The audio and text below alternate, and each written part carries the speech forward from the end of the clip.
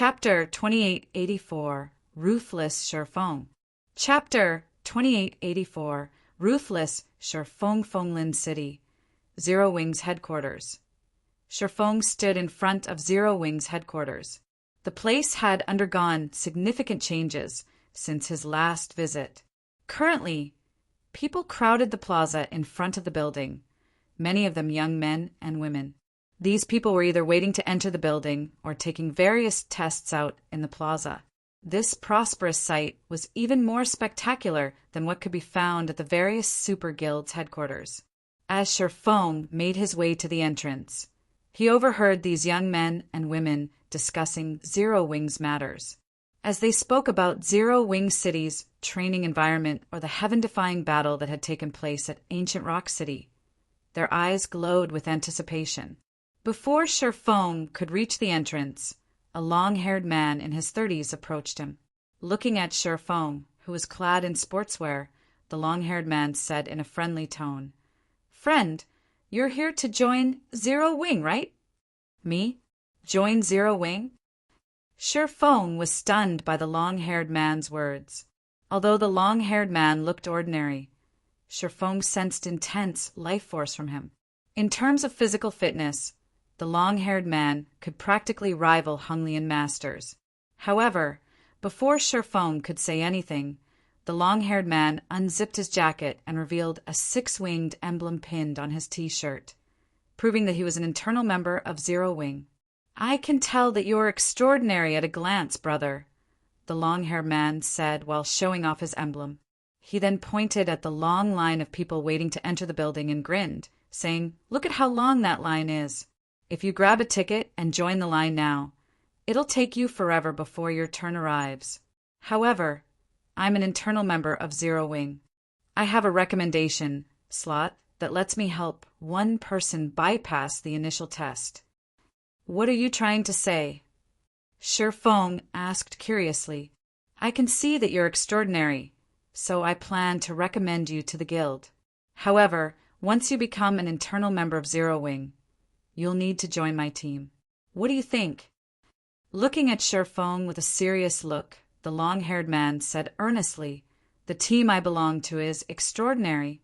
Although it was established only recently, it has become a second-line team already. It's only one line behind the main force." Shifeng was at a loss for words.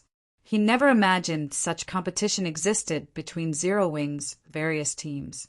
If he weren't Zero Wing's guild leader, he would have most likely been tempted by the long-haired man's words already. After all, apart from Zero Wing's main force, any other team that had a Tier 4 player leading it would be considered a second-line team. Meanwhile, all second-line teams could raid level 150, 100-man hard mode team dungeons. "What? You don't believe me?" Upon seeing Shifeng's startled expression, the long-haired man said delightedly, "Do you know who my team leader is? You'll get a fright if I tell you." Just when Shifeng wondered who this strange man's team leader was, the sounds of fighting came from inside the lobby. The din was like a sledgehammer pounding the ground. However, neither the long-haired man nor the other Zero Wing members present showed any concern over these loud sounds, appearing wholly accustomed to them.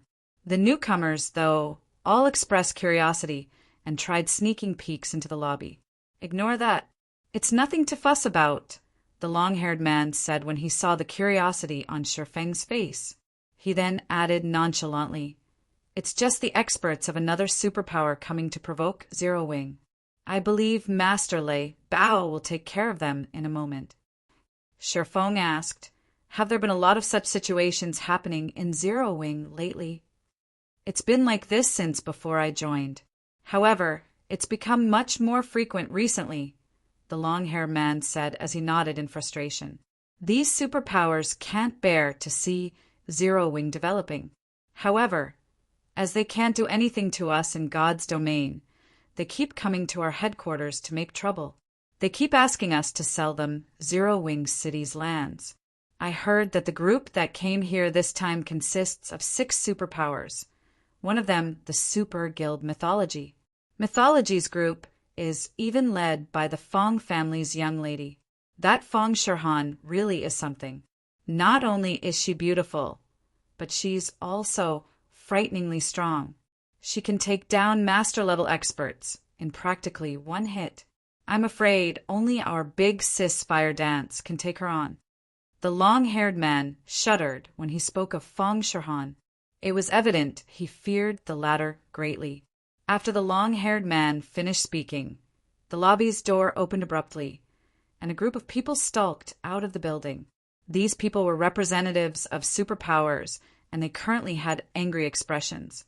However, when they looked at Fire Dance and Lei Bao, who walked out of the building shortly after them, and then looked at the injured master-level experts and one half-step neutralizing grandmaster beside them, they dared not do anything.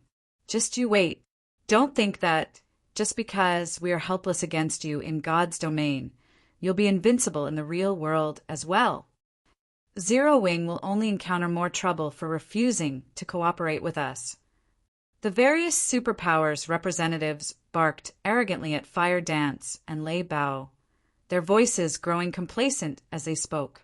While master-level experts might be powerless against Zero Wing, there were bound to be superpowers capable of inviting Grandmaster-level experts to move for them.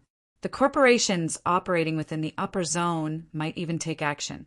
After all, Zero Wing was too large a cake to pass on. According to the information the various superpowers had gathered, some forces based in the upper zone were already investigating Zero Wing, evidently interested in the guild. Hence, it was only a matter of time before Grandmaster-level experts came to find trouble with Zero Wing. Fire Dance and Lei Bao revealed somewhat grim expressions on their faces when they heard the representative's words. They had expected the battle at Ancient Rock City to have caught the attention of many organizations in the upper zone.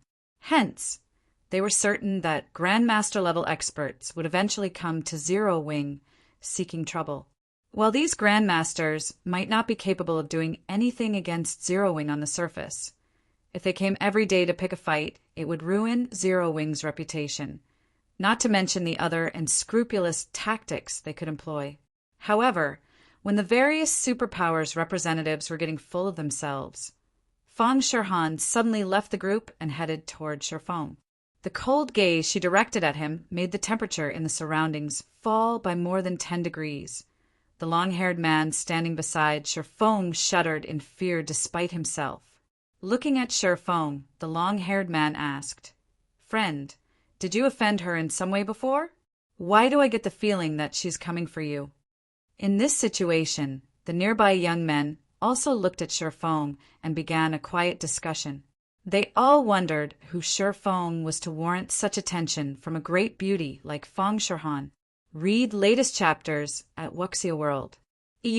I don't think I've done anything to her, Shifeng said. He likewise found it strange that Feng Shirhan was walking to him. After giving the matter some thought, he added, "The only things I remember doing are killing one of her elders and telling her to get lost. I don't think I've ever done anything else to her." Shifeng's words stupefied the long-haired man. He never thought that Shifeng would be so ruthless as to pull such stunts with the Feng family's lady. It would be strange if Feng Shirhan didn't try to take Shifeng's life. However, when Feng Shirhan arrived in front of Shifeng, she looked at him and asked quietly, "Can I speak with you in private?" Immediately, be it the long-haired man or the other men present, they all couldn't help staring at Shifeng with wide eyes. What was going on here? Chapter 2885, Sword Saint Black Flame? Chapter 2885, Sword Saint Black Flame? Shifeng couldn't help taking a closer look at Feng Shirhan when he heard her words. Currently, Feng Shirhan looked slightly frilier than the last time he saw her. She also no longer exuded the imposing aura of before, although the ambition in her eyes still burned bright. "Just the two of us." Shifeng stole a glance at the robust Mat and an elderly man standing among the group of superpower representatives.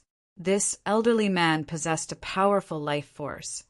He was absolutely a Grandmaster-level expert. Moreover, judging by how respectfully Mat was behaving around this elderly man, it was easy to guess that the elderly man held an eminent position in mythology. He should be a guild elder at the very least. However, seeing as Feng Shirhan was asking for a private conversation, Feng could tell that Feng Shirhan had her own thoughts, and that these thoughts did not align with mythology's plans. That's right, just the two of us.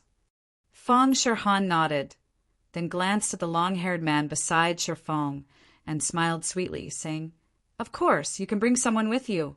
However, it's not my fault if our relationship gets exposed."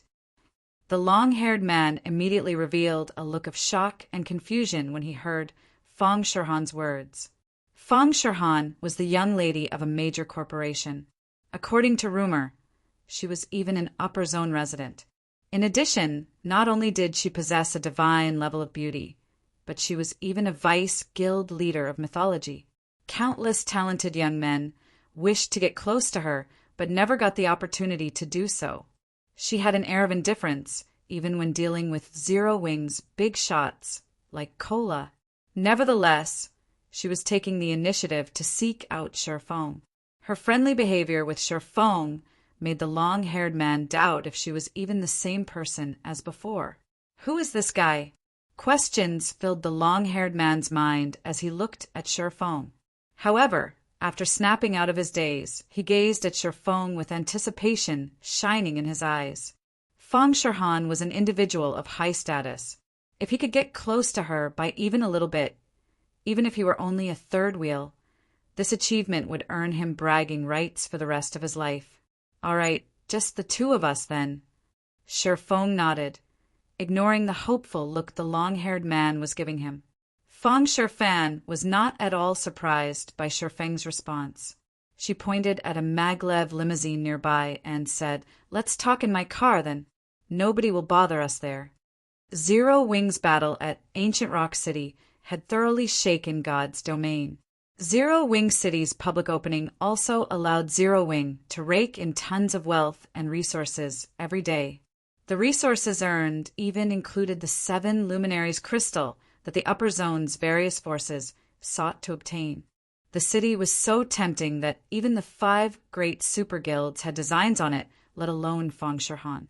Zero Wing was currently rejecting all partnership offers for Zero Wing City, choosing to monopolize all of the city's benefits.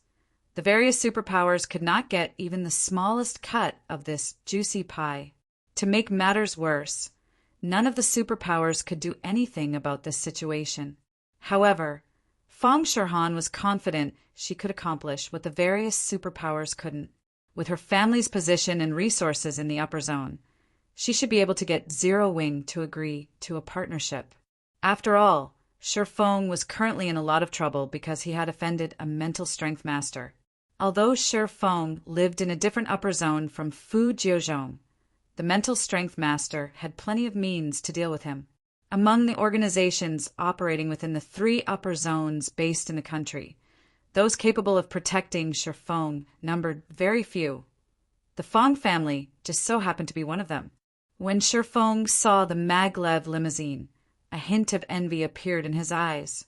This limousine was a global limited edition, and it was constructed with a top-tier alloy used for spacecraft. This alloy not only had excellent sound insulation properties, but could even withstand missile strikes. He had thought of buying one for Zero Wing, but lacked the connection to do so. Nodding, Feng said, "Sure, let's get in the car." "In that case, this way. Please, Guild Leader Black Flame." Feng Shirhan smiled and took the initiative to lead Feng to the limousine. Her words left the long-haired man stupefied. He's the guild leader? The long-haired man stared at Feng's back with wide eyes. When he recalled how he had treated Feng like a little brother, he suddenly felt faint. After all, Black Flame's name in God's domain was synonymous with a killing god. He would create rivers of blood because of a disagreement. He had even killed one of mythology's legendary figures without hesitation. The long-haired man wasn't the only one stunned by this revelation. The young men and women in queue also took some time to process this information. He's Guild Leader Black Flame? No way. He's that sword saint. Don't the rumors say that Guild Leader Black Flame is a man in his 30s? That guy looks no more than 22 or 23. Apart from Zero Wing's executives and a portion of the guild's core members, the only other people who knew Black Flame's actual identity and appearance in the real world were the various superpowers executives.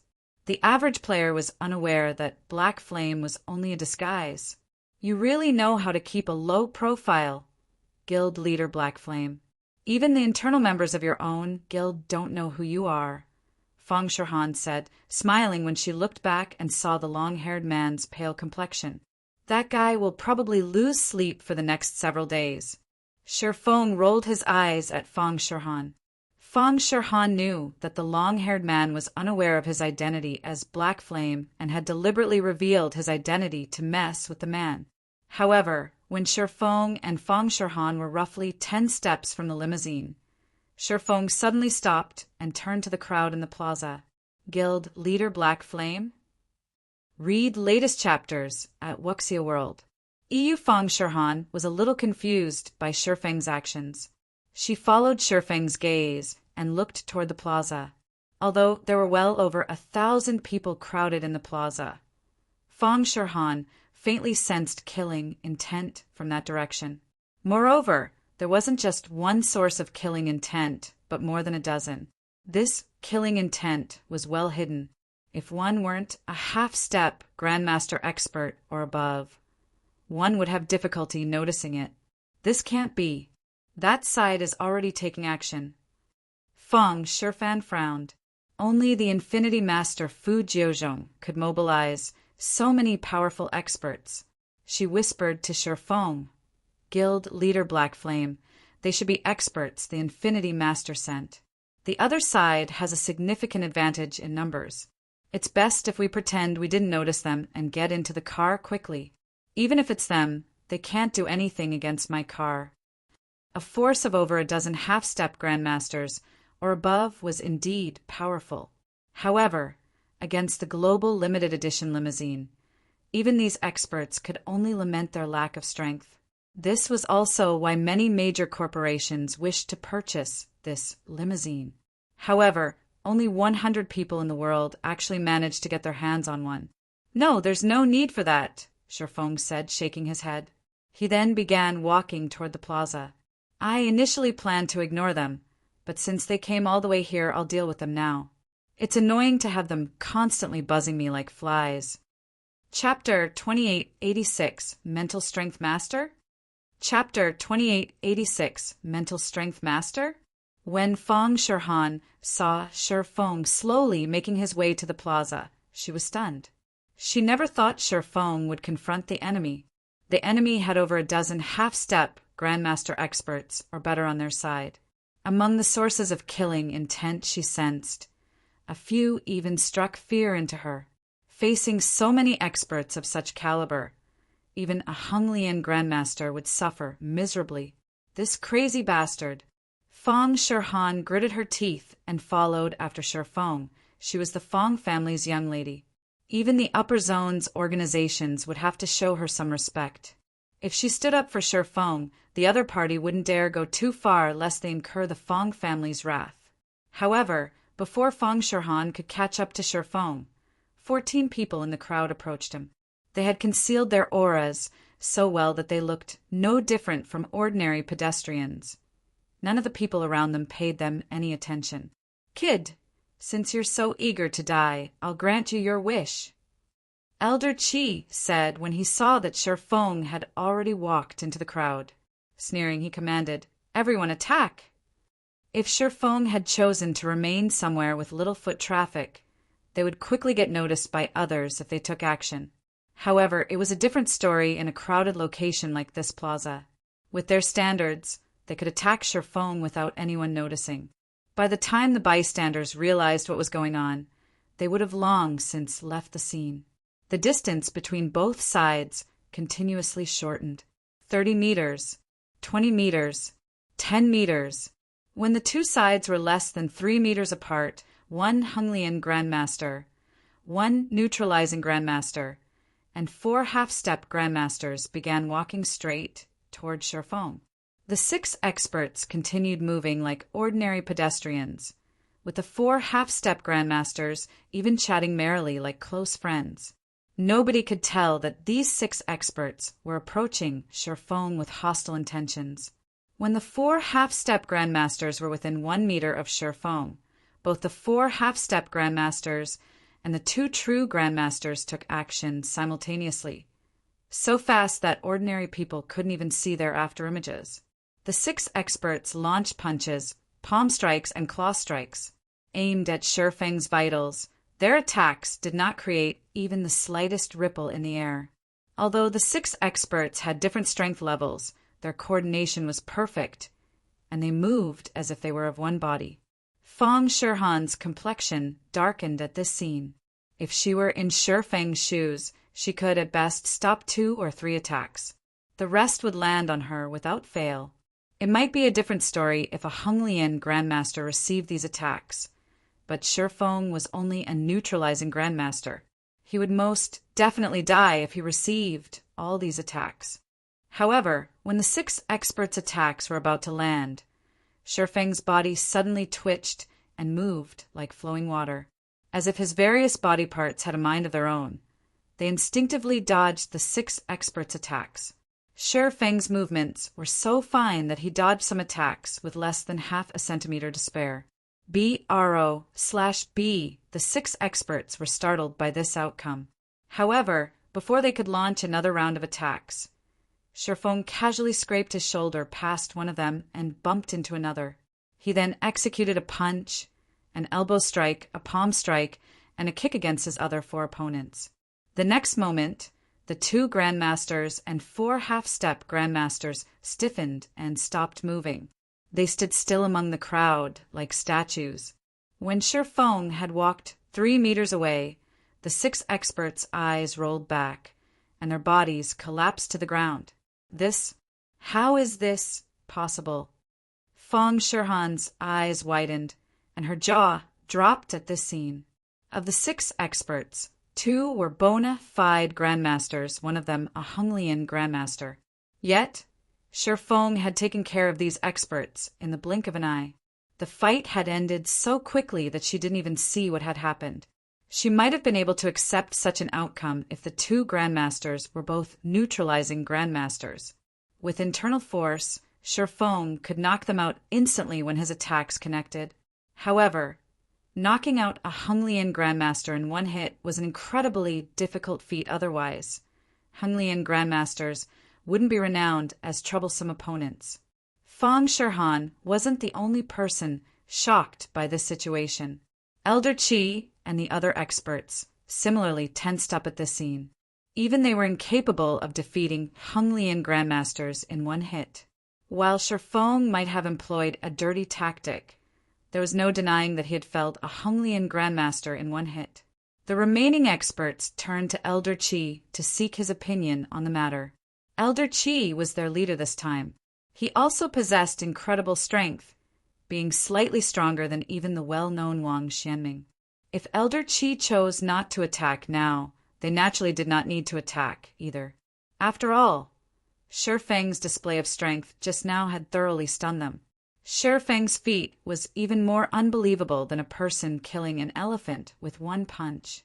Seeing Sherfeng approaching their group, Elder Qi gritted his teeth and advanced. Although Elder Qi didn't know what method Sherfeng employed just now, he was confident he could stop any neutralizing Grandmaster's attack. After all, his mental strength was just a tad short of the mental strength master level. His perception and sixth sense were both much stronger than the average Honglian Grandmasters. All tricks were useless against him. When the other experts saw Elder Qi moving, they quickly followed after him.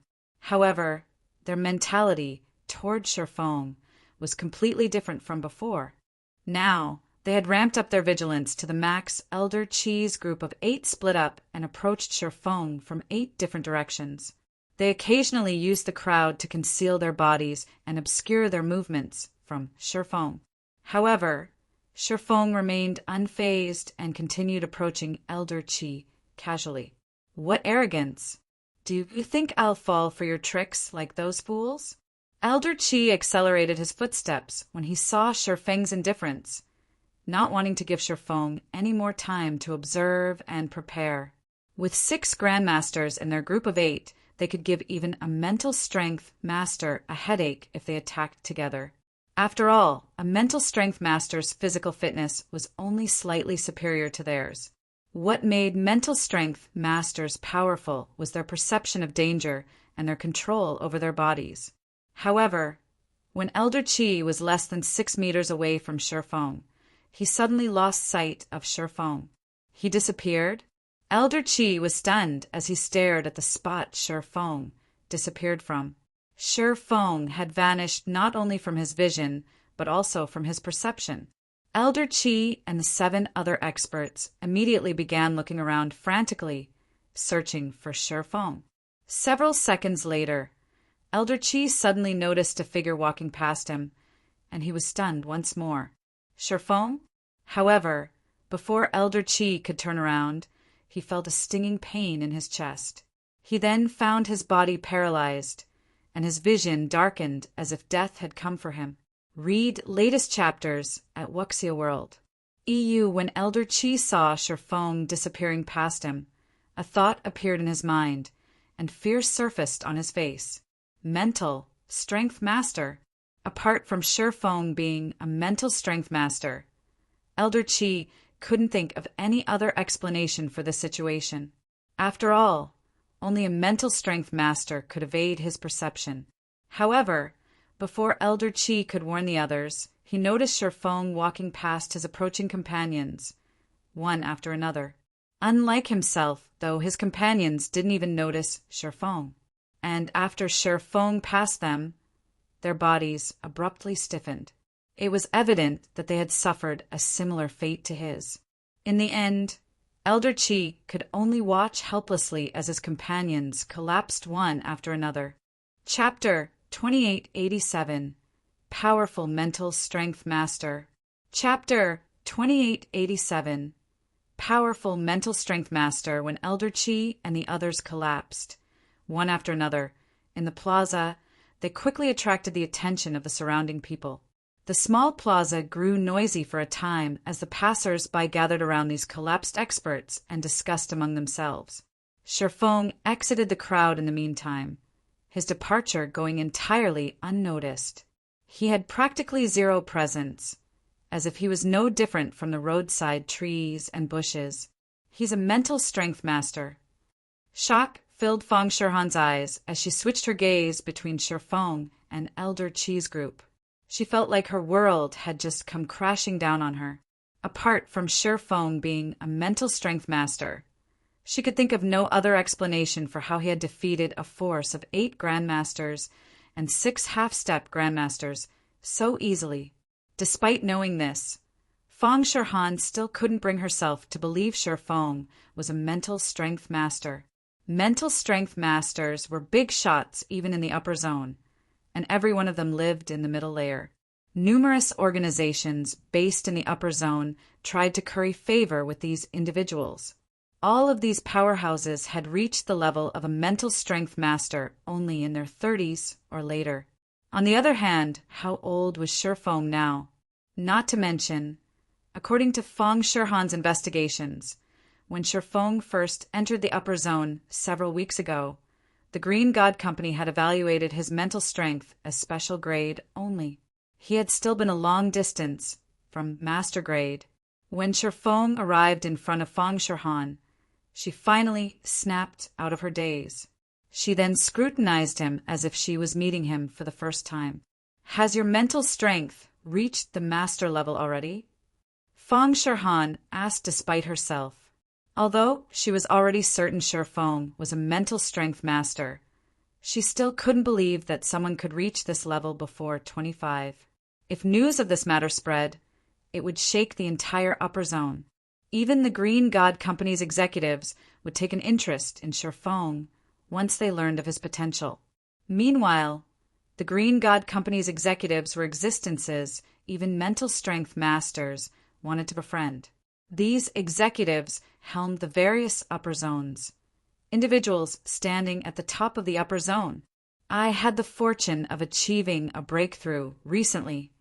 Shifeng nodded, not bothering to conceal this fact.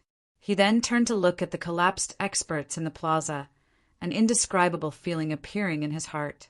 Previously, when he had first become a mental strength master, he had noticed that his body's physical fitness had improved significantly.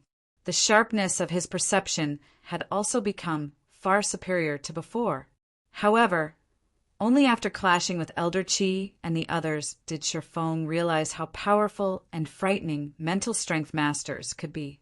Mental strength masters might be only slightly superior to Honglian grandmasters in physical fitness, but their control over their bodies reached an incredible level.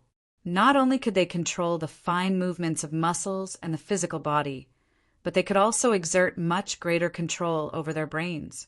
While in combat, Shifeng had managed to accelerate his thought processes by more than tenfold. In his eyes, Elder Qi and the others had looked like they were moving in slow motion. After including his enhanced perception of his surroundings, let alone dodging the eyesight and senses of several grandmasters, he could even replicate God's domain's void steps momentarily. It was no wonder the upper zone's various organizations feared mental strength masters so much. Shifeng also felt fortunate that he had been cautious and stayed indoors for the past few weeks. Otherwise, he might have really ended up in trouble. After all, killing a lone grandmaster-level expert was child's play for a mental strength master. Meanwhile, after Shifeng's admission, Fang Shirhan was momentarily at a loss for words. Originally, she had hoped to acquire a portion of Zero Wing City's resources by offering Shifeng protection. In doing so, she could increase her authority within mythology and solidify her position as the first Vice Guild leader. Now, her plan was nothing but a joke. There was no way a mental strength master would fear another mental strength master. More importantly, with how young Shifeng was, once the Green God Company found out about his achievement, the company would undoubtedly place heavy importance on him. The status he would enjoy at that time would far exceed Fu Jiuzhong's. After all, the Infinity Master was already an old man and showed precious little signs of improvement nowadays. So long as Fu Jiuzhong wasn't a fool, he would give up on revenge against Shifeng. On the contrary, he might even try to mend his relationship with Shifeng. After all, the life of mental strength masters in the upper zone's middle layer wasn't as smooth sailing as others thought. Looking at the vacant expression on Fang Shirhan's face, Shifeng asked strangely, "The trouble has been dealt with already. Do you still see a problem in this, Miss Fang?" Fang Shirhan recovered from her stupor at Shifeng's words. Putting away her previous nonchalant attitude, she said respectfully, "You jest, Master Shir. The powers behind those experts will be scared stiff once they hear about your current status and identity. How could they possibly cause you any more problems?" "Is that so?" Shifeng felt a little awkward when Fang Shirhan suddenly spoke to him respectfully. Her passionate gaze, in particular, was as if she had just seen an absolute beauty. It gave him an uncomfortable feeling.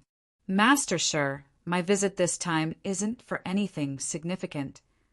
After observing Shifeng a little while longer, Fang Shirhan revealed a rare smile and said, "I only wish to partner with Zero Wing on a personal level." "A personal partnership?" Shifeng wasn't particularly surprised by these words. Calmly, he asked, "May I know what kind of partnership you have in mind?" Taking a deep breath, Fang Shirhan said solemnly, "I am willing to invest 100 billion into Zero Wing to help develop all of the guild's necessary facilities and territories. Simultaneously, I can also provide 10 reserve slots for the upper zone and 1,000 bottles of potions of various kinds. I will also bring a large batch of peak experts and over 300 plots of land located in the NPC cities of both the eastern and western continents into Zero Wing." Shifeng couldn't help being tempted when he heard Fang Shirhan's offer. He then asked, "What are your conditions?" Read latest chapters at Wuxia World. EU the funding aside, just the 1,000 bottles of various potions, the large batch of peak experts, and 300 plots of land were more than enough to elevate Zero Wing's overall strength by a large margin. Zero Wing would instantly surpass ordinary super guilds. It would be a lie to say this offer didn't tempt him. The lands of the Western continent's NPC cities in particular were things Zero Wing needed urgently right now. With these lands, Zero Wing could maximize the use of its intercontinental teleportation array. The guild might even be able to establish a solid foothold on the Western continent in one fell swoop. Seeing the interest in Shifeng's eyes, Fang Shirhan replied, simple, "Become my backer." Oh. Shifeng was slightly stunned as he looked at Fang Shirhan, his mind failing to comprehend her words momentarily. What's going on? Chapter 2888.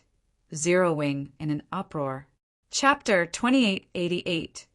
Zero Wing in an uproar. Fang Shirhan couldn't help a smile when she saw Shifeng's stunned face. She then asked leisurely, "Do my conditions confuse you, Master Shi?" "Indeed, a little." Shifeng nodded. There was no doubt that the Fang family had extraordinary origins. Moreover, Fang Shirhan herself was mythology's first vice guild leader. No matter how he looked at it, the woman already had a boundless future ahead of her. She was an existence nobody in the outside world dared to offend. He might have become a mental strength master, but the benefits he could bring to Fang Shirhan were merely limited to the upper zone's commodities.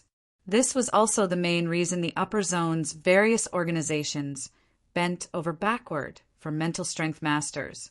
Apart from these trade commodities, he found it hard to imagine what other help Fang Shirhan might need from him. "I believe you should also understand what it means to own wealth beyond one's capabilities, Master Shi." Sighing, Fang Shirhan said slowly, the Fang family used to have a mental strength master. However, along with this master's passing, the Fang family circumstances in the upper zone have deteriorated. At this point, many of the middle layer's various organizations are even targeting the middle layer reserve slot I own. Hence, I hope you can intervene in this matter for me, Master Shi. If you do, those organizations might back off out of fear. A reserve slot for the middle layer? Shifeng was startled by Fang Shirhan's words. The reserve slots for the upper zone's base layer were already incomparably precious, and they were more than enough to tempt the base layer's various organizations. A reserve slot for the middle layer would be even more precious and tempting moreover. Based on Fang Shirhan's words, this reserve slot was transferable. It didn't bind to specific individuals after use. This reserve slot was countless times more precious than the temporary 3-month slots the base layer's organizations competed for in the contribution competitions.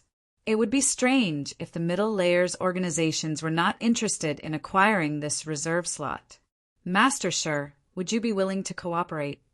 Fang Shirhan asked, a hint of apprehension flashing across her eyes as she looked at Shifeng. Originally, she had already decided to give up on this reserve slot because she couldn't keep it with mythology's strength. However, an opportunity had presented itself to her now. If she found the help of an ordinary mental strength master, the middle layer's various organizations wouldn't fear her at all. They would still try to snatch her reserve slot without fear. However, it was a different story if the mental strength master were Shifeng. Shifeng had become a mental strength master at an unprecedentedly young age. With his potential, the Green God Company was bound to place great importance on him. So long as Shifeng was willing to stand up for her, she might be able to keep this reserve slot. After Shifeng gave the matter some thought, he said, "All right, I agree to your conditions. However, I need to add one condition." "Please speak, Master Shi," Fang Shirhan responded without hesitation. 100 million trade points. Shifeng stated, "What are your thoughts on this, Miss Fang?" Apart from the trade points he earned from trading in 7 Luminaries crystals to the Green God Company some time ago, he hadn't made any extra points during this period. Meanwhile, apart from life potions, he also needed to spend a lot of trade points while living in the upper zone. This would only increase after he had Fire Dance and the others move into the upper zone. His expenditure of trade points would skyrocket if he had to nurture a mansion full of people. Hence, acquiring trade points was a must. 100 million. After pondering the condition, Fong Shirhan gritted her teeth and answered, "No problem. I can transfer them to you through my account." Once Fong Shirhan agreed to his extra condition, Shifeng made his way into Zero Wing's headquarters and signed a contract with her, assuring both sides. After signing the contract, Fong Shirhan promptly left Zero Wing's headquarters to make the necessary preparations. She acted decisively and carefully on this matter. Inside the maglev limousine heading to the airport. "Vice Guild Leader, do you really intend to follow Shifeng in the future?" White Feather asked as she looked at Fong Shirhan, who had her eyes closed and was deep in thought. "If you leave the guild so abruptly, the guild won't spare you. Although Shifeng is now a mental strength master, there are significant differences between mental strength masters. He won't necessarily be able to stop all the organizations operating in the middle layer. If he handles things poorly, you'll not only lose your reserve slot, but also have to face the guild's retaliation." Mythology was one of the 5 great super guilds. Some of the upper zone organizations that had partnered with the guild because of God's domain had the support of powerful and high-ranking mental strength masters. Fong Shirhan was Mythology's first vice guild leader. Her abrupt departure from Mythology would deal a massive blow to the guild's reputation and morale. Mythology would seek revenge for this matter, both in God's domain and in the upper zone. "I don't have a choice. This is my last chance," Fong Shirhan replied with a wry smile. "If I continue waiting, I'll lose the reserve slot for sure. Once that happens, I doubt I can get it back, even if a powerful mental strength master stands up for me. I can only pray that Shifeng is capable of fending off those greedy organizations now." Even mental strength masters had extreme difficulty securing one middle layer reserve slot, and they treated these slots like family heirlooms. After all, these slots could allow a person to live in the middle layer unconditionally. If she couldn't retain this reserve slot, her chances of becoming a mental strength master were practically zero. In the upper zone's history, the people capable of becoming a mental strength master without ever setting foot into the upper zone's middle layer were few and far between. It wasn't an exaggeration to say that 99% of the mental strength masters that had ever walked this world became mental strength masters only after living in the middle layer for some time. While Fong Shirhan was making her way back to the upper zone, news of Elder Chi's group getting crippled reached Yuantian City's upper zone, shocking the various organizations based there. None of these organizations ever thought that Shifeng possessed such frightening strength. He had single-handedly fended off the encirclement of so many Grandmaster-level experts. This unexpected development prompted many organizations looking to sell the Infinity Master a favor to shrink back. "What should we do, young master? The organizations in Haitian cities and Yuantian cities' upper zones are no longer willing to assist us," Ikoue asked worriedly after calling Lu Tiendi. Moreover, now that Shifeng's prestige has increased, many organizations are considering partnering with him to acquire 7 Luminaries crystals from Zero Wing. "I understand. Withdraw from Yuantian City's upper zone for now," Lu Tiendi said, smiling faintly.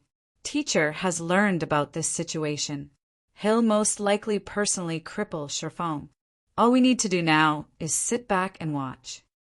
"Yes, sir." Ikoue grew joyful when he heard Lu Tiendi's words. If Fu Jiuzhong personally took action, then everything would be fine.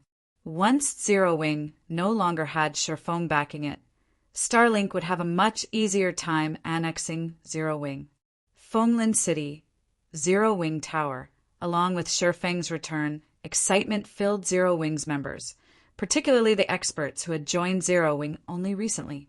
The reason for everyone's excitement was Shifeng's awarding life potions to Fire Dance and a dozen other core executives in front of all of the guild's internal members. Afterward, he had announced that he would award those internal members who performed excellently with life potions. They even had the opportunity to enter the upper zone. This announcement threw the entire headquarters into an uproar. The upper zone was a dreamland countless people wished to enter. Let alone living in the upper zone, they usually didn't even dare dream of entering the upper zone. This was because the upper zone was a place only a select few organizations in the world could come into contact with. Ordinary civilians like themselves had no chance of entering the upper zone. However, the impossible had now become possible. Guild leader, is this really fine? Fire Dance asked worriedly when she saw the new reward system. In the new reward system, a Tier 4 internal member that successfully raised their mana body's completion rate to 110% would receive 3 bottles of life potion. Afterward, they would receive 1 bottle for every subsequent percent of improvement. If they reached 115%, they would receive another 3 bottles. There was also a reward for concentration standards. After one reached the Tier 4 basic concentration standard, every increase in rank would net them 1 phantom potion, 3 bottles if they reached the Tier 4 peak standard, and 10 bottles if they reached the Tier 5 standard. As for combat standards, internal members would receive 1 life potion if they reached the Void Realm and 3 bottles if they reached the Domain Realm. Most importantly, anyone in the guild who got promoted to Tier 5 would get to live in the upper zone with 100% certainty. Setting aside the upper zone's residency, just the reward of the various potions was already plenty absurd. Others might not understand how precious these potions were, but Fire Dance knew that these potions were available only in limited quantities. Relax. There won't be a problem, Sherfong said, chuckling. On the contrary, I hope more people can claim the rewards. The life potion was of significant help for improving a person's physical fitness. Meanwhile, if Zero Wing wished to develop quickly, it wouldn't do for the guild to rely solely on him. Zero Wing needed at least several Grandmaster-level experts under its command. Only then would it no longer have to fear the provocation of other forces. Hence, he needed to increase the rewards for Zero Wing's internal members. By doing so, he could also raise the motivation of Zero Wing's members and the chances of producing Void Realm experts and Domain Realm experts. Read latest chapters at Wuxia World. Moreover, with the life potions he provided, Fire Dance and Master Lei, Bao would break through to the Grandmaster level in a few days. This was especially true for Fire Dance, who had already reached the Domain Realm in the realms of refinement and the Ascension Realm in the realms of truth. She only lacked a bit of inspiration and a boost to her brain activity to become a neutralizing Grandmaster.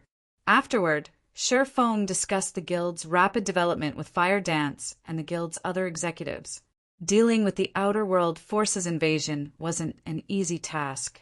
If handled poorly, the guild might lose Silverwing City and Ancient Rock City. One day went by quickly. It's about time I returned to the game.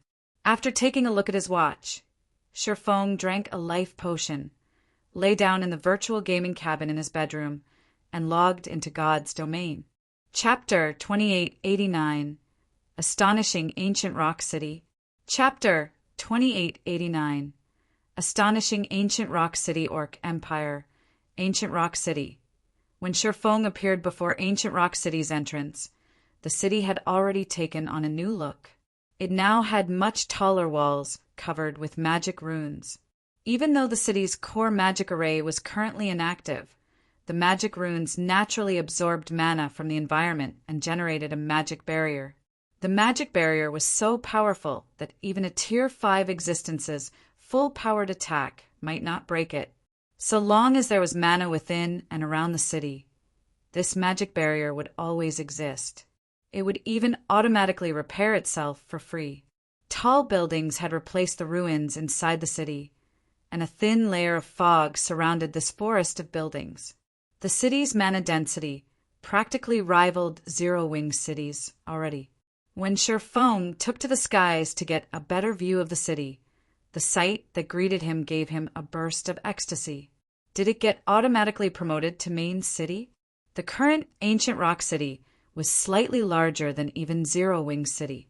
What used to be Saint Han's residence had been converted into a gigantic city, Lord's Mansion. The city Lord's Mansion was well over 300 meters in height, and glowing divine runes surrounded the building. These divine runes didn't look man-made. Instead, the various elements of mana around the building formed them spontaneously. If players had a sufficiently high perception of the operating principles of mana, they could even learn the essence of the various elements of mana through these naturally occurring divine runes. No wonder cities with secret lands, as their cores are of significant help to players in their tier promotions. Just these naturally occurring divine runes can already provide a significant boost to Tier 4 players. When you factor in the environment inside the evil god's secret land as well, a Tier 4 player's chances of getting promoted to Tier 5 here should be 20 to 30% higher than in the outside world. Shifeng fell into a daze as he looked at the majestic city, Lord's Mansion. While Shifeng was quietly observing ancient Rock City, the number of players around the city continuously increased. When these players laid their eyes on the city, they, too, were stupefied. What had originally been a ruined city was now a magnificent city, much larger than even royal capitals. The mana density within the city was at a level where the mana was visible to the naked eye. Coupled with the city's proximity to the Orc Empire's inner region, it made for the perfect resting place for players seeking to raid the Orc capital city. Since more and more people were gathering, Shifeng promptly entered the city and flew toward the city, Lord's Mansion. Now that cities no longer received protection from the system after undergoing an upgrade, Ancient Rock City was currently at its weakest. If hostile forces attacked the city now, defending it would be incredibly difficult. Hence, the first thing he needed to do was activate the city, Lord's Mansion's core magic array, and generate the city's defensive magic array. Now, that Ancient Rock City had become a main city, so long as its defensive magic array was active and had a sufficient supply of magic crystals. The city could take on even 2 Tier 5 existences without trouble. After Shifeng entered the city Lord's Mansion, he was surprised once more. Not only did the city Lord's Mansion possess an environment rivaling that of the ancient god's domain, but the clarity of the operating principles of mana's various elements in this place surpassed even that of the secret underground room in Zero Wing City. Zero Wing City's secret underground room only managed to gain such an environment thanks to the ancient beast sculpture and the expenditure of a ton of magic crystals. Even then, the secret room could accommodate only several dozen people at a time.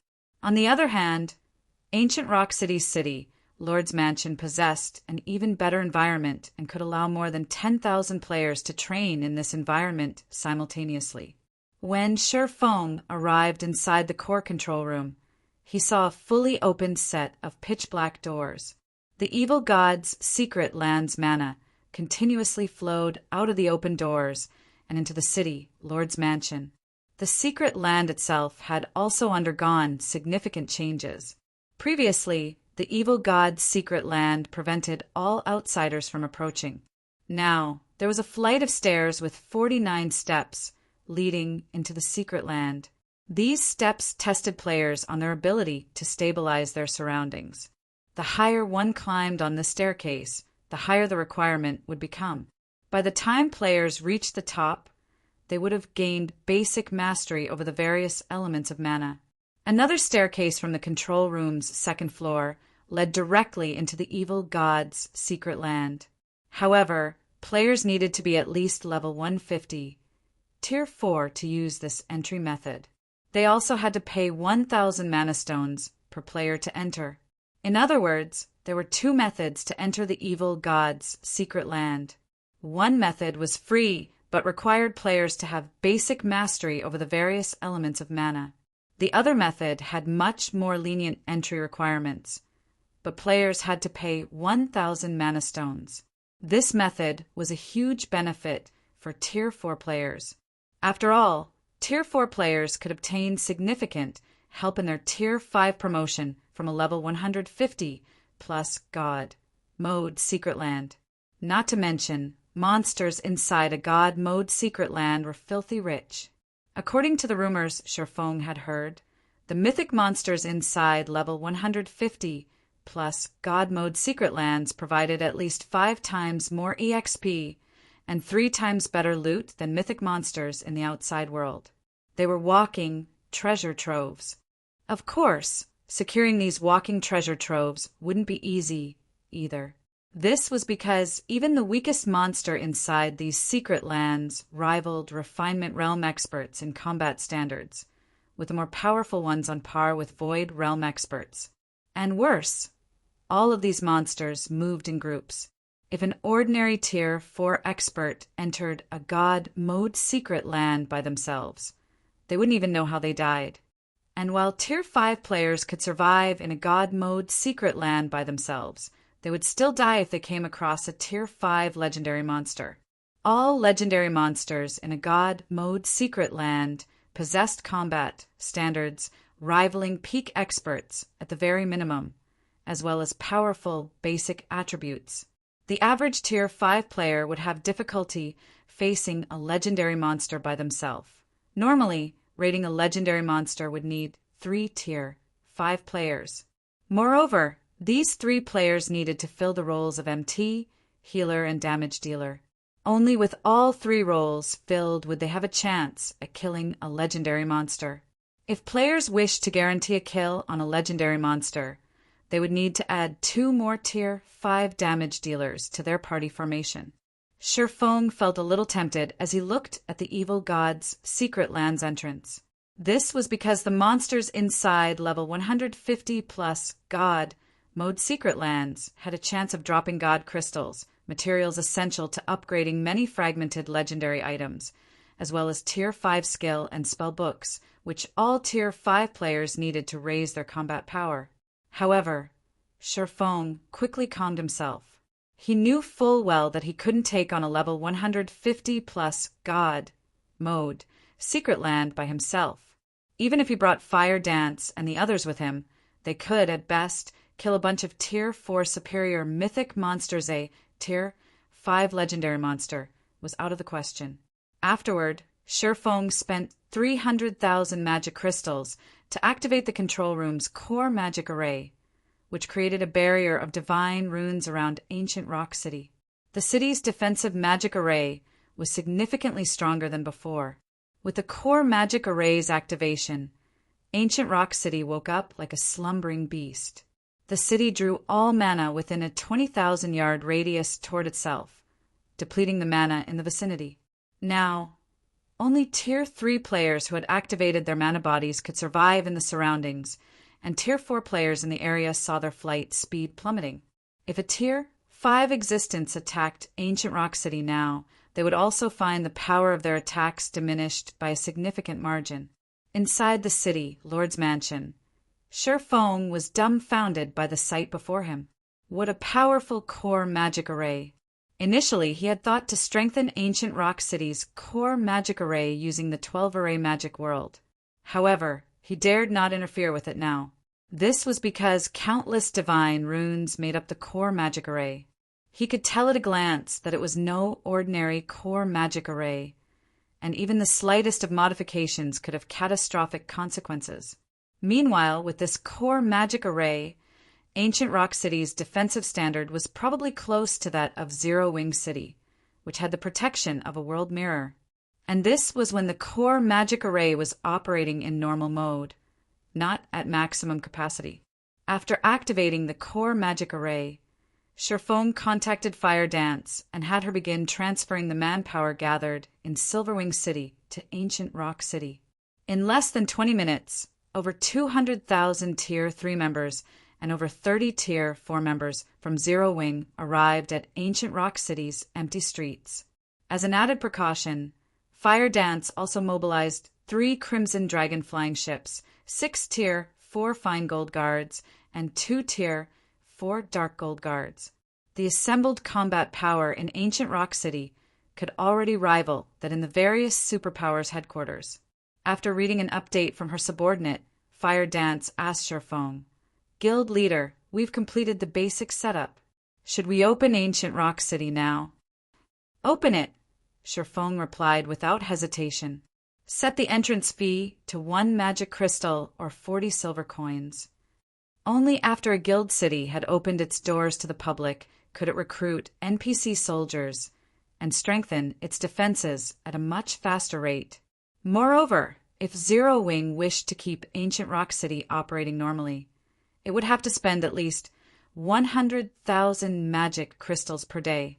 If the guild tried to operate the city privately, it would eventually run out of magic crystals. When Ancient Rock City opened, many scouts from guilds and adventurer teams flooded in. Adventurer teams that made a living from raiding the Orc capital city even entered the city in full despite the high entrance fee. The Orc capital city was a huge treasure trove. Moreover, all players raiding the Orc capital city were frontline experts in the current god's domain. Even the weakest among them possessed peak tier 3 combat power. Currently, these players could reap a significant harvest just by farming the monsters in the Orc capital city's outer and inner regions. With luck, they could even get their hands on level 150 epic equipment. Meanwhile, as Ancient Rock City was the closest guild city to the Orc capital city, it was only natural these players would choose it as their base of operations, even if they had to pay an exorbitant entrance fee. Over 600,000 players flooded into Ancient Rock City in less than 2 hours, and every one of these players was a Tier 3 expert. Upon entering Ancient Rock City, all of these experts were stunned by the city's splendorous view and wonderful environment. Not only could they recover from the corrosion of foreign energies extremely quickly here, but they could even store up to 2 whole levels worth of the double EXP buff just by resting in the city. The accumulation rate for the buff was even a staggering 30% per 24 hours.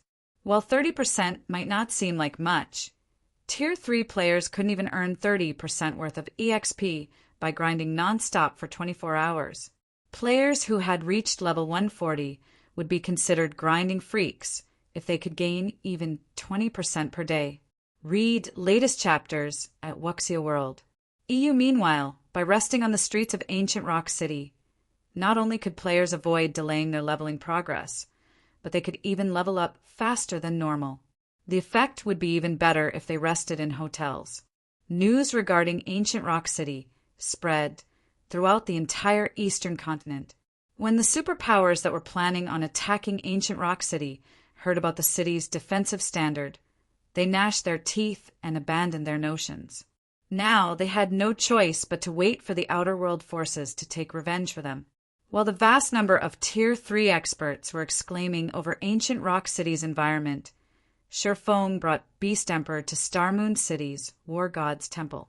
Previously, because the system prevented Shurfeng from leaving Ancient Rock City's vicinity, he could only imprison Beast Emperor temporarily. Now that he had settled Ancient Rock City's matters, he naturally couldn't spare Beast Emperor. Not to mention, because the War God's Temple abhorred the Evil God's Temple, it offered extremely generous bounties for the capture of high-ranking Evil God envoys like Beast Emperor. After Shurfeng entered the War God's Temple's lobby with Beast Emperor in tow, a level 180 senior administrator promptly approached him. "Greetings, sir. You are here to collect a bounty, right? Please follow me. The Temple Lord is currently present in the War God's Hall," the level 180, Tier 3 senior administrator said respectfully as he looked at Shurfeng. "Okay, lead the way." Shurfeng nodded. Chapter 2890, War God's Temple's Reward. Chapter 2890, War God's Temple's Reward. War God's Temple, War God's Hall. In a hall enveloped by starlight, a middle-aged man wearing a white divine robe and a turquoise crown sat on a throne made entirely of 7 luminaries crystals. The man slowly opened his eyes when he sensed the arrival of Shurfeng and the senior administrator. After reaching the middle of the hall, the senior administrator reported respectfully, "Lord Temple Lord, this person is here to claim the bounty on an evil god envoy." The robed man took a closer look at Shurfeng and the restricted Beast Emperor upon hearing the senior administrator's words. He then nodded and said, "Administrator Roa, you may take your leave." Normally, a lofty temple lord wouldn't need to handle the bounty of an evil god envoy. However, Shifeng was a Tier 5 individual, an existence standing at Star Moon Kingdom's apex. Hence, even the Temple Lord had to treat this matter with care. Shifeng likewise curiously scrutinized the Temple Lord. Star Moon City's War God's Temple was the headquarters for the War God's Temple's branches in Star Moon Kingdom. Meanwhile, Howard Ragewind, the Temple Lord of this branch headquarters, also happened to be the War God's Temple's strongest combatant stationed in Star Moon Kingdom. After taking a look at Howard Ragewind, Shifeng had to admit that the War God's Temple deserved to be called the strongest force in God's domain. This was because even the Temple Lord of a kingdom's branch headquarters was a level 200, Tier 4 NPC. A half-step Tier 5 NPC, to be precise. Not only did Howard Ragewind possess an incredibly high life rating, but his mastery over the various elements was also considerable. He was only a short distance from creating his Tier 5 mana body and getting promoted to Tier 5. Moreover, the staff and crown Howard Ragewind owned were both legendary items. Even an actual Tier 5 existence would struggle against him. Looking at Shifeng, Howard Ragewind asked, "Lord Sword Saint, may I verify that evil god envoy?" "Certainly." Shifeng waved his hand. Beast Emperor's body immediately flew toward the Temple Lord. However, because Beast Emperor had forcibly logged out of the game already, his body was merely an empty shell. After Beast Emperor's soulless body arrived in front of Howard Ragewind, its restraints disappeared. Simultaneously, the magic arrays set up around the hall activated and bound Beast Emperor's body with golden chains covered with divine runes. Even if Beast Emperor were a Tier 5 player, he wouldn't be able to break these divine chains. "You are amazing, Lord Sword Saint. You actually caught an evil god envoy. This is a subordinate the evil god has spent much to nurture. Now that you've captured one, the continent will be in peace for quite some time," Howard Ragewind said, his eyes glowing with joy when he finished inspecting Beast Emperor's body. The evil god was incapable of descending onto the main continent. At most, he could only plague the continent through the legacies he left on the continent. Meanwhile, people who had acquired and utilized the evil god's legacies were known as evil god envoys. Compared to evil god apostles, the capture of an evil god envoy was many times more valuable. This was because only evil god envoys could use the power of the evil god's legacies. There was a limited number of evil god legacies on the continent, so the loss of an envoy meant the disappearance of one evil god legacy. "You overpraise me, Lord Temple Lord," Shifeng said calmly. Shifeng had long since known that Beast Emperor was an evil god's envoy. Otherwise, he wouldn't have visited the War God's Temple in such a hurry. Afterward, Howard Ragewind chanted an incantation, and Beast Emperor's body gradually disintegrated under the power of the golden chains. When Beast Emperor's physical body disappeared, Shifeng saw a translucent soul appear in its place. However, under the magic array's effects, the translucent soul also dissipated quickly. The entire process lasted no more than 20 seconds. When Howard Ragewind stopped chanting, Beast Emperor's existence had been expunged from God's domain.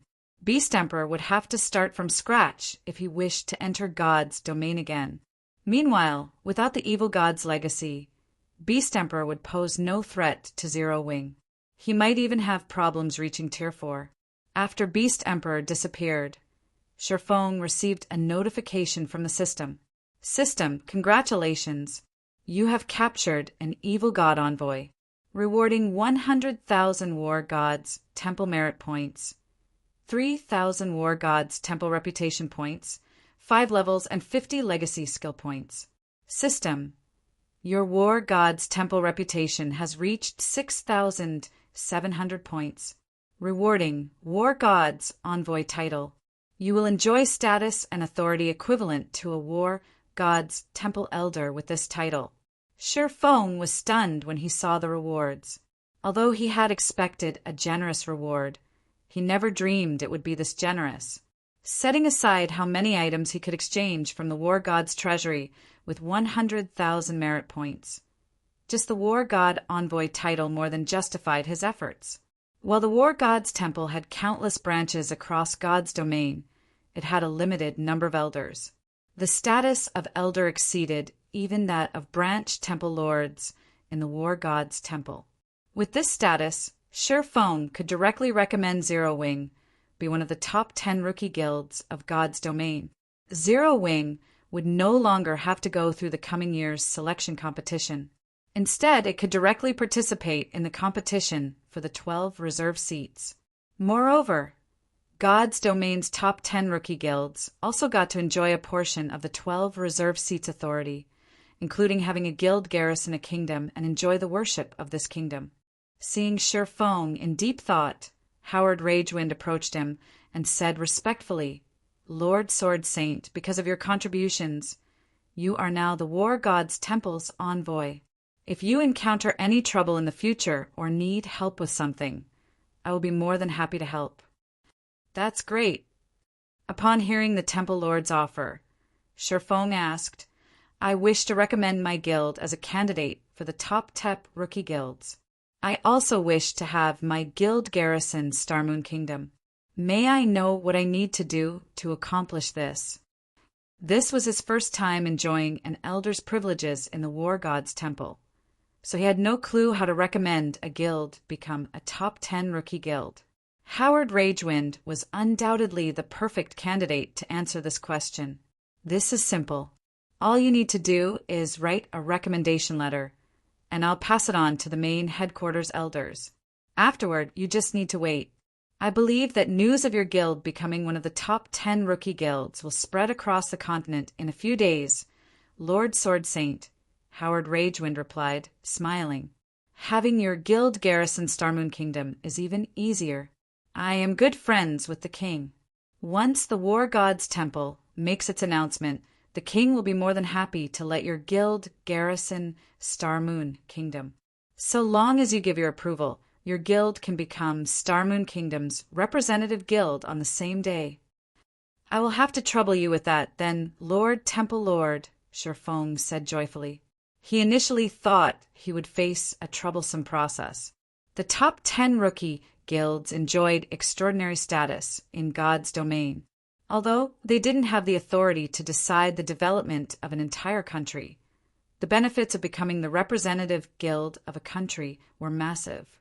Representative guilds would receive precious resources from their respective countries upon taking the position, and these resources included 7 luminaries crystals and various legendary materials. With luck, a guild might even receive inferior divine artifact, ranked materials. After writing the recommendation letter, Shi Feng went to the temple's core treasury, a place only those at the branch temple lord status or above could enter. Sure enough, it's impossible to exchange for legendary weapons and equipment directly. Shi Feng sighed in disappointment when he scanned the exchange list at the treasury. Although the war god's treasury offered legendary weapons and equipment for exchange, only NPCs could use these items. The weapons and equipment usable by players were limited to the fragmented legendary rank or below. Of course, the divine artifacts that cost over 200,000 merit points were the exception. However, it was practically impossible for anyone to accumulate that many points. At this point, Shi Feng switched to browsing the treasury's materials. When he saw the list of materials, he couldn't help sighing in admiration. After all, the treasury housed over 500,000 legendary materials and 10,000 divine artifact materials. This is a divine power source. Shi Feng was stunned when he read the description of one divine artifact, ranked material. Scorching Eye, divine artifact, rank material, an eye of flame naturally formed from a divine power source. The Scorching Eye can be merged with a person's body to improve their life rating significantly. Required merit points. 70,000. Shi Feng had investigated divine power sources on multiple occasions. However, he never managed to find any information on them. He never thought that he would come across one in the war god's temple.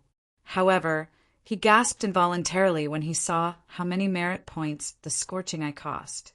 The average fragmented legendary weapon only cost around 40,000 merit points. Yet the Scorching Eye cost 70,000 merit points, despite being only a material. For comparison, God crystals, which were also considered materials, only cost 7,000 merit points. There are 4 divine power sources in the war god's treasury, but I can afford only one with my current points. If I exchange for god crystals instead, I would probably have enough to upgrade fragmented legendary equipment to legendary rank already. Sherfong hesitated over the Scorching Eye. There was no way he could acquire more merit points within a short period. After all, there was no second evil god envoy waiting for him to catch. Meanwhile, the Scorching Eye was the cheapest of the 4 divine power sources available for exchange. The others cost around 80,000 points. If he chose to exchange for enough god crystals to upgrade a piece of fragmented legendary equipment, he wouldn't be able to afford any divine power sources at all. Finally, Sherfong gritted his teeth and said, "I'll exchange for the Scorching Eye and 4 god crystals." "Please wait for a moment," the receptionist in front of Sherfong said, smiling before leaving to find the items he chose. Some time later, the Scorching Eye and 4 god crystals entered his hands. Simultaneously, the merit points he had also plummeted. Read latest chapters at Wuxia World. EU, however, Sherfong did not regret his decision. Based on how few divine power sources the War God's Temple owned, he could tell that these items were incredibly rare and precious.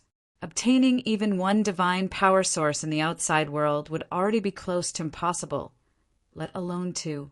God crystals, though, were a different story. While god crystals might be rare, Sherfong still had ways to obtain them. I wonder how much the light of 2 worlds will improve? Looking at the fist-sized Scorching Eye in his hand, Sherfong drew the light of 2 worlds. System. Divine power source detected. Do you wish to let the light of 2 worlds absorb it? Absorb. Chapter 2891. Upgrade to Legendary. Chapter 2891. Upgrade to Legendary. The moment Sherfong chose to have the light of 2 worlds absorb the Scorching Eye, the latter transformed into a bundle of flames and merged with the fragmented legendary weapon. The crimson flames made the sword spontaneously ignite, and the cracked divine runes engraved on it began mending. Several seconds later, crimson divine runes lit up all over the sword, followed by a significant increase in the light of 2 worlds' aura. What a powerful aura! Sherfong was astonished as he looked at the weapon in his hand. The aura the light of 2 worlds now exuded was more than enough to deter ordinary Tier 4 players from approaching it. A Tier 4 player would need to break through the 100% threshold of their mana body to withstand the devastating power overflowing from the sword. However, compared to the light of 2 worlds' external changes, the changes to its statistics were much more remarkable. The upgrade had boosted the basic attributes that the weapon provided by 15%. With the weapon, Sherfang's strength finally exceeded the 70,000 threshold. Now he was only slightly inferior to level 150, Tier 5 legendary monsters in the strength attribute. In addition, the light of 2 worlds' 3 additional skills had been upgraded to Tier 5. World Breaker, in particular, could now increase an attack's power up to the Tier 6 basic rank. The skill's cooldown had also decreased from 1 hour to just half an hour. After Sherfong got over his joy of upgrading the light of 2 worlds, he shifted his attention to his Nightwalker's cape. Now that I've upgraded the light of 2 worlds, there's no hurry to improve my weapons anymore. However, as a Tier 5, the life-saving skills I have are far too few. I wonder how much the Nightwalker's cape will improve if I upgrade it?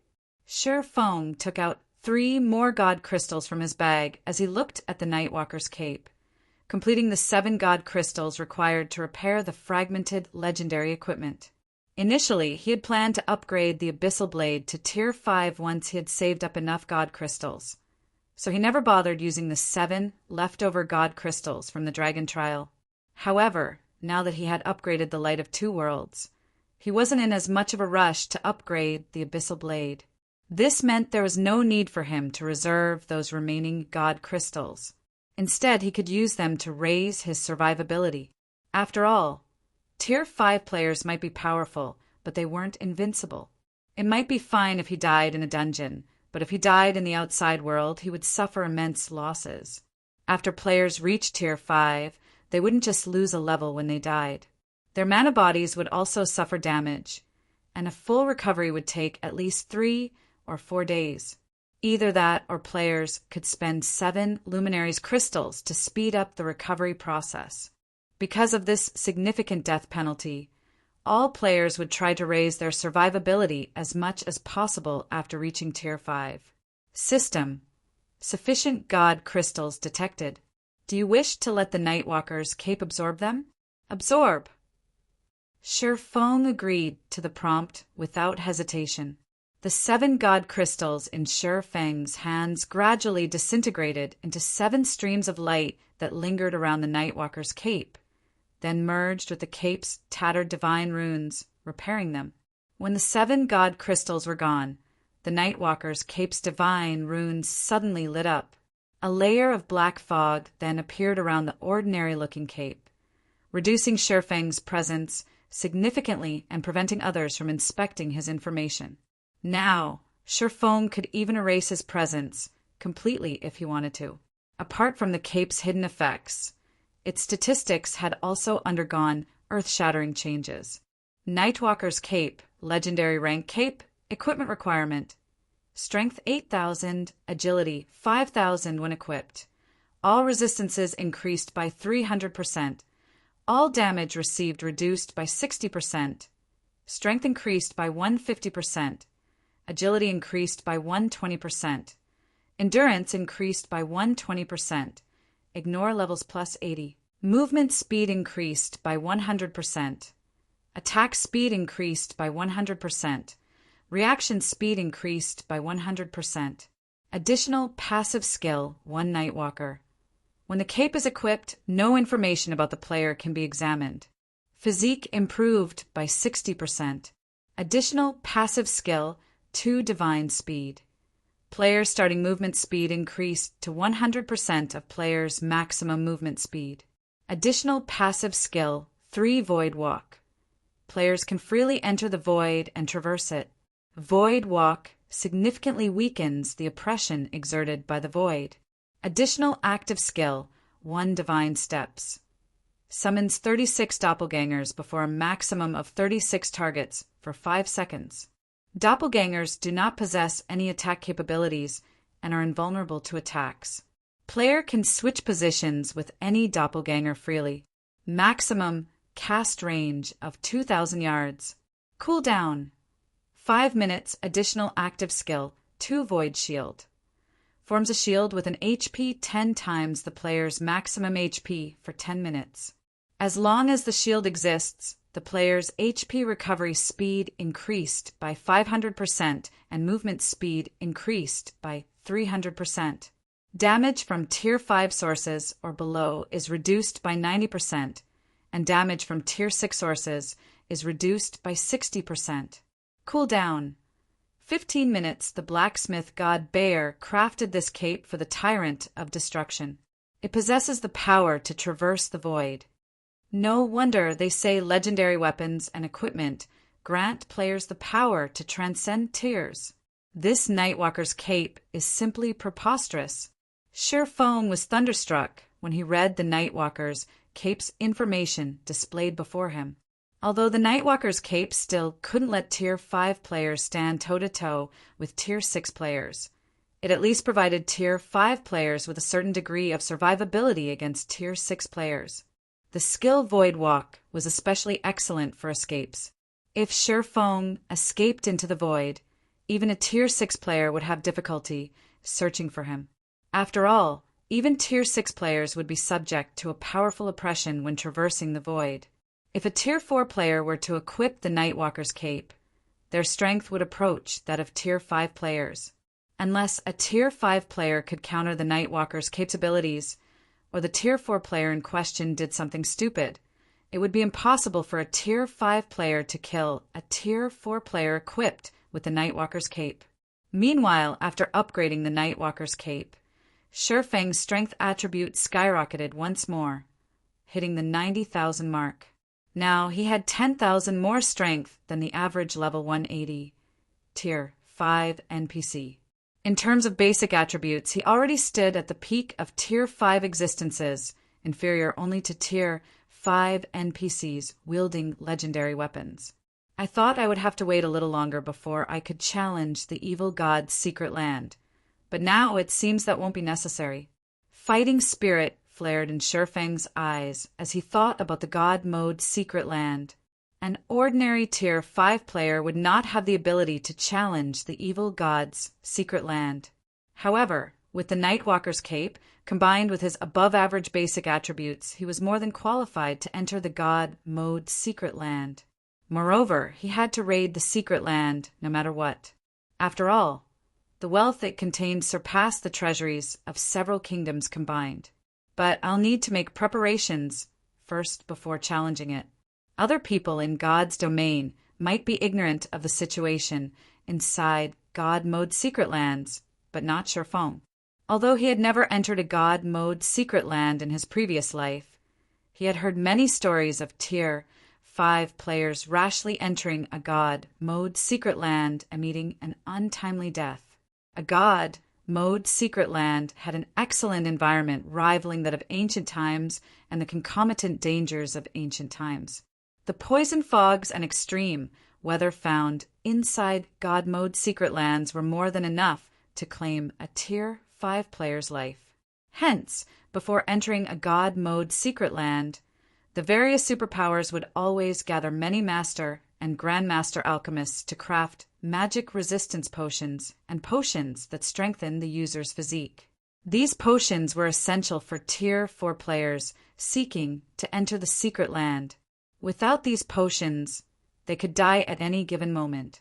After thinking up to this point, Shifeng contacted Melancholic Smile and had her prepare the necessary potions, particularly Grandmaster potions.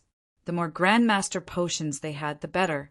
Acquiring Grandmaster potions wasn't difficult for Zero Wing now, as Silent Wonder had recently become a Grandmaster alchemist.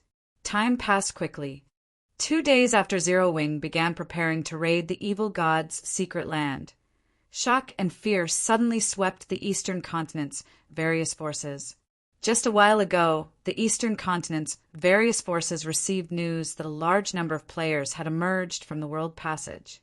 Their numbers were unprecedented, with many Tier 4 players among them. According to the reports of scouts and insider information from Outer World players, more than 20 superpowers had entered God's domain from the Outer World. The Outer World's NPC conquest army had also finished gathering its forces, and this army consisted of NPCs from over 30 kingdoms and 6 empires. One could say that the Outer World's NPC forces were adamant in conquering the Eastern Continent this time. Read latest chapters at Wuxia World. This conquest army had already gathered on the other end of the World Passage and was steadily making its way to the Eastern Continent. The advent of the Second War of Worlds was here. In response, the Eastern Continent's native forces began frantically raising their defenses, recruiting experts and increasing their levels. They also banded together, forming a coalition to defend against the Outer World forces. At this time, though, an equally jaw-dropping incident took place in God's domain. Mythology's first Vice Guild leader, Cold Shadow, left Mythology and joined Zero Wing with a large number of experts and resources, becoming one of Zero Wing's Vice Guild leaders. Chapter 2892, All Sides Shaken. Chapter 2892, All Sides Shaken. Dark Knight Empire, Dark Knight City. Starlink's residence had once been brightly lit and crowded with people. However, after Zero Wing's rise, the number of players visiting Starlink's residence had steadily decreased. Now, apart from guild members, almost nobody visited Starlink's residence. Starlink was now the least prosperous of the Dark Knight Empire's top 4 guilds, not even comparable with first-rate guilds. However, Many people had gathered in the residence's top-floor meeting room, including representatives from the various superpowers and executives of many dark guilds. These people were here to discuss how to oppose the increasingly powerful Zero Wing in secret and the Outer World invasion. Only after everyone present read the report they just received, their complexions turned indescribably ashen. Has Cold Shadow lost her mind? She left mythology for Zero Wing. Is she not afraid of mythology's retaliation? Hasn't Cold Shadow always been at loggerheads with Zero Wing? What's up with this situation? It seems mythology is also stunned by this development. According to the reports I received, Cold Shadow seems to have planned this betrayal with her subordinates long ago. Not only did they annex hundreds of shops simultaneously, but they also exchanged all their GCPs for resources. She took mythology completely by surprise. Although the importance of Cold Shadow's betrayal was insignificant compared to the Outer World invasion, the various superpowers present were still shocked and confused by this situation. Mythology was one of the 5 great super guilds. Cold Shadow herself also possessed extraordinary strength and status within the guild. She had a high chance of becoming Mythology's guild leader. With such a bright future ahead of her, there should be no reason for her to leave Mythology. Moreover, Zero Wing was currently in a terrible situation. The guild's ability to facilitate teleportation between the 2 main continents had made it an eyesore for the native superpowers and also a priority target for the Outer World forces. Now that the Second War of Worlds had begun, everyone was steering clear of Zero Wing. Despite that, Cold Shadow had taken the initiative to join Zero Wing. The various representatives present simply couldn't wrap their heads around the situation. Some of them even suspected Cold Shadow of having a secret relationship with Sherfong. Otherwise, why would Cold Shadow, a woman with a promising future, join Zero Wing, a guild in a precarious situation? All of you, be quiet! Lu Tiandi shouted as the babble in the room reached unbearable levels. Standing up, he said, "Although Cold Shadow's betrayal has increased Zero Wing's strength substantially, our plans remain unchanged. According to the information I obtained, over 10 Outer World superpowers will lead a portion of the NPC Conquest Army to the Twin Towers Kingdom and Starmoon Kingdom.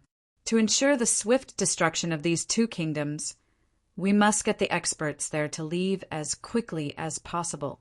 We must also get the players of the neighboring kingdoms and empires to distance themselves from these 2 kingdoms.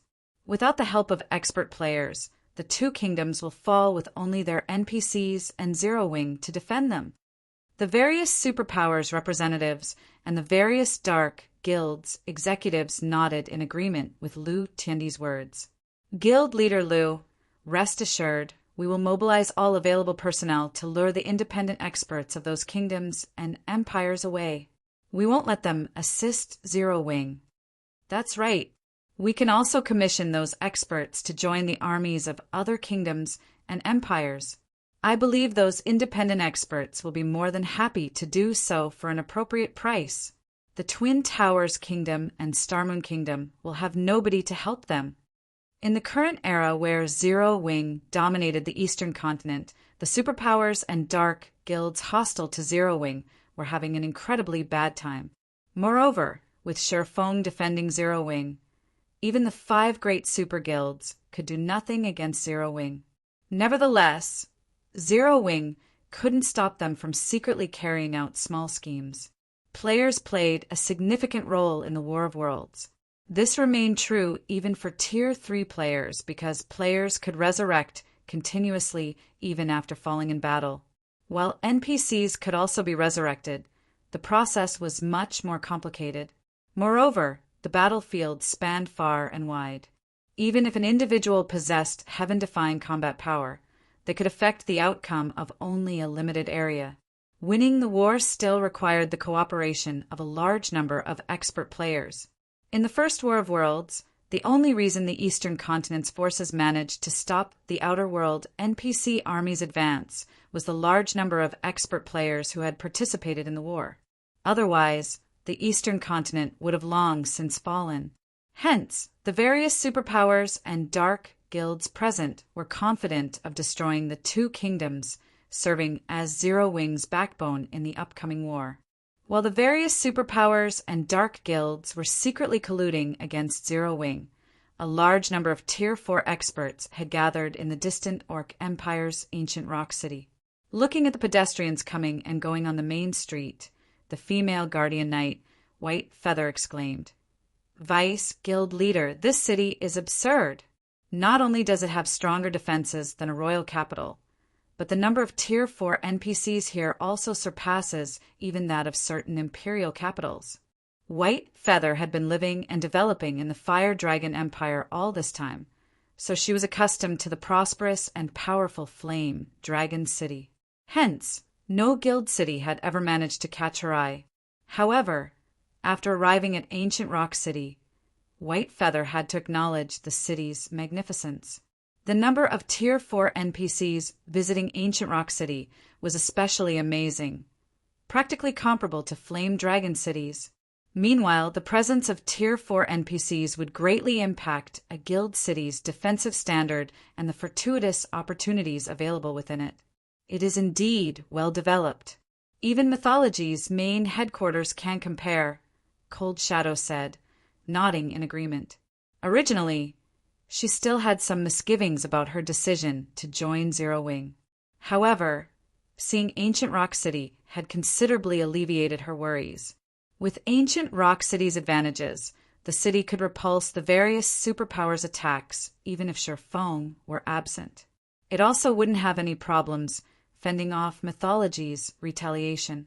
Moreover, given enough time, Ancient Rock City would not only attract a large number of players from the surrounding kingdoms and empires, but also acquire increasingly better resources from the Orc capital city.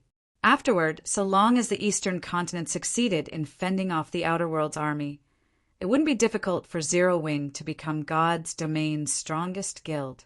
Her only concern was that fending off the Outer World's conquest army wouldn't be an easy task. If the defense were mishandled, Zero Wing might even perish in the upcoming war. After thinking up to this point, Cold Shadow couldn't help frowning. She couldn't understand why Sherfong had suddenly called for Tier 4 members like herself to gather in Ancient Rock City. Now that the Second War of Worlds was imminent, there was a lot of work to be done. It was especially important for them to recruit expert players from the neighboring kingdoms and empires. If they acted slowly, the other superpowers would definitely interfere with their plans. When Cold Shadow and her team of nearly 10 Tier 4 experts entered the city, Lord's Mansion, they were instantly stunned by the environment inside the building.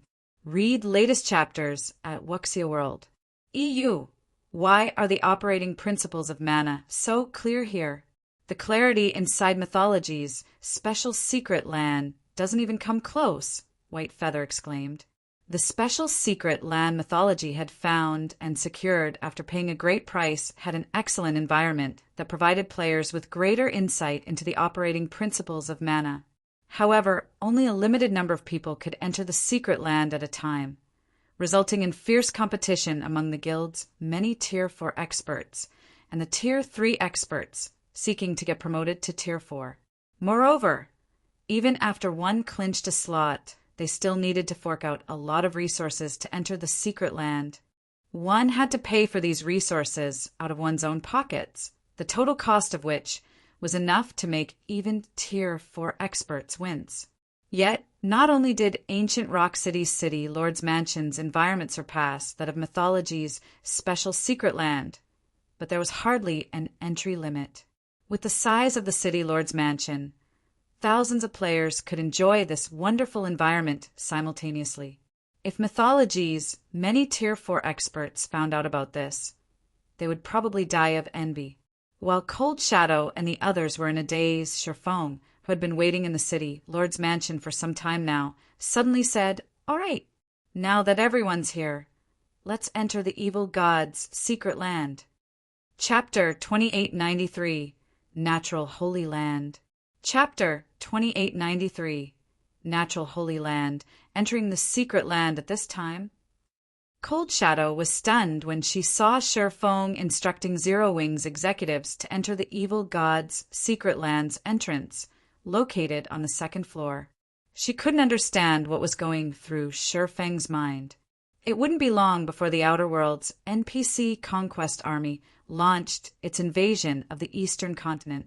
Meanwhile, even 10 Zero Wings wouldn't be enough to stop the advance of these armies.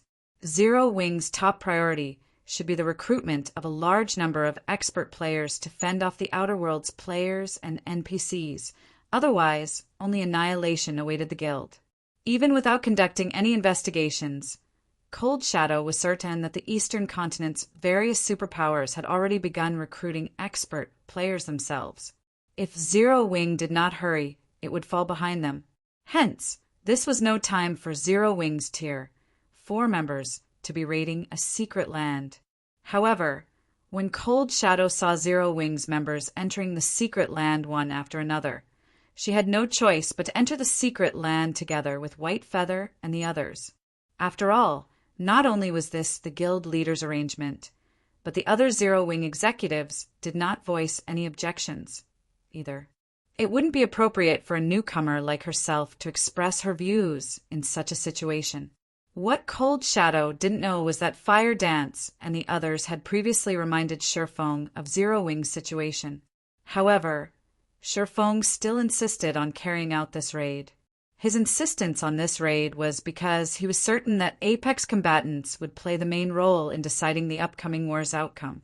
While low-tier expert players could indeed play an important role in wars involving kingdoms, empires, and even entire worlds, they were still significantly weaker than higher-tier players. Several thousand Tier 3 players were no match for one Tier 4 player in a large-scale battle. Similarly, several hundred Tier 4 players couldn't compare with one Tier 5 player.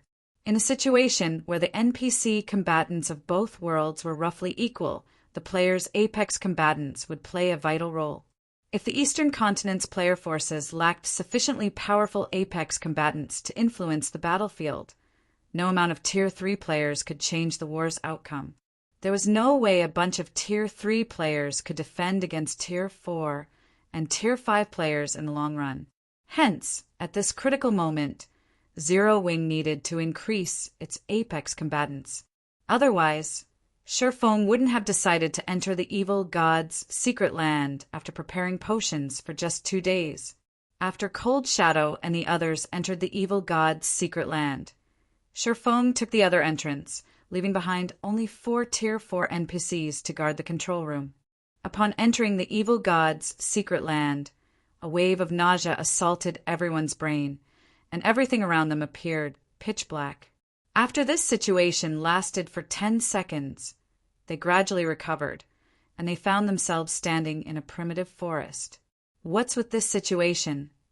White Feather gaped in shock when she saw the forest around her. She had visited many secret lands before, so she had long since become familiar with them. Even if it was a secret land she had never visited before, she was confident she could cope with whatever situation she came across.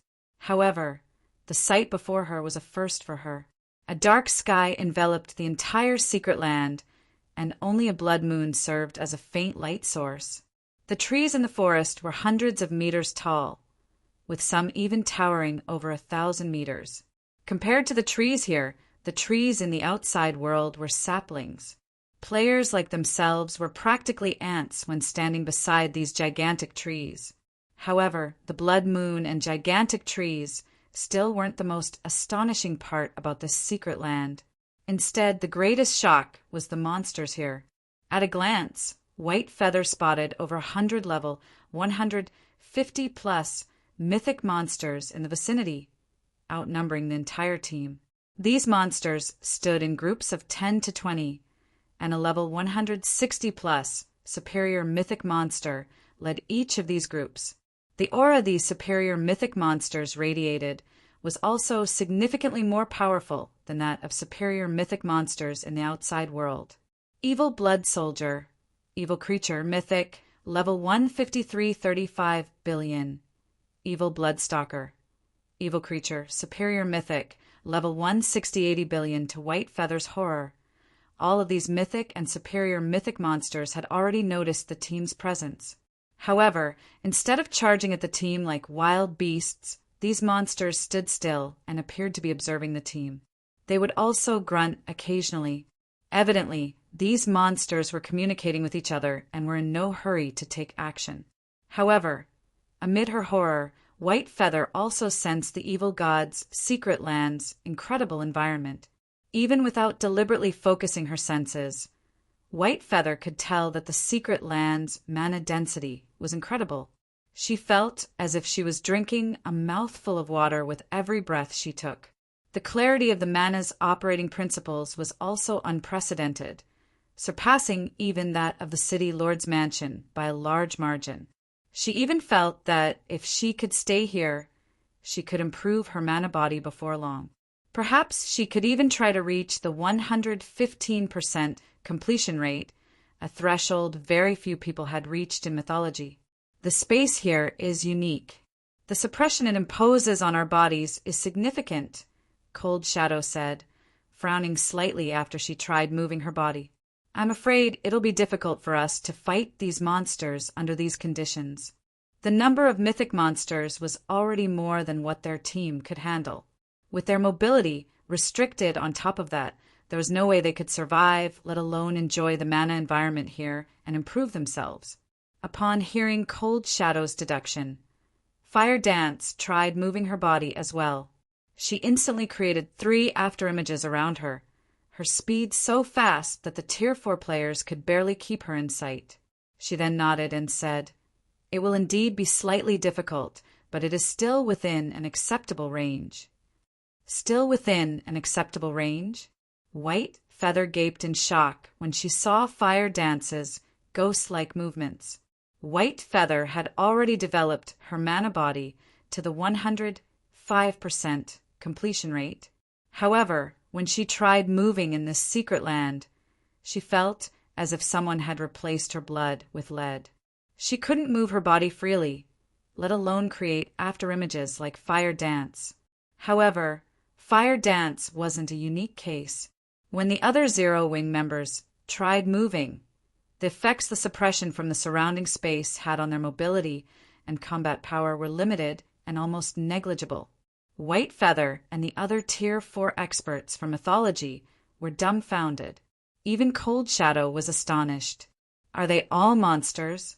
It was understandable for Fire Dance to negate the secret land suppression, as she was the commander of Zero Wing's main force. However, what was up with the others? Cold Shadow herself faced a significant reduction in combat power in this secret land. Yet, Zero Wing's 60-plus Tier 4 members fared better than her. In particular, Violet Cloud, Gentle Snow, and Aqua Rose appeared utterly unaffected by the secret land suppression. Meanwhile, after Sherfong arrived in the secret land and tried moving his body, he smiled and thought to himself, "This evil god's secret land truly is paradise. The air is filled to the brim with powerful mana. Someone without sufficient control over the elements will face suppression from the space here.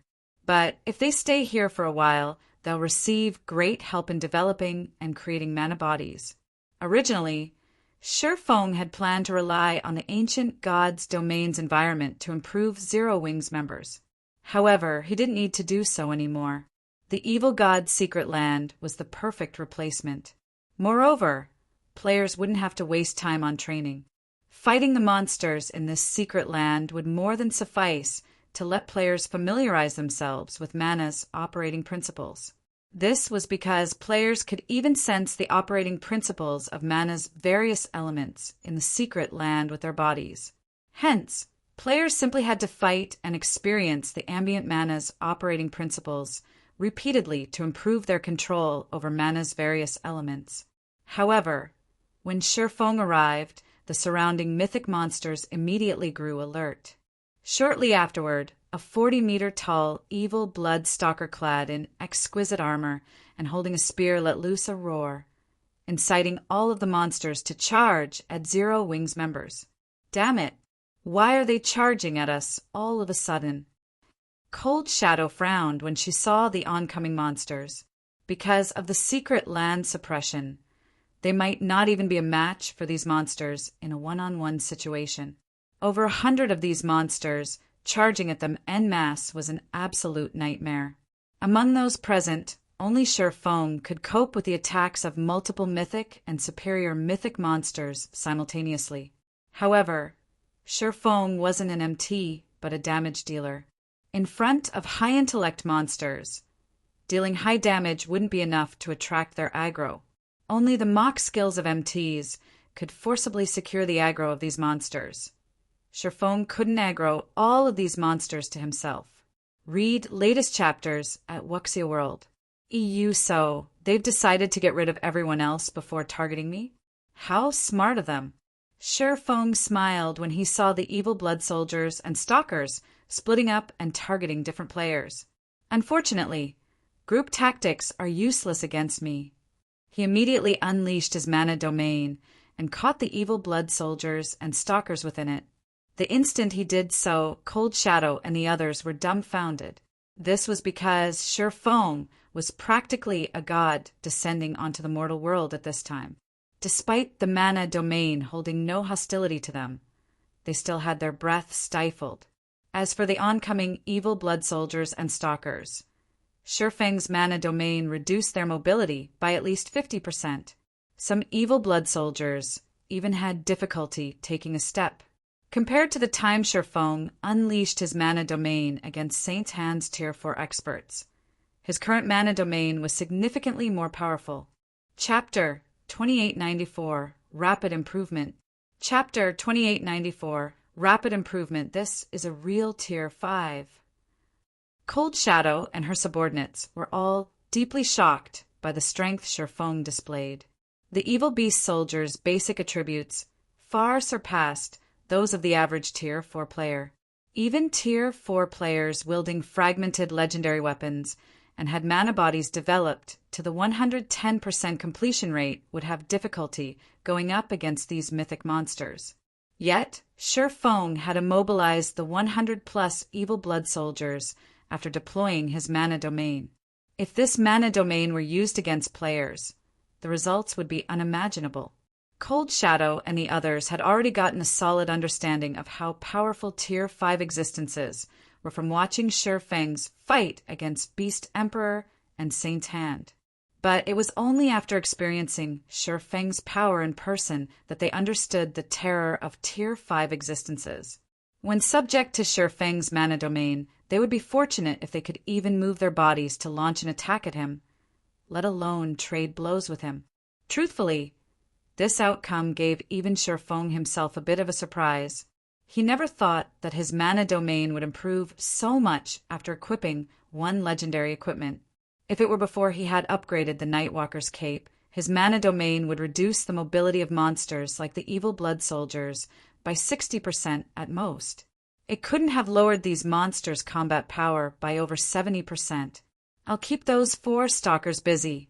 You guys deal with those soldiers. Sherfong commanded after seeing that the evil blood monsters didn't halt their charge. He then activated Blade Domain, created 4 magic swords, and launched them at the 4 evil blood stalkers.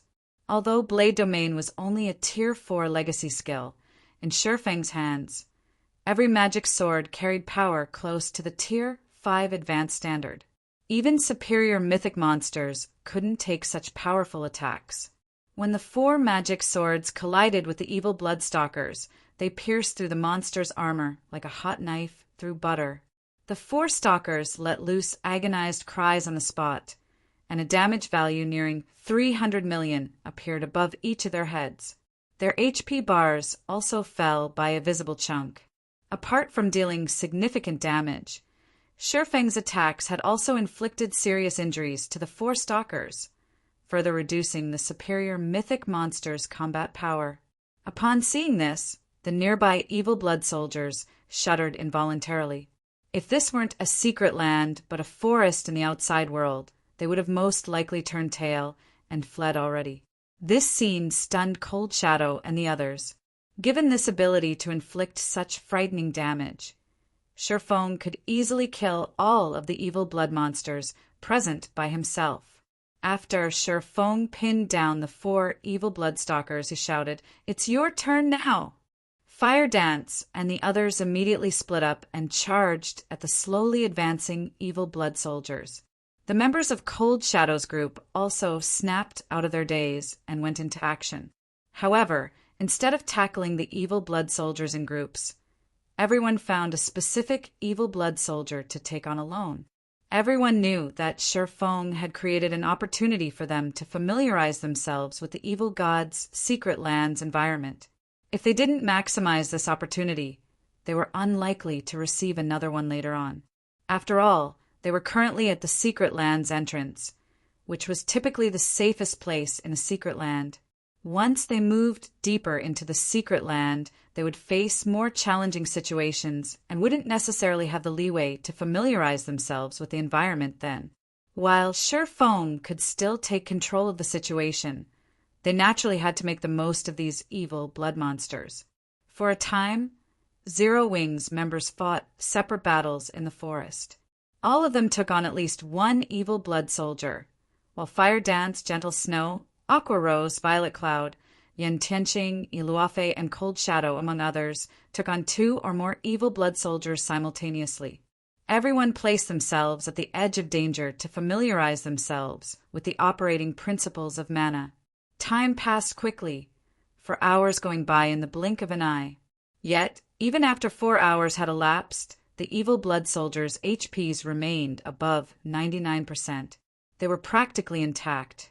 Even the 4 evil Bloodstalkers Sherfong fought had hardly lost any HP, all 4 of them retaining more than 80% of their HPs. However, while the evil blood monsters might have sustained barely any damage, all the Tier 4 players had made significant improvements. Initially, everyone's movements when fighting the evil blood soldiers had been awkward. Now their movements were as smooth as flowing water, evidence that they had acclimatized to the ambient mana. However, they still would occasionally feel a sense of disharmony or blockage when using skills, spells, or combat techniques. So, this is how the various elements of mana work. While evading and blocking the attacks of 4 evil blood soldiers, White Feather had an epiphany. Her aura immediately skyrocketed in intensity, and she started having a much easier time dodging the mythic monster's attacks. Her mana body's completion rate had finally reached the 110% threshold. At this moment, White Feather felt as if all the questions she had accumulated before had received answers in one fell swoop, and a burst of power flooded her body. White Feather wasn't the only one to achieve a breakthrough. Many others did so as well. Cold Shadow had successfully pushed her mana body to the 115% completion rate roughly an hour ago. Gentle Snow and Aqua Rose achieved even more astonishing results. Before entering the evil god's secret land, the 2 had already developed their mana bodies to the 115% completion rate. Now they had reached the legendary 120% threshold. They were truly monsters. At this time, Sherfong even suspected that Gentle Snow and Aqua Rose could get promoted to Tier 5 should they wish. After all, the 2 of them were having too easy a time against the evil blood soldiers. Their grasp of the operating principles of mana had reached perfection. They were entirely capable of creating their Tier 5 mana bodies. After Gentle Snow and Aqua Rose was Violet Cloud. While she hadn't reached the 120% completion rate yet, she was very close. And after Violet Cloud were Fire Dance, Yen Tianqing, and Iluafe. While Zero Wings Tier 4 members were frenziedly sparring with the evil blood soldiers, large batches of NPCs came through the world passage, one after another. Their arrival terrified the scouts the various superpowers had sent to monitor the world passage. It's over. It's over. Why are there so many Tier 4 NPCs? When the Tier 4 assassins saw the NPC army emerging from the world passage, despair filled their hearts. This was because Tier 4 NPCs composed roughly 1% of the NPC army. In other words, there was one Tier 4 NPC in every 100 NPCs in the army. At this time, the portion of the NPC army that had crossed over to the eastern continent already exceeded 10 million. This meant that more than 100,000 Tier 4 NPCs had crossed over to the eastern continent, and more NPCs were yet to come. Moreover, the average kingdom had only a little over 1,000 Tier 4 NPCs operating within its borders. Even if hidden Tier 4 NPCs were included, this number would only hover around 2,000 or 3,000. Tier 4 NPCs were not cabbages that one could find anywhere. Nevertheless, the Outer World forces had dispatched 3 times more NPCs than they had previously. During the First War of Worlds, the Eastern Continent had lost nearly 20 kingdoms to the Outer World forces. In this upcoming war, even empires wouldn't be safe. After the Eastern Continent's various forces received this piece of news, they all fell silent. The Outer World's NPC latest army thoroughly exceeded the various forces' expectations. If they factored in the Outer World's player forces, it wouldn't be impossible for the Outer World forces to conquer the entire Eastern Continent. Meanwhile, the threat posed by the Outer World NPC army had the Eastern Continent's various player forces frantically recruiting helpers. Many superpowers even contacted the Western Continent's player forces, and upon receiving the request for help, the Western Continent's player forces agreed without hesitation. After all, once the Outer World forces took over the Eastern Continent, their next target would be the sea and the Western Continent. For a time, anxiety enveloped both players and NPCs native to the Eastern Continent. However, Shifeng and the others inside the evil god's secret land were wholly unaware of the situation outside. They were still sparring with the evil beast stalkers and soldiers. Read latest chapters at Wuxia World. EU after everyone had sparred for over a dozen hours and resolved most of their problems. Shifeng gave the command to start culling the evil blood soldiers. The mythic monsters of a god mode secret land were unquestionably powerful. Even when working together in groups of 20, Fire Dance and the others took over a dozen minutes to kill just one evil blood soldier. If not for Shifeng's mana domain, they might have taken more than an hour. Shifeng fared much better. In the time Fire Dance and the others took to kill one evil blood soldier, he had already killed all 4 evil blood stalkers. Due to the 4 evil blood stalkers' deaths, everyone in the team leveled up twice. Even Shifeng had reached level 157, and after he landed the killing blow that finished off all 4 evil blood stalkers simultaneously, the loot that appeared made Cold Shadow and the others rub their eyes in doubt. Chapter 2895 Treasure Trove-like Secret Land. Chapter 2895 Treasure Trove-like Secret Land. The loot of the 4 evil blood stalkers rained down from the sky. At a rough glance, the 4 superior mythics had dropped a combined total of over 300 items, including at least 30 epic items and 2 fragmented legendary items. The evil blood stalkers' loot was significantly better than that of the outside world's superior mythics. Even Shifeng was slightly surprised by this situation. Although he had already expected the God Mode Secret Lands monsters to drop significantly better loot, he was still shocked when he actually saw the loot. Past level 150, epic weapons and equipment would have significantly reduced drop rates. One would be fortunate to get even 2 or 3 pieces of epic equipment from a level 150 plus superior mythic. Nevertheless, the 4 evil blood stalkers had dropped more than 30. Moreover, these were all level 150 plus epic items. However, Shifeng did not rush to collect the loot. Instead, he joined the others to clear out the evil blood soldiers. Only after fighting for close to an hour did the team finish off the 100 plus evil blood soldiers.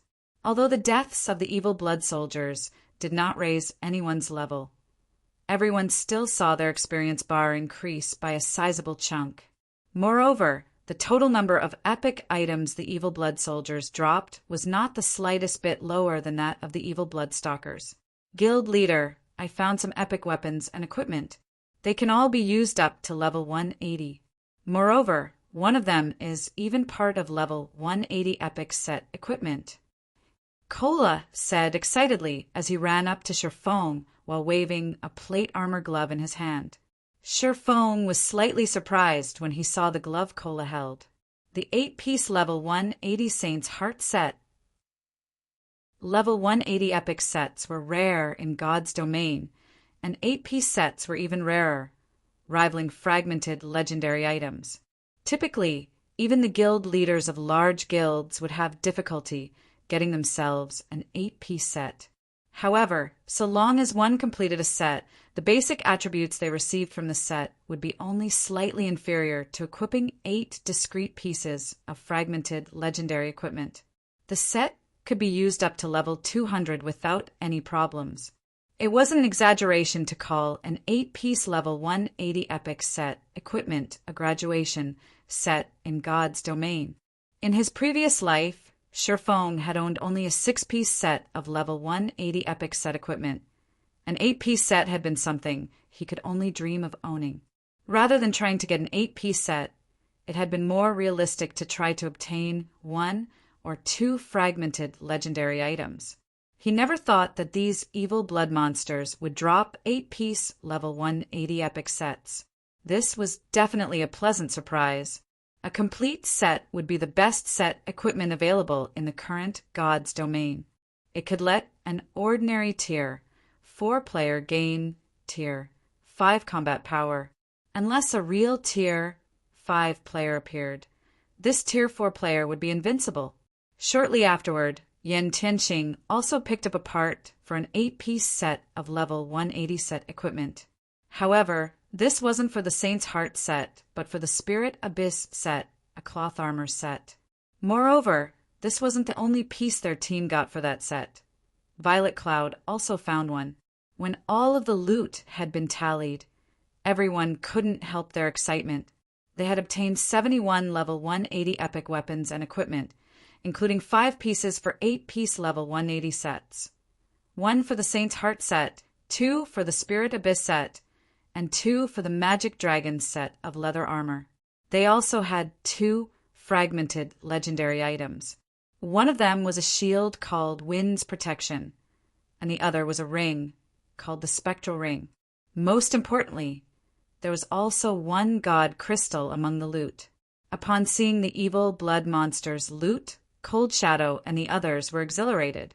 Although current superpowers had already acquired a substantial number of fragmented legendary items, with some powerful super guilds having up to 30.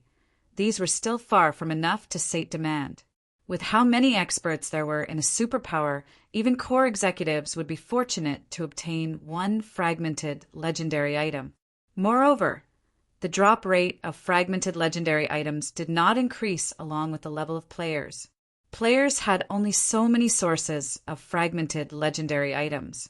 The God Crystal, on the other hand, was crucial for the upgrade of many fragmented legendary items, and practically all superpowers sought to obtain a God Crystal. Unfortunately, nobody knew of any reliable sources of God Crystals. After Sherfong took a look at the 2 fragmented legendary items, he said, "White Feather will take the Wind's Protection. The Spectral Ring is suitable for assassins, so Fire Dance will take it. The GCPs for these 2 items will be gradually deducted from you 2 afterward. Does anyone have a problem with that?" Upon hearing Sherfeng's decision, White Feather hurriedly tried to reject his offer, saying, "Guild Leader Black Flame, I'm just a newcomer. Isn't it inappropriate to let me have this shield?" She would be lying if she said she didn't want the Wind's Protection. However, fragmented legendary items served as a guild's foundation. They would normally be passed to the most trustworthy members of the guild. Meanwhile, she had joined Zero Wing just recently. If she were to receive a fragmented legendary shield out of the blue, many people within the guild would surely have opinions about it. When White Feather tried to refuse the shield, Fire Dance said, "Little Sister White, you should take it. The guild leader naturally has his reasons for assigning the shield to you.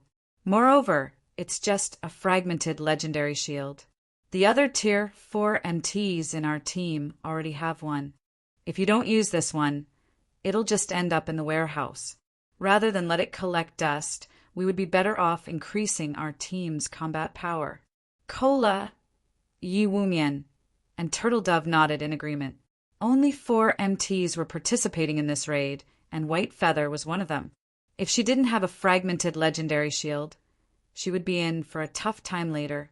Seeing that none of the 3 other MTs objected to Shifeng's and Fire Dance's words, White Feather decided to accept the shield. Although she didn't voice her feelings, the sense of belonging she felt for Zero Wing increased significantly. She also secretly admired Zero Wing's generosity. Following this, Zero Wing's members continued exploring the evil god's secret land after an hour's rest. The team encountered many ambushes throughout the expedition, with some ambush parties having more than 200 evil blood soldiers. The combat tactics these evil blood monsters employed also became increasingly subtle. Initially, they only blindly charged at Zero Wing's members. Afterward, they began launching sneak attacks and relying on healers in combat. At one point, they even set traps for Shifeng, incapacitating him for short periods. Fortunately, thanks to Shifeng's presence, Zero Wing's team never suffered a catastrophic loss. After every battle, the dead were resurrected, and the team's combat power returned to peak condition. The team fought in the evil god's secret land for 4 consecutive days, apart from logging off to rest and receive updates on the outside world situation. Everyone spent the rest of their time exploring the secret land until they reached the inner region. By the time the team arrived in the inner region, everyone was at least level 165 already. Shifeng had even reached level 167. Their leveling speed was astonishing even for Tier 4 and Tier 5 players. Past level 150, every level up required an astronomical amount of EXP. Tier 4 players would be fortunate if they could gain a level a day. Yet, Zero Wing's members had gained over 10 levels in the past 4 days. However, compared to their levels, what excited everyone more were the weapons and equipment they got. At this point, everyone in the team had already replaced their old items with level 180 epic weapons and equipment. The team had also obtained a total of 45 fragmented legendary items. Read latest chapters at Wuxia World. Even Shifeng was astonished by this harvest. He never thought that a level 150 plus god mode secret land would be such an amazing place. It was no wonder the various superpowers in the past had been so desperate to enter these secret lands. In addition to this harvest, the team had also completed 6 8-piece level 180 epic sets, 1 Saint's Heart set, 3 Spirit Abyss sets, and 2 Magic Dragon sets. The sight of these sets rendered Cold Shadow and her subordinates utterly speechless. In the current God's Domain, level 150 epic sets obtained by players numbered less than a handful, let alone level 180 epic sets. After some deliberation, Shifeng had decided to give the Saint's Heart set to Gentle Snow, the Spirit Abyss sets to Aqua Rose, Violet Cloud and Iluafe, and the Magic Dragon sets to Fire Dance and Yan Tianqing. Upon equipping these sets, the 6 players saw their combat power skyrocket. Now, their basic attributes were only second to Shifeng's. Gentle Snow, in particular, had her strength attribute near the 70,000 mark, surpassing even ordinary level 150, Tier 5 NPCs. Lastly, Shifeng had given the 24 god crystals they acquired during these past 4 days to Gentle Snow, Aqua Rose, and Fire Dance to upgrade their fragmented legendary equipment to legendary rank. Even Cold Shadow's eyes had grown bloodshot at this sight, envy filling her heart. At this time, Fire Dance, who was scouting ahead of the team, suddenly reported through the team chat, "Guild leader, I found a primordial ruin." Chapter 2896, Primordial Ruin. Chapter 2896, Primordial Ruin, a primordial ruin? Shifeng's interest was piqued when he heard the words primordial ruin. Ruins were commonly found in secret lands, and they could be differentiated into ancient ruins and primordial ruins, depending on their era of creation. Of the two, primordial ruins were much rarer because they predated ancient ruins, and the ancient era's residents had already explored and dismantled many of them. Primordial ruins that managed to last until the modern era were as rare as legendary items. Meanwhile, the primordial era was a time when gods flourished and ancient gods still wandered the land. With luck, one might even come across an item left behind by an ancient god inside a primordial ruin. Where are you? Sherfong asked through the team chat. A canyon stream in the south. There are many evil blood soldiers wandering here, probably more than 3,000. They seem to be guarding that primordial ruin. Fire Dance reported quietly as she observed the patrolling evil blood soldiers around her. I also saw quite a few level 160+ superior mythic ranked evil blood priests walk into the ruin just now. I suspect they'll conduct some kind of ritual inside. However, the place is heavily guarded, so it'll be difficult for us to sneak into the ruin. The only way we can enter is by breaking through from the front. Over 3,000 evil blood soldiers. Sherfong frowned. If their opponents consisted of only several hundred evil blood soldiers, their team could still secure victory under his leadership. However, 3,000 evil blood soldiers was a number even he couldn't stop. Not to mention, there were bound to be many superior mythics as well. Even if he could withstand their assault, the others on his team couldn't. After all, these evil blood monsters weren't idiots. If all 3,000 evil blood soldiers used their Tier 4 skills simultaneously, even Sherfong wouldn't dare take them head-on. He would have to evade their attacks and kite them. After all, a Tier 5 player would still take significant damage if a Tier 4 mythic monster's attack struck him. Naturally, it would be even more impossible for Tier 4 players to dodge and block so many Tier 4 skills. It wouldn't matter even if a Tier 4 player were at the world creation standard. This was because mythic monsters could keep up with the speed of Tier 4 players, and thus could precisely aim and time their attacks. Let alone hundreds or thousands, just a few dozen evil blood soldiers working together would be more than enough to take down a Tier 4 metric tons at the world creation standard. A team would need at least 3 or 4 Tier 5 players to take on 3,000 mythic ranked evil blood soldiers adequately. Relying only on one Tier 5 player and several dozen Tier 4 players was simply impossible. Such a team would have to expend all its efforts just dodging and blocking the Tier 4 skills and spells of the mythic monsters. In other words, while Zero Wing's team could defend itself against the army of evil blood monsters, it had no chance of defeating the army. Guild leader, how about we take them on in batches? Cold Shadow suggested. Those soldiers might be numerous, but they aren't grouped up closely. It'll take some time for all of them to gather at a single point. We can use this time to kill some of them and retreat once their combatants have gathered. With sufficient repetition, those soldiers are bound to fall. After listening to Cold Shadow's suggestion, Sherfong shook his head and said, "That is one way to do it. However, that assumes that the other side doesn't have any healers. Those evil blood priests are all capable of healing. Moreover, as superior mythics, their healing range should be massive. If I'm not mistaken, the soldiers are patrolling within the healing range of the priests. Once we attack the soldiers, the priests will heal the injured soldiers immediately. Unless we can one-shot those soldiers, there is no way we can out-damage a superior mythic's healing." Cold Shadow fell silent at Sherfang's words. Choosing to kill the evil blood soldiers or the evil blood priests first didn't matter. Neither was a viable option. The evil blood priests' healing capabilities were simply too powerful. If the team didn't have the strength to kill several evil blood priests instantaneously and simultaneously, they couldn't deal with so many evil blood monsters. Are we going to give up just like that? White Feather grew anxious. That's a primordial ruin we're talking about. Even mythology had never found a primordial ruin. It had only ever explored ancient ruins.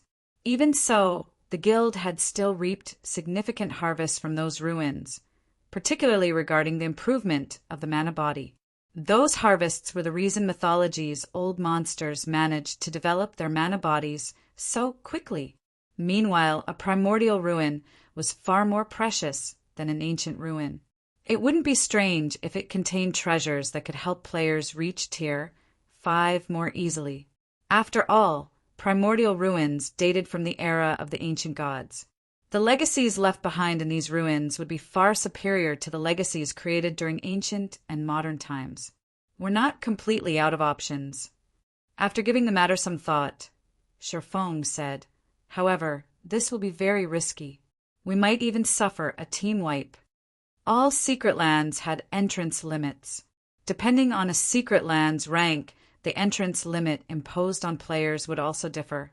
In the case of God mode secret lands, players could enter only once every 10 days. If a player team suffered annihilation, they would be resurrected outside the secret land and would have to wait 10 days to re-challenge it. Meanwhile, the team's significant harvest in the evil god's secret land meant they didn't have to risk their lives for a primordial ruin. They could just continue hunting in safer parts of the secret land and raising their strength. Upon hearing Sherfeng's statement, Cold Shadow asked curiously, "Guild leader, how confident are you?" "Roughly 30%, Sherfeng said. "Of course, that's assuming nothing unexpected happens inside the ruin." 30. Cold Shadow did a double take at Sherfeng. This was already a very high success rate, considering their opponents consisted of 3,000 plus evil blood soldiers and priests. She then said, "I think we can give it a try. While it would indeed be unfortunate if we failed in our current state, achieving further qualitative improvements in the evil god's secret land would be difficult unless we ventured deeper into the inner region. However, there should be plenty of Tier 5 legendary monsters roaming there, and we don't know if we can defeat such a monster. Rather than take our chances against a legendary monster, we might as well risk our lives for a primordial ruin. It'll be a huge jackpot for us if we succeed." Tier 5 legendary monsters weren't easy opponents to defeat, even if they had a Tier 5 player on their team. Just like how Tier 4 players had great difficulty soloing a Tier 4 mythic monster. Moreover, a fight with a legendary monster inside the evil god's secret land would easily attract more legendary monsters. If 2 legendary monsters appeared, a team wipe was all but guaranteed. Only Sherfong might escape alive. When Blackie, Cola, and the others heard Cold Shadow's reasoning, they, too, nodded in agreement. Their team's equipment standard had improved by leaps and bounds already, and further significant improvements would be difficult within a short time. Only 8-piece level 180 epic sets and fragmented legendary items could provide them with such improvements. Upgrading fragmented legendary items into legendary items was also highly dependent on luck, as not every fragmented legendary item needed only god crystals for their upgrade. Not to mention, the drop rate of god crystals was completely random. These weren't items that could be obtained on demand. "Since you all see no problem with it, let's give it a try then," Sherfong said when he saw everyone's willingness to risk their lives. Entering the primordial ruin is actually a very straightforward process. I just need someone to attract the evil blood monster's attention. So long as a sufficient number of them get lured away, I will be able to enter the ruin. However, you must also make sure to pin down those lured monsters. Otherwise, if they flood into the ruin after me, I won't be able to do anything. "Leave it to us, guild leader," Cola said, confidently patting his chest. "If we 4 MTS take turns using our mock skills and life-saving skills, we can keep them busy for 5 minutes without any problem. We magical classes can also use our magic barriers to trap those monsters for some time," Zhao Yueru said, nodding. After hearing everyone's suggestions, Sherfong nodded and said, "All right, I'll leave it to you. I'll try to explore the ruin as quickly as possible." When Sherfong finished speaking, Fire Dance, Cold Shadow, and Yen Tianqing split up, moving in different directions. The three assassins attracted the evil blood soldiers' attention and lured them toward the appointed location. However, after attracting the attention of a certain number of evil blood soldiers, the three assassins had to activate their berserk skills and all sorts of life-saving skills to stay alive. Fortunately, they eventually succeeded in luring over 70% of the evil blood soldiers to the appointed location. There, Kola, Yiwumian, Turtledove, and Whitefeather used their mock skills on the lured evil blood soldiers, forcefully shifting the monsters' aggro to themselves. The four MTs then activated their life-saving skills and began kiting and dodging the monsters' attacks. The healers standing in the distance also showered healing spells on the four MTs, repeatedly dragging them back from the jaws of death. Once the four MTs had the evil blood soldiers pinned down, Shifeng, who was hiding near the primordial ruin, entered the void and dashed toward the ruin. With the Nightwalker's Cape's ability, Shifeng could cross several hundred yards with just one step, as if he had activated instantaneous movement several times consecutively. He crossed a distance of several thousand yards in just 2 seconds and arrived at the primordial ruins entrance. And before the evil blood monsters standing guard there could react to his arrival, he had already dashed inside. The instant Shifeng entered the primordial ruin, the evil blood monsters in the vicinity went into a frenzy and swarmed toward him. The several evil blood priests kneeling inside the ruin's main hall also began chanting incantations and bombarded Shifeng with Tier 4 curses, one after another. However, now that Shifeng possessed a piece of legendary equipment, this degree of offensive was nothing to him. He easily evaded the oncoming attacks. In the blink of an eye, he disappeared from the main hall and entered the tunnel leading underground. Although he came across various magic traps along the way, they were practically non-existent to him, as he was a Grandmaster Magician. In less than a minute, Shifeng arrived in the primordial ruin's deepest section. The deepest part of the ruin was like an empty void. A majestic, ancient temple stood in this void. Despite the corrosion of countless years, the temple still radiated an unbelievably powerful divine might. If Shifeng had come here before reaching Tier 5, he wouldn't have been able to withstand this divine might. What a powerful temple! If I hadn't upgraded the Nightwalker's Cape to legendary rank, its divine might would have had a significant effect on me. Shifeng was astonished as he looked at the temple before him. The Nightwalker's Cape didn't just hide his aura. It also functioned to resist the auras of others. It acted as an isolation barrier that prevented the user's aura from interacting with other auras. However, despite the Nightwalker's Cape's isolation effect, the temple's divine might still reduced Shifeng's mobility by 30%. Even a true Tier 6 god's divine might couldn't compete with this ancient temple's divine might. Apart from ancient gods, there should be no other existence capable of creating such a powerful construct. When Shifeng arrived in front of the temple, the several hundred evil blood monsters that had been frenziedly chasing him suddenly stopped. They simply stood at a distance and worshipped the temple, none of them showing any intention of approaching it. Shifeng sighed in relief at this sight. Now, all he needed to do was figure out how to enter the ancient temple. However, when Shifeng entered the temple, what greeted him inside the brightly illuminated hall was the sight of a cloaked, scholarly young man. The youth was piecing together several golden tablets, using magic arrays so complex that they gave Shifeng a headache. The instant Shifeng laid eyes on this youth, his soul shuddered. "It's you!" Shifeng's eyes filled with disbelief as he looked at the scholarly youth. This was because this youth was none other than the mysterious youth who had caused a huge commotion in Blackwing City and bound his soul using soul chains during the early stages of the game. "Oh, it's you?" The mysterious youth was slightly surprised when he saw Shifeng behind him.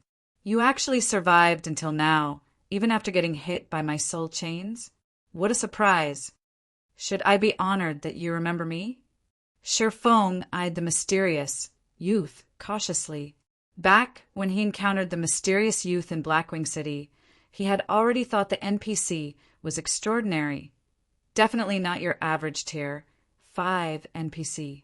Otherwise, this mysterious youth couldn't have escaped Blackwing City after causing such a huge scene. Read latest chapters at Wuxia World. EU. In fact, Shifeng still couldn't glean much information from the mysterious youth despite being tier 5 himself. The only thing he found out from inspecting the mysterious youth was that the latter was also at tier 5. Moreover, the mysterious youth gave off a weird vibe. Shifeng felt an inexplicable fear when standing in the youth's presence. Not bad.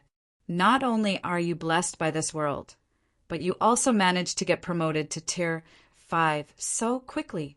You just barely qualified to become my puppet, the mysterious youth said, a delighted smile appearing on his face as he looked at Shifeng, like a child who had just found a new toy. Since you took the initiative to come find me, let me liberate you from your suffering. After saying so, the mysterious youth raised his arm and pointed a finger at Shifeng. A black ball of mana shot toward Shifeng. In mid-flight, the ball of mana shattered and enveloped the surrounding space in darkness. Tier 5 Curse, Dark Wonderland. Chapter 2897. Terrifying Scholar. Chapter 2897. Terrifying Scholar Shifeng tensed when he saw the mysterious youth's tier 5 curse activate. He immediately unsheathed the light of 2 worlds and counterattacked. World Breaker. Suddenly, a blinding beam struck at the endless darkness. The 2 powers entangled for a moment, neither side gaining an advantage over the other until a second later. Boom! Accompanied by an explosion. An intense shockwave sent Shifeng stumbling 2 steps back. His HP also instantly fell by over 9 million. Besides reducing Shifeng's HP by more than 20%, the shockwave also left his entire body trembling. The hand he used to wield the light of 2 worlds was numb. In contrast, the mysterious youth came out unscathed from the clash. He still stood quietly in his original position.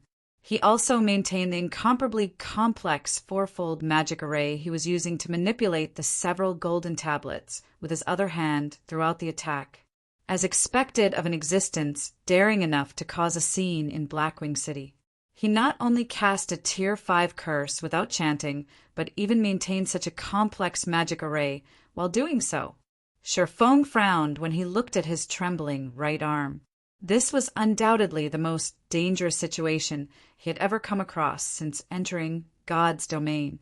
Shifeng had long since known that the mysterious youth was incredibly powerful, and that the youth could cast tier 5 curses without chanting. However, only after facing the youth's tier 5 curse did he understand just how frightening the mysterious youth B was. /B, if Shifeng hadn't upgraded the light of 2 worlds, the tier 5 curse would have killed him just now. Meanwhile, the powerful shockwave from their clash also shattered the space some distance behind the youth, revealing a woman with 8 black wings. Numerous chains bound this woman's body, and her HP was below 10%. However, despite being practically a death's door, she radiated an aura that sent shivers down Shifeng's spine. How is this possible? Shifeng was dumbfounded when he saw the 8-winged woman, a fallen angel, moreover a fallen archangel, a fallen angel of the highest order.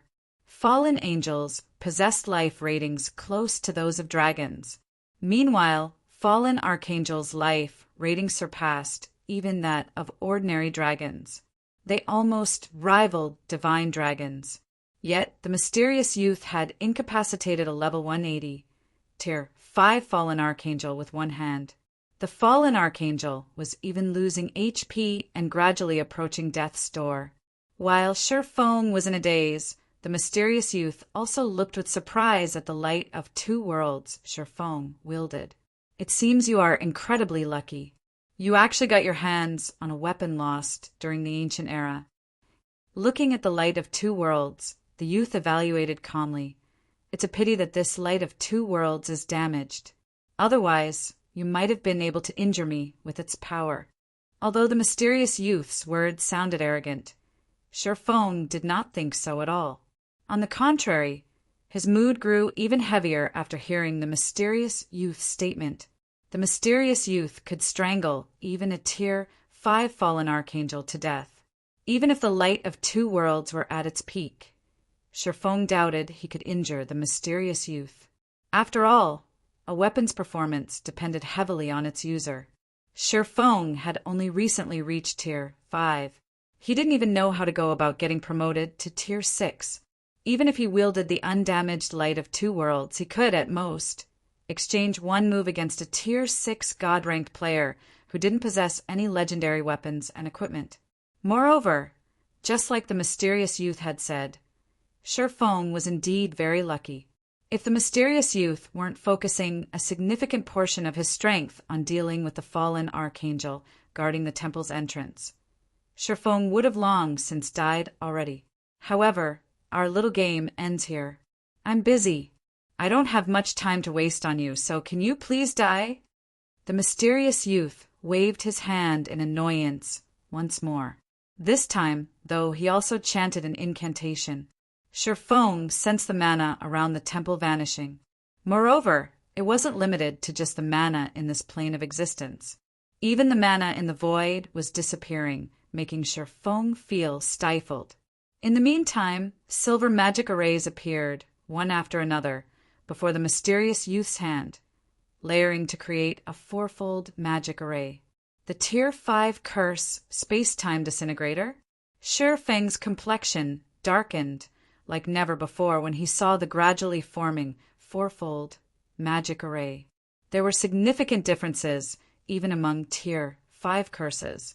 Dark Wonderland was a Tier 5 intermediate curse, but the space-time disintegrator was a Tier 5 peak curse. This attack could heavily injure even a Tier 6 god if it landed. Die. The mysterious youth gently pushed the fourfold magic array with his free hand. Suddenly, the space in front of Sherfong began distorting and disintegrating. With the Tier 5 curses, speed and AoE, Sherfong had no way to dodge or escape it in time. Moreover, even a Tier 5 defensive curse wouldn't have the power to stop this attack. Don't even think of killing me so easily. Looking at the oncoming attack, Sherfong gritted his teeth and took out the greatest trump card in his bag, the dragon's summoning flute. He then injected the 3,000 advanced magic cores he had prepared into the flute.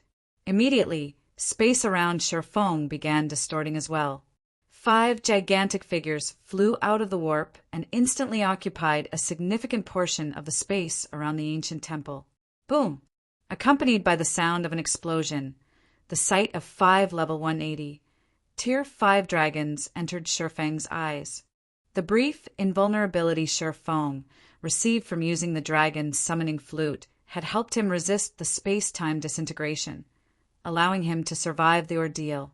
However, Sherfeng's situation did not change for the better even after the 5 dragons appeared. When the mysterious youth looked at the 5 Tier 5 dragons, his expression remained completely unfazed, as if only 5 harmless lizards had appeared in front of him. He placed no importance whatsoever on their existence. The scholar. This summoner has found a troublesome opponent for us. B if I knew this would happen, I would never have agreed to the dragon summoning flute's contract. This is a massive loss.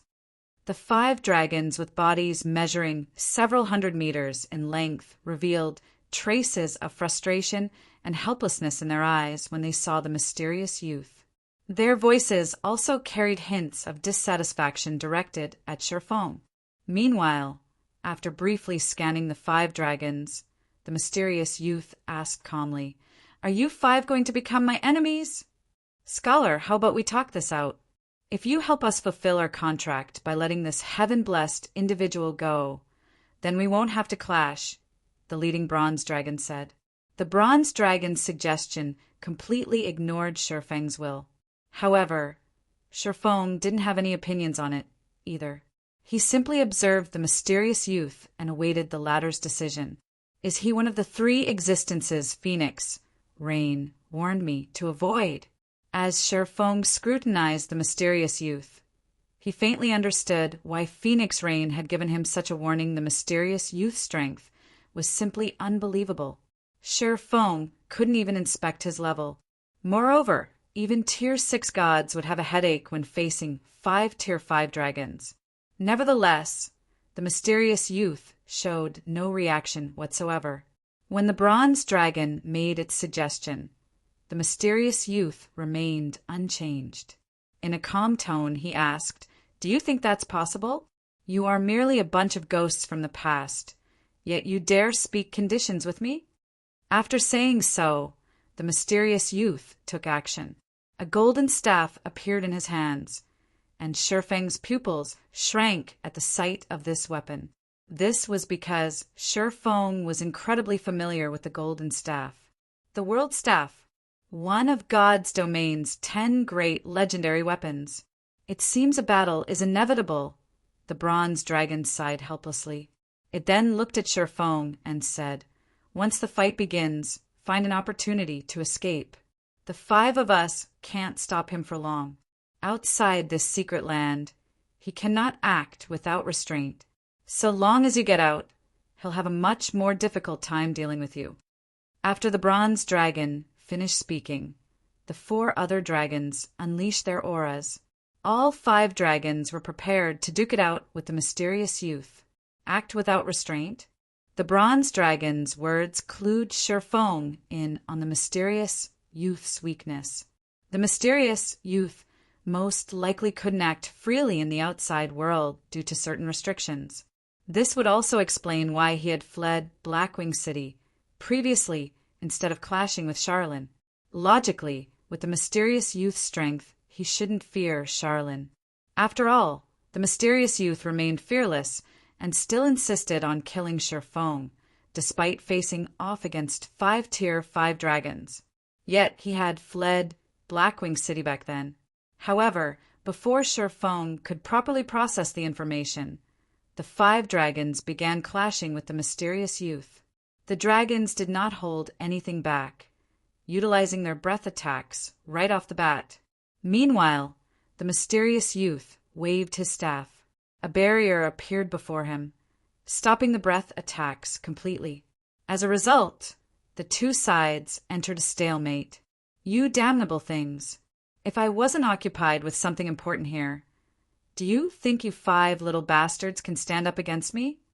The mysterious youth grew dissatisfied when he saw the stalemate. Ignoring the mysterious youth's words, the leading bronze dragon shouted at Sherfeng, "Run now!" Although the 5 dragons had pinned down the mysterious youth with their breath attacks, the mysterious youth's barrier was also steadily advancing toward the dragons. He held a clear advantage over the dragons. "Do I leave?" Sherfeng hesitated as he looked at the mysterious youth and the golden tablets beside him. He had a hunch that if he let the mysterious youth achieve his goal, something very troublesome would happen in the near future. He might even get swept up in this big problem. Despite facing the all-out attacks of 5 Tier 5 dragons, the mysterious youth still split a significant portion of his attention into manipulating the golden tablets to unravel the divine runes wrapped around the fallen archangel. Sherfeng was certain that the fallen archangel had a big secret hidden on her body. Screw it. Gritting his teeth, Sherfeng chose to spend his legacy skill points to learn the Tier 5 legacy skill, Returning Blade, the sole Tier 5 berserk skill available to him. Even after players reach Tier 5 in God's domain, the legacy skill points they earned through leveling up wouldn't be enough to learn even one Tier 5 legacy skill. Typically, they would still need to accumulate more points through quests. Fortunately, Sherfeng had acquired a lot of legacy skill points from handing Beast Emperor over to the War God's temple. Those, combined with his leftover points, were just enough to learn one Tier 5 legacy skill. Sherfeng had previously chosen not to learn a Tier 5 legacy skill, first to have more options in future predicaments. However, he no longer had the luxury of waiting. Immediately after learning Returning Blade, Shifeng activated the Berserk skill, causing the light of two worlds he wielded to vibrate and let out a low hum. Simultaneously, incomparable power flowed into Shifeng's body, elevating his basic attributes and life rating to a whole other level. The next moment, Shifeng's strength attribute broke through the 200,000 threshold. His HP also exceeded 100 million.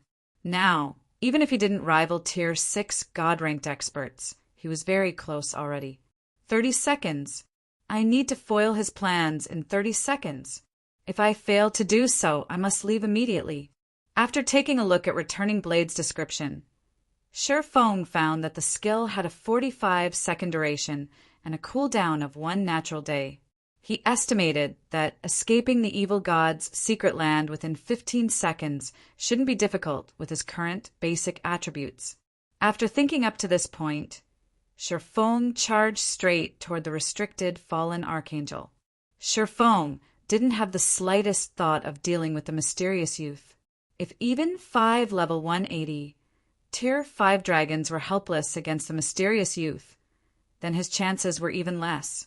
The only thing he could do in this situation was kill the fallen archangel and foil the mysterious youth's plans. After all, he had long since formed an irreconcilable grudge with the mysterious youth.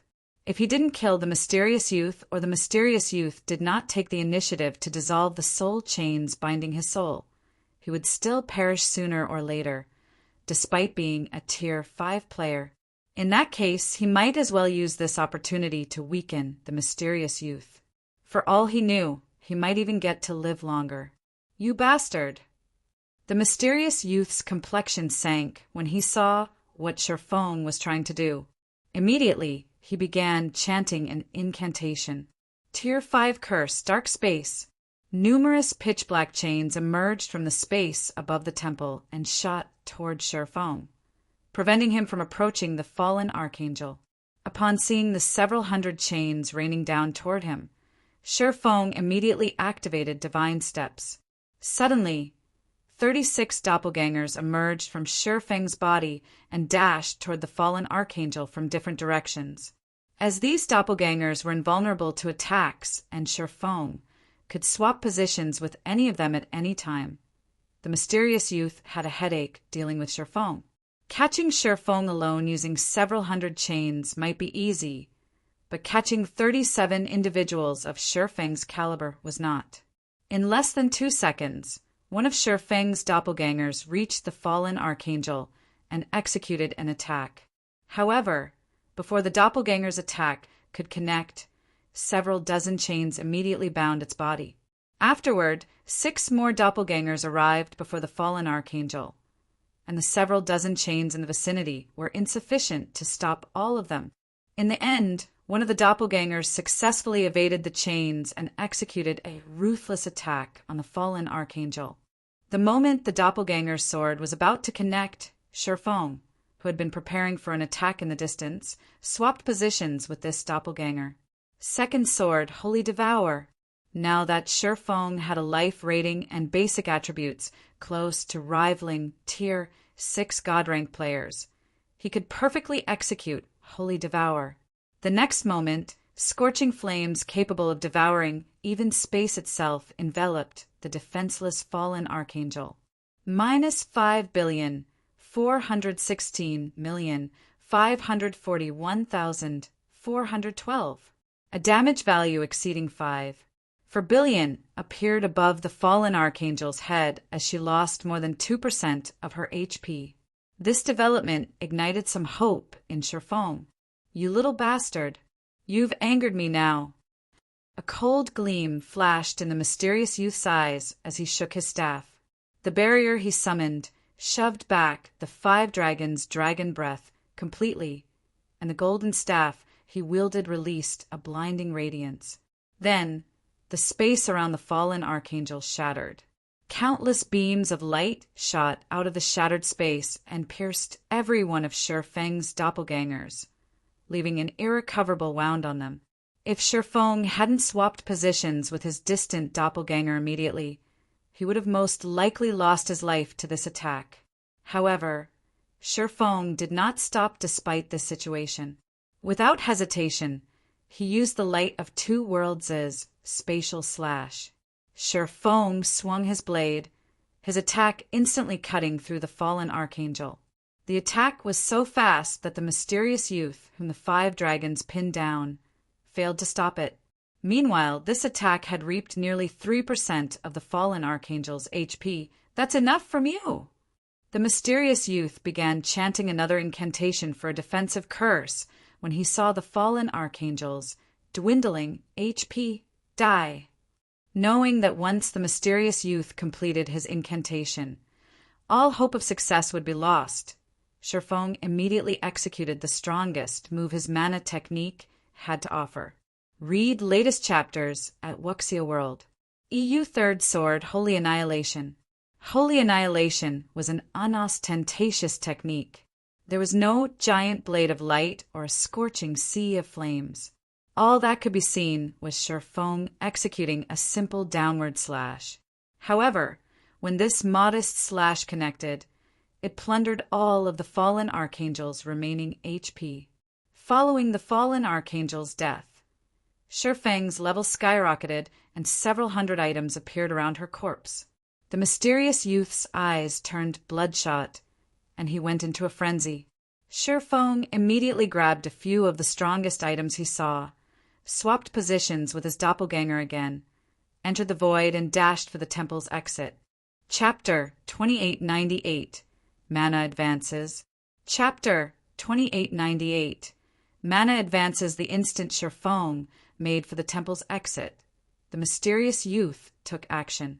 Now that the mysterious youth no longer had most of his strength and attention tied up with the fallen archangel, he had recovered to his peak condition.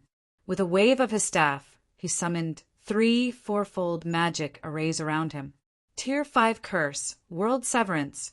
Tier 5 Curse, Space-Time Seal. Tier 5 Curse, Holy Spirit Collapse. Triple Silent Casting. Feng was thunderstruck when he saw the 3 magic arrays. In God's domain, the difficulty of silent casting a spell increased along with the tier of the spell. Even Tier 5 Divine Mages would have difficulty silent casting one Tier 5 spell, while double silent casting Tier 5 spells was something only the best among Tier 5 magical classes could accomplish. Moreover, this applied only to Tier 5 spells, not Tier 5 curses. Only Tier 6 gods could double silent cast Tier 5 curses. As for triple silent casting Tier 5 curses, Feng had no recollection of anyone ever accomplishing this feat in his previous life. Nevertheless, the mysterious youth had accomplished this feat before Feng could reach the exit. He suddenly found himself immobilized inside the void. In the end, not only was he forced to exit the void, but his mobility was also severely restricted by the surrounding space. A distorted barrier enveloped the entire temple hall. 6 pillars of light then appeared around Feng, forming an intricate magic array that caged him. Afterward, the ground lit up with a divine glow, causing the mana within the affected space to disintegrate rapidly. Just as the mysterious youth was about to obliterate Feng, the 5 dragons simultaneously chanted an incantation in the language of dragons. A 5-colored disk of light formed around Feng, isolating him from the outside world. Boom! When the divine light dissipated, Feng remained perfectly intact. However, the brightness of the disk of light protecting him had dimmed significantly as a result. Evidently, it could withstand only a limited number of attacks from the mysterious youth's Holy Spirit Collapse. It wasn't an invincible defensive spell. The mysterious youth glared at the 5 dragons hatefully and said coldly, "A futile struggle! All of you will die here today." After saying so, the mysterious youth waved his staff, and the space within the temple darkened. Countless dark purple chains emerged from the void and instantly bound 3 of the 5 dragons, thoroughly immobilizing them. Only the leading bronze dragon and a fire dragon had managed to evade the chain's initial assault by relying on their skills. Feng had also managed to evade the chains, thanks to his 36 doppelgangers. However, Now that chain surrounded the entire hall, he was in a tight spot. With world severance and space-time seal acting on the hall, even a Tier 6 God rank player would have trouble breaking out, let alone a Tier 5 player like Sherfong. It's all or nothing. Looking at the nearby distorted barrier, Sherfong gritted his teeth and used the light of two worlds' second skill, Golden Soul. After he had reached Tier 5, the skill had also undergone a qualitative transformation. Instead of providing a boost to his perception and control of mana, it now upgraded the quality of his soul. Activating the skill would grant him a soul bordering that of Tier 6 gods. However, activating the skill came with risks. When activated at Tier 5, Golden Soul would leave his soul in a weakened state for a short period once the skill's duration ended. A side effect like this would significantly impact a player's performance. This made Golden Soul a skill reserved for last-ditch stands. After Sherfong activated Golden Soul, his perception of the world around him changed completely. As if he was a three-dimensional being looking at a two-dimensional world. He could see everything around him with incredible clarity. The ambient mana also became an extension of his body, and he could freely manipulate it at will. It was much better than when he manipulated it using his mana domain. He had finally reached the level of actually manipulating mana. Immediately, Sherfong brandished the light of two worlds at the distorted barrier before him. Third sword, Holy Annihilation. Compared to the Holy Annihilation Sherfong executed before, the one he executed now had undergone a heaven-defying transformation. Now, even the space around him had become one with his sword. He felt as if he was swinging space itself at the distorted barrier. Boom! The distorted barrier shook violently from Sherfang's Holy Annihilation. A small crack also appeared on the barrier, although the barrier quickly repaired this damage. Now this is the true Holy Annihilation. I was mistaken when I tried to guide ambient mana using my own mana. Instead, I should have converted the ambient mana into my own mana. Only by doing so can I maximize my attack's power. Sherfong didn't despair when he saw the distorted barrier repairing itself. On the contrary, excitement burned within him. He finally understood how to progress to the next step of mana manipulation. Initially, he had used his own mana to force ambient mana into doing his bidding, an incredibly crude method of manipulating mana. Afterward, he had learned to guide ambient mana into doing his bidding. While this method had indeed significantly increased the power he could exert, it still wasn't the best method of utilizing ambient mana. Instead, the optimal way of utilizing mana was to convert ambient mana into his own mana. However, accomplishing this feat was easier said than done. Firstly, players needed to have an in-depth understanding of mana's operating principles. Secondly, players' concentration needed to be close to the Tier 6 standard. Only by having a near-solid mental could players perfectly integrate their mana with the ambient mana.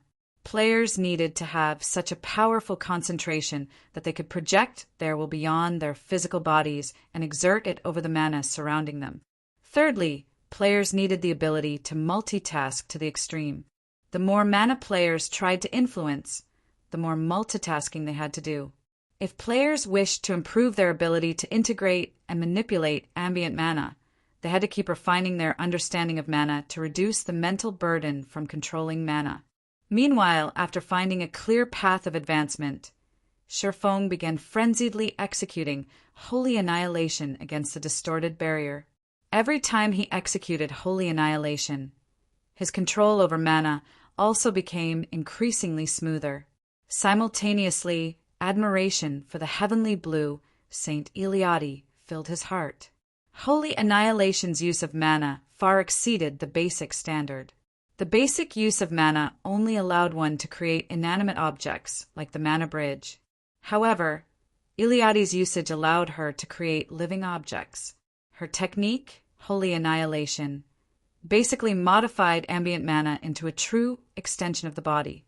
If Sherfong hadn't reached the Grandmaster Magician standard, he would have never understood this concept.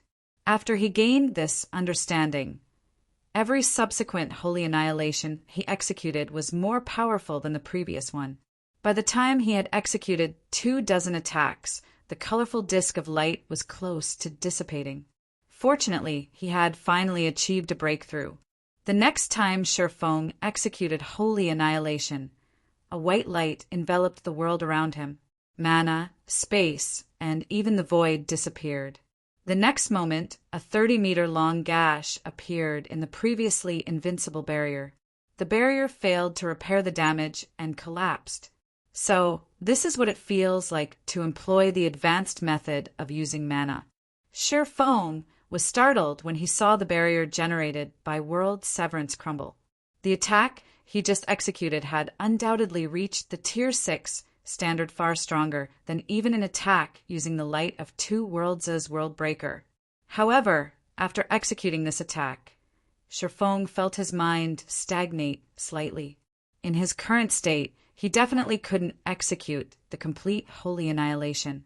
Unless he upgraded his concentration to the Tier 6 standard, he could only keep this move as a trump card. As the distorted barrier shattered, the mysterious youth finally restricted all 5 dragons. He then sent his remaining chains after Shifeng. Upon seeing this, Shifeng promptly activated Void Shield, his last trump card, increasing his movement speed by 300%. Even under the suppression of the mysterious youth's space-time seal, he still managed to escape from the temple instantly and flee the primordial ruin. However, the mysterious youth did not give up. Several hundred dark purple chains relentlessly tried to hinder Shifeng's escape. Every collision with a chain inflicted over 10 million damage. If not for Void Shield's protection, he would have died after receiving a few hits. After exiting the primordial ruin, Shifeng contacted Zero Wings members, who were close to dying to the evil blood monsters, and commanded them to leave the evil god's secret land immediately. If they got caught by the mysterious youth's chains, they couldn't die even if they wanted to. Although everyone was confused by Shifeng's command, they still obeyed it without hesitation and were out of the evil god's secret land in no time. As for Shifeng, because the mysterious youth's space-time seal stopped affecting him after he left the primordial ruin, none of the dark purple chains could do anything to him. In less than 10 seconds, he exited the secret land. 2 seconds later, the mysterious youth appeared by the secret land's exit, with an indescribably cold light in his eyes. When the mysterious youth failed to kill Shifeng, the restrained, leading bronze dragon laughed and said, "Scholar, how pitiful of you! Not only did your many years of planning come to naught, but you even let the cause of your failure escape. So what if he escaped? Do you think I can't do anything to him outside?" The mysterious youth did not get angered by the bronze dragon's words. Sending a calm glance at the bronze dragon, he said, "I will settle his debt with me eventually. So long as he is inside this cage, he will not escape my hands. I will also escape this cage sooner or later." After saying so, the mysterious youth waved his staff and turned the 5 dragons into ash. On the other side, Shifeng finally arrived back in the city, Lord's Mansion's control room. After staring at the evil god's secret land's entrance for some time, he breathed out a sigh of relief, thinking to himself, "Seeing as there's no reaction after all this time, I should be fine now." Shifeng did not wish to meet the mysterious youth a 3rd time. The mysterious youth's combat power exceeded common sense. If not for the 5 dragons' assistance, Shifeng would have perished just now. "Guild leader, what did you do inside the ruin? How are you level 172 already?" Fire Dance asked in confusion after seeing Shifeng exit the secret land. Shifeng had only been level 167 when he entered the primordial ruin, yet he was now level 172. He had gained 5 whole levels in a matter of minutes. His leveling speed was out of this world. When Shifeng took a look at his own level, he, too, was slightly surprised. He never thought that killing a level 180, Tier 5 Fallen Archangel would grant so much EXP. Not to mention, he hadn't killed the Fallen Archangel by himself. What he had done was basically kill steal, so he hadn't received all of the EXP the fallen archangel granted. Yet he still leveled up 5 times. Through this, he could tell just how powerful the fallen archangel was. If he had come across her under normal circumstances, he would have died without a doubt. You killed a level 180. Tier 5 fallen archangel. Guild leader, you're not lying to us, right? That's a fallen archangel we're talking about. Everyone was momentarily stunned when they heard Shifeng's explanation. They couldn't help doubting his words. Fallen archangels were existences rivaling divine dragons. A tier 5 fallen archangel was an existence standing at the apex of the current god's domain. A tier 5 player would be fortunate to escape a tier 5 fallen archangel, let alone kill one. Read latest chapters at Wuxia World. EU, of course not. Shifeng chuckled when he saw the skeptical looks they all gave him. What good would lying to you do? Moreover, I also grabbed some items that fallen archangel dropped. After saying so, Shifeng took out the 4 items he looted from the fallen archangel. As soon as he did so, the mana in the control room froze, and everyone gasped inadvertently. They all felt their hearts palpitating in fear in the presence of the 4 items, and they stumbled back despite themselves.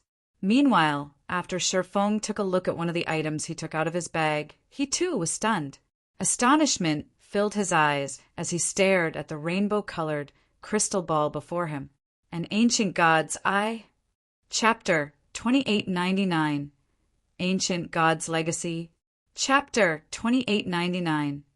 Ancient God's Legacy. When Shifeng brought out the ancient god's eye, he wasn't the only one surprised by the item's identity. Cold Shadow, who stood nearby, also widened her eyes in shock. She couldn't help looking at Shifeng, who had acquired this item, as if he was some kind of alien. An ancient god. Ancient gods were the oldest gods in God's domain. They were existences that had come into being along with God's domain. The many gods of later generations only managed to gain their strength because of the legacies from these ancient gods. However, after God's domain transitioned from the primordial era to the ancient era, ancient gods had suddenly disappeared from the world. In the modern era, barely any records mentioned ancient gods. However, according to those found in the modern era's libraries, a large part of the reason humans managed to rise up during ancient times was the ancient gods' legacies, which allowed the human race to give birth to many gods. Although the rainbow crystal ball Shifeng held was named an ancient god's eye, it wasn't actually an eyeball. Instead, it was an ancient god's legacy. It was a legacy that could help players reach Tier 6. It was much stronger than the legacies of ordinary gods.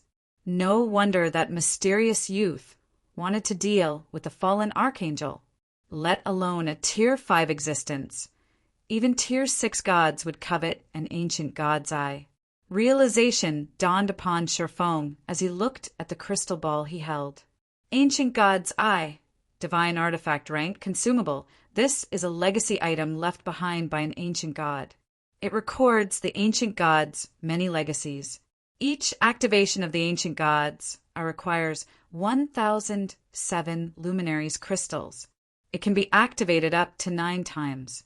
Once the activation limit is reached, all information recorded within the ancient gods will disappear. Current usage count 0 out of all the legacies available in God's domain. An ancient god's legacy belonged to the strongest category. If a player managed to grasp even a portion of the legacy, becoming a Tier 6 god wouldn't be difficult. If a player managed to grasp a significant portion, becoming a god was practically inevitable. It was no exaggeration to say that this single ancient god's eye was worth more than 10 legendary weapons and the loss of the dragon summoning flute. However, Shifeng quickly suppressed his excitement and turned his attention to the 3 other items he looted. Although these 3 items were not as powerful as the ancient god's eye, they still radiated incredibly potent divine might. Even Fire Dance felt pressured by them. What more the other Tier 4 players present? That mysterious youth definitely won't let me off the hook after this. Sherfong chuckled when he saw the 3 other items' identities. All 3 items were extraordinary. 2 were inferior divine artifact, ranked materials, and 1 was an inferior divine artifact, ranked consumable. One of the 2 materials was even a divine power source. As for the consumable, it was the ancient god's blood, an item that could elevate a non-player creature's growth potential and life rating. It was undoubtedly the most powerful enhancement item Sherfong had ever seen in God's domain. The total value of the 4 items Sherfong got from killing the fallen archangel was something he couldn't get even if he killed 3 or 4 tier 6 gods. Sherfong was also certain that these were all items that Mysterious Youth wanted. Now that he had acquired them instead, the Mysterious Youth would definitely take action against him at all costs. After a brief silence fell in the hall, Fire Dance reported to Sherfong. Guild leader, according to Liangjing, the Outer World's NPC army has arrived on the eastern continent. Currently, it has split into 6 groups of over 30,000 Tier 4 NPCs and 4 million Tier 3 NPCs each.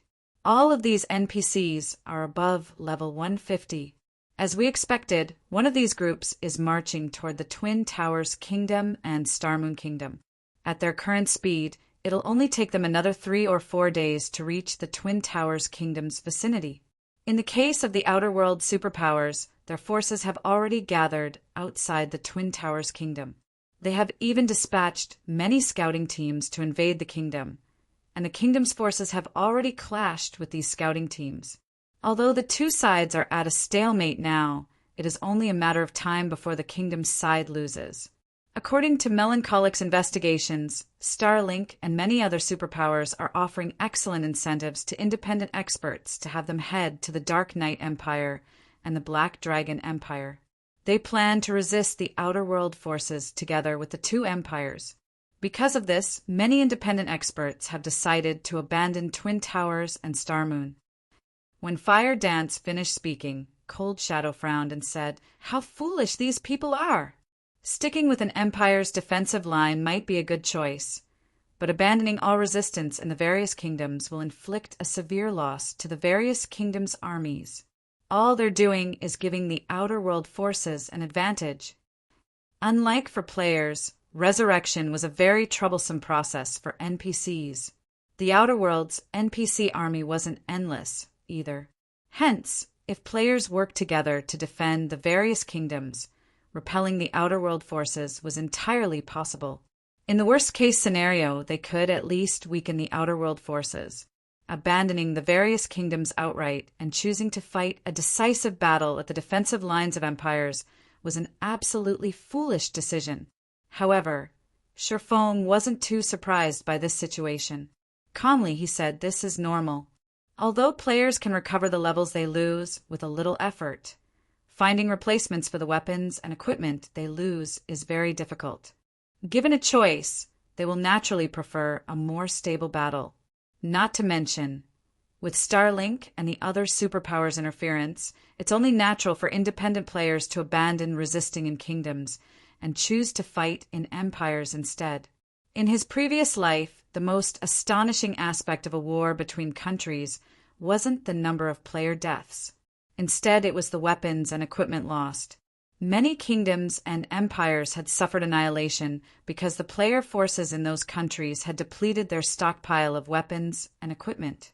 As a result, the players of those countries became weaker and weaker as they fought. In the end, they could only watch their enemies annex their nations bit by bit until the country disappeared completely. The current War of Worlds was a similar situation. After realizing this fact, all Starlink and the various superpowers needed to do was put out appropriate bait, and the various independent players would automatically swarm to the bait. "Guild leader, how about I bring the main force to the Twin Towers Kingdom and participate in the battle there?" Cola suggested, "I refuse to believe that we can't kill a bunch of scouting teams.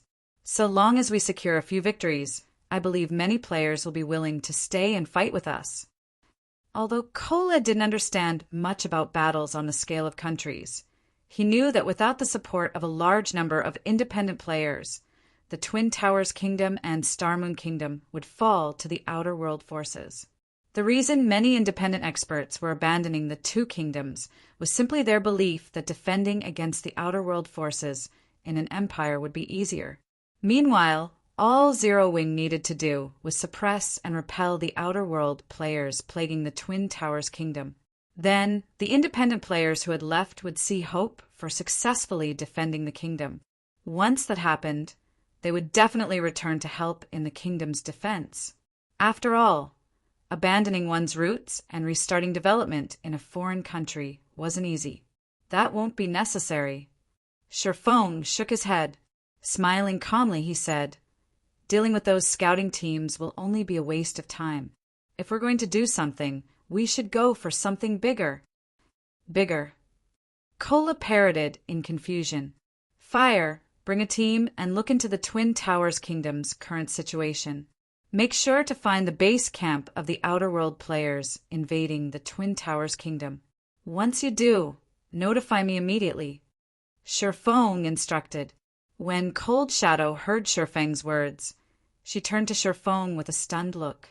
"Guild leader, are you thinking of wiping them out?" Nodding, Shifeng said earnestly, "Of course. If Starlink and the other superpowers want to waste their time, let them. However, Zero Wing doesn't have that much time to waste. The real role of high-end combatants wasn't in defending strongholds, but attacking the enemy's core combatants. In his previous life, any player force that dared to gather their troops into one big army was simply asking for death. However, be it the Eastern Continent's players or the Outer World's players, neither had a clear understanding of truly large-scale battles in God's domain yet. They were still acting as if they were playing traditional virtual reality games, entirely ignorant of just how much power a single individual could wield. "I'll head out right away." Fire Dance grew excited at Shifeng's affirmation. After saying so, Fire Dance activated a guild transfer scroll and teleported to the guild residence at Sky Spring City. As for everyone else present, Shifeng had them take a break and dismissed them. After all, their continuous battles in the evil god's secret land had taken a huge toll on their minds and bodies.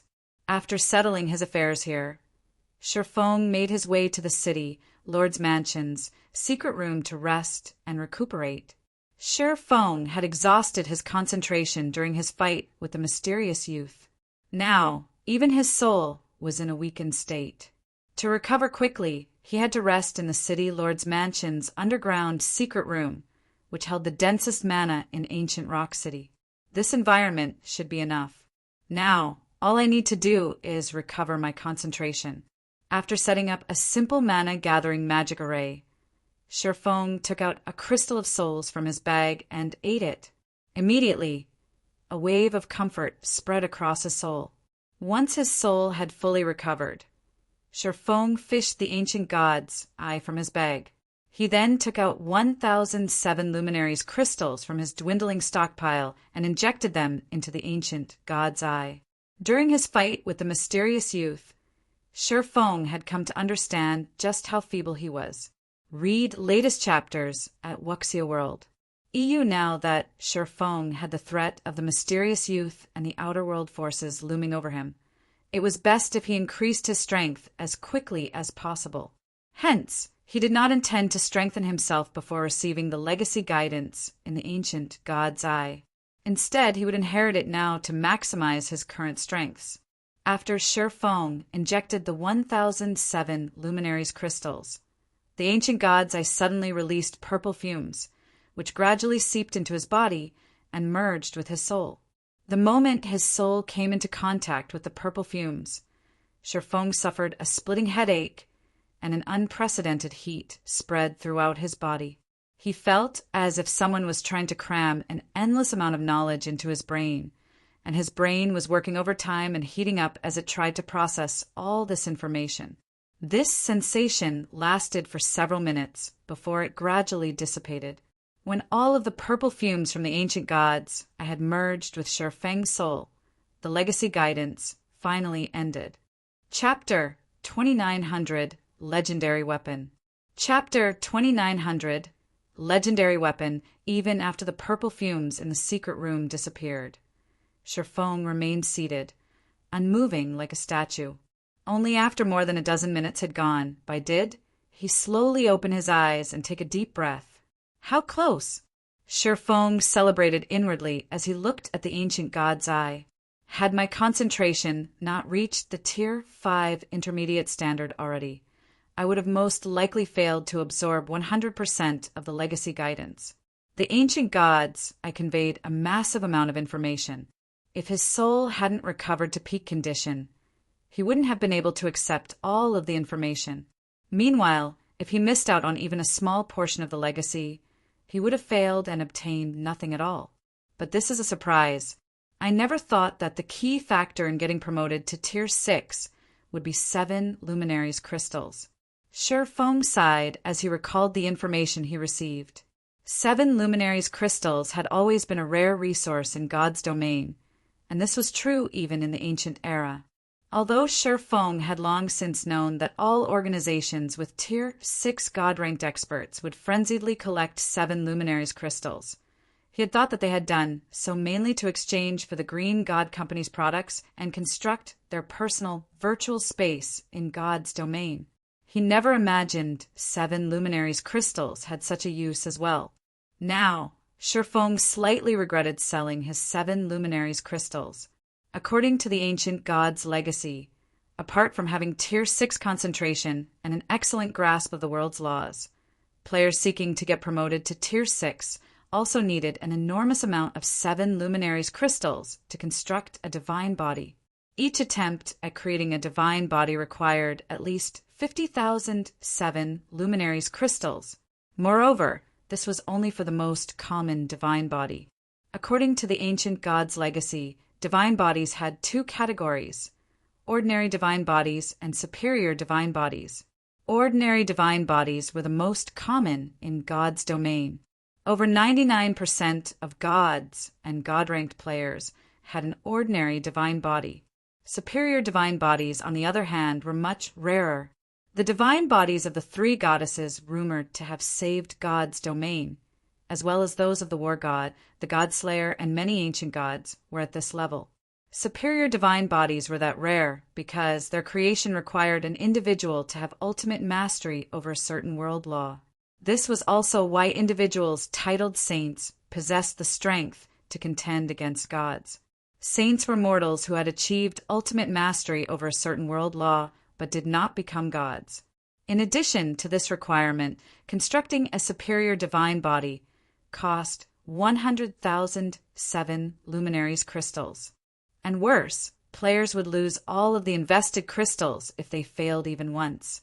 In contrast, the construction of an ordinary divine body occurred in stages. Even if players failed, they would lose only the crystals they invested in that particular stage. This gradual method also allowed them to know where they went wrong. However, that wasn't the case for the construction of a superior divine body, which was an all-or-nothing attempt. Players were required to spend all 100,000 7 Luminaries crystals in one fell swoop to construct their divine bodies. If they succeeded, then good. If not, then all of the 7 Luminaries crystals they invested would disappear. Currently, though, Shifeng couldn't afford even the construction of an ordinary divine body.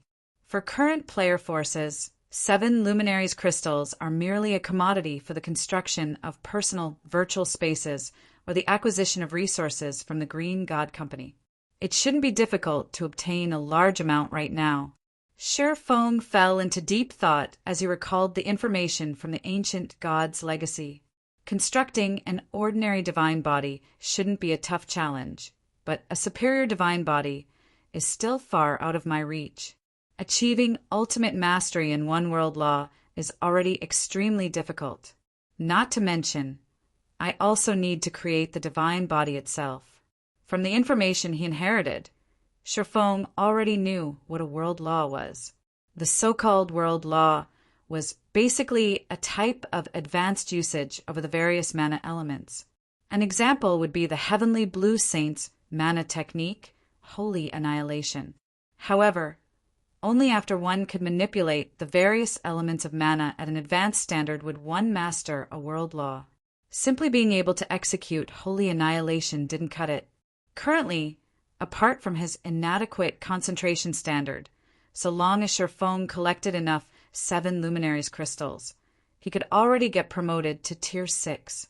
The Heavenly Blue Saint's world law was the law of destruction, which covered the destruction of everything, even the most basic elements of mana.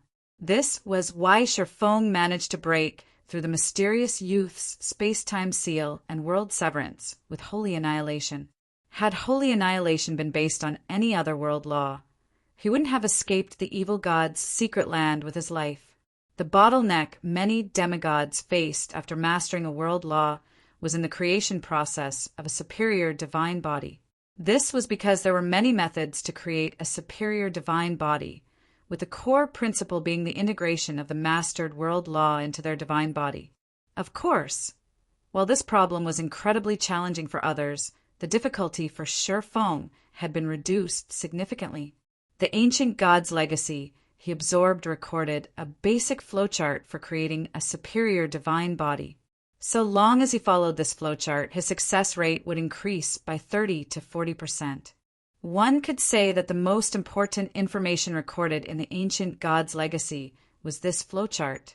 Roughly 90% of the recorded information was related to it. In fact, 90% out of this 90% was the superior divine body's flowchart itself. This was also the amazing aspect of the ancient god's legacy. It was completely different from an ordinary god's legacy. While I currently don't have any methods to improve my concentration, I can focus on achieving ultimate mastery over the law of destruction. Although Sherfong wasn't yet confident of creating a superior divine body, he was optimistic about his chances of gaining ultimate mastery in a world law. After all, he could already utilize holy annihilation. So long as he perfected his use of the technique, he should reach ultimate mastery in the law of destruction. Moreover, his world authority had already reached level 1. He would have a much easier time perfecting the holy annihilation technique than other players. After Sherfong finished processing the information from the ancient god's eye, he took out the divine power source he had obtained. Sherfong grew a little hesitant as he looked at this divine power source. According to the ancient god's legacy, divine power sources were birthed by the world and carried the world's power. They were incredibly useful in helping one understand world laws. In other words, by merging the divine power source with his body using a special technique, he could elevate his world authority. This would, in turn, allow him to understand world laws more easily. The ancient god's legacy also recorded this integration technique. Now that war is imminent, I should prioritize increasing my strength above all else. Gritting his teeth, Sherfong had the light of 2 worlds absorb the divine power source. Sherfong still wasn't fully confident of defending the Twin Towers Kingdom and Starmoon Kingdom against the Outer World forces. After all, his enemies weren't limited to just the Outer World's players. He also had to face the Outer World's NPCs.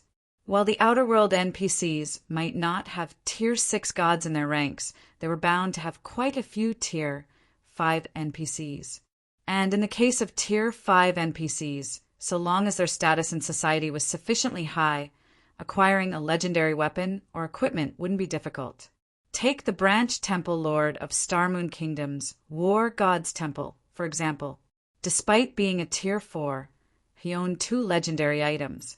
Meanwhile, the difference between having and not having a legendary weapon or equipment was massive for Tier 5 NPCs. Once the light of 2 worlds perfectly absorbed the icy cold tree branch Sherfong held, it released a dazzling golden glow. The divine runes on the weapon's blade also lit up gradually.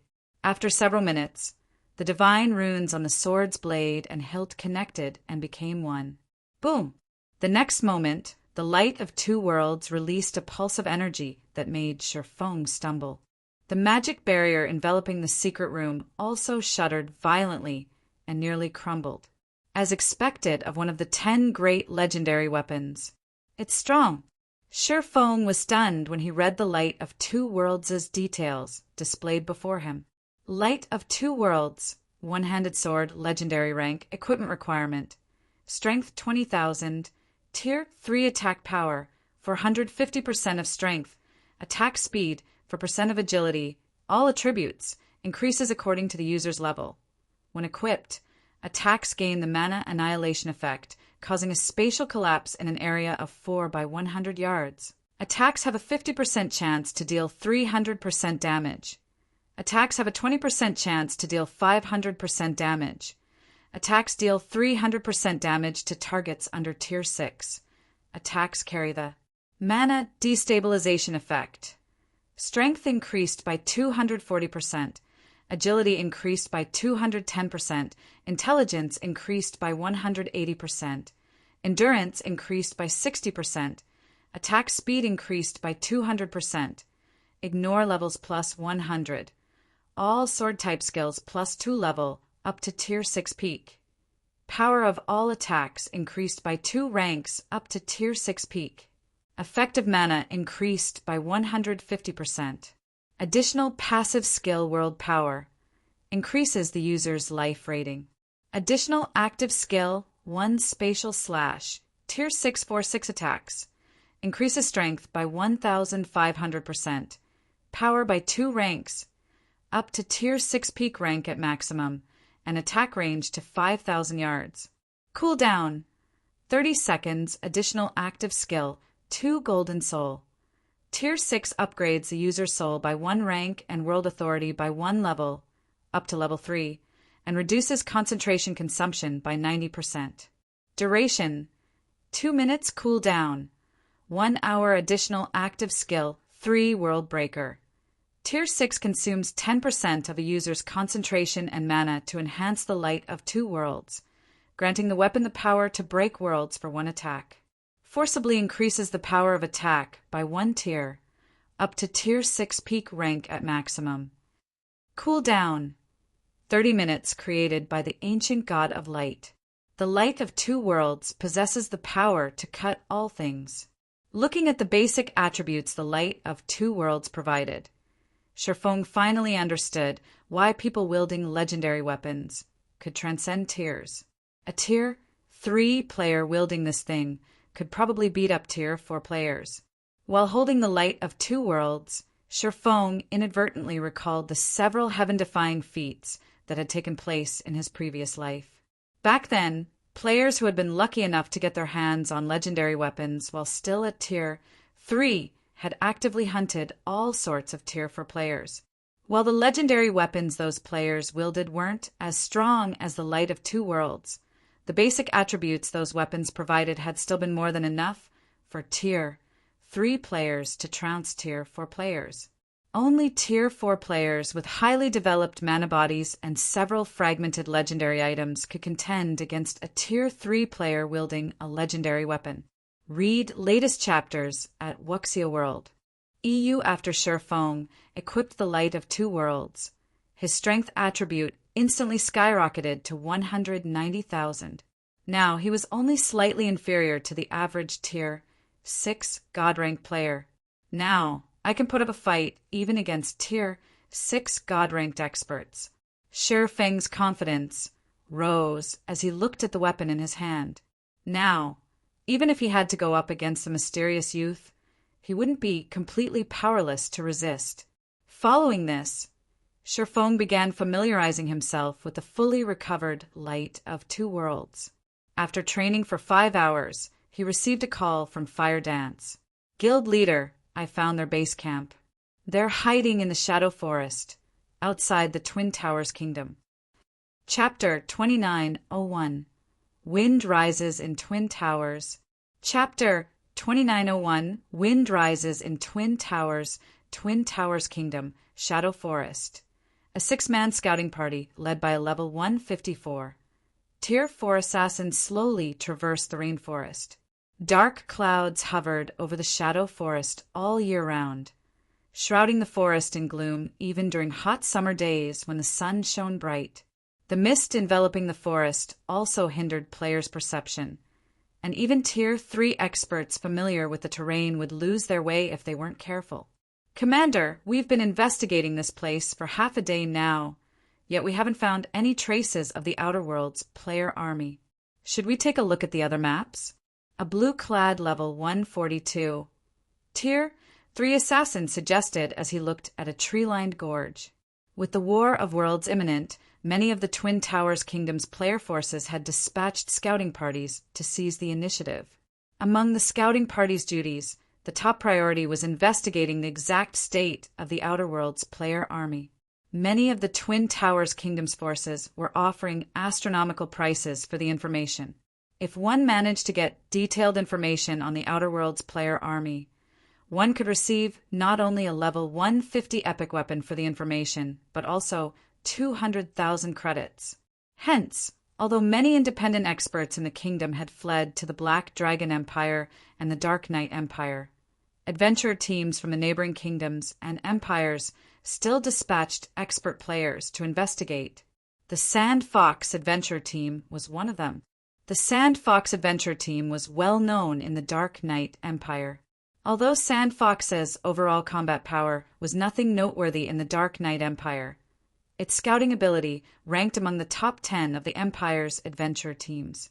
After the blue-clad assassin finished speaking, a level 136 assassin youth in the party suddenly jumped off the tree branch he stood on and stopped moving. He then quietly observed the empty woodland in the distance. The assassin youth's actions alerted the rest of the party, and they promptly halted their advance, not daring to move even a muscle. "Blade, is something wrong with that place?" The Tier 4 assassin Sky Fox asked quietly as he looked at the assassin youth. The other players in the party also looked at the assassin youth curiously. The assassin youth, Blade Heart, had started playing God's Domain only recently, and his level was the lowest in the party. However, he possessed incredible technique and intuition. Often, he would notice things that even their commander, Sky Fox, had failed to notice. This was why they had brought Blade Heart along on this scouting mission. After studying the empty woodland ahead for a while, Blade Heart said hesitantly, "I can't say for certain, but my gut tells me something is there." "What thing?" Sky Fox scrutinized the empty woodland. However, no matter how Sky Fox looked at the area, he failed to see anything out of the ordinary. Even his high-ranking identification skill didn't come up with anything. That empty woodland was nothing but an ordinary forested region. Let alone players, he couldn't even detect any signs of other creatures. However, several minutes after Sky Fox and the others continued their observation of the empty woodland, they spotted a 20-man team approaching the woodland. This team was incredibly strong. All 20 members were Tier 4 players, and also above level 155. The most inferior piece of equipment they wore was level 150 dark gold equipment, and the team leader even had 5 pieces of epic equipment. These people should be one of the Outer World Army's scouting teams. Why are they here instead of investigating the Twin Towers Kingdom? Blade Heart was confused when he saw this 20-man team. The Outer Worlds player army had dispatched a lot of experts to harass and investigate the Twin Towers Kingdom. Many of the expert teams sent were led by Tier 4 experts. The 20-man team they were seeing now was definitely one of the Outer World Army's elite forces. The other players in the party also grew confused and curious about the situation. Logically, a team of such caliber should have been dispatched to investigate the Twin Towers Kingdom's inner regions and even cause a huge commotion in the kingdom. After all, the average player force couldn't contend against such combat power. Only first-rate guilds could possibly take on such a team. While Sky Fox and the others were wondering why this team was in this deserted location, the 20-man team suddenly stopped in the empty woodland. However, none of them got off their mounts. Instead, they simply stood there as if waiting for something. Roughly 10 seconds later, the space of the empty woodland became blurry, and a tear in the space opened up. A magic barrier? Almost all players in God's Domain knew of magic barriers. However, The scene that just took place still stunned Sky Fox and his team. None of them had known that magic barriers could be used in such a manner.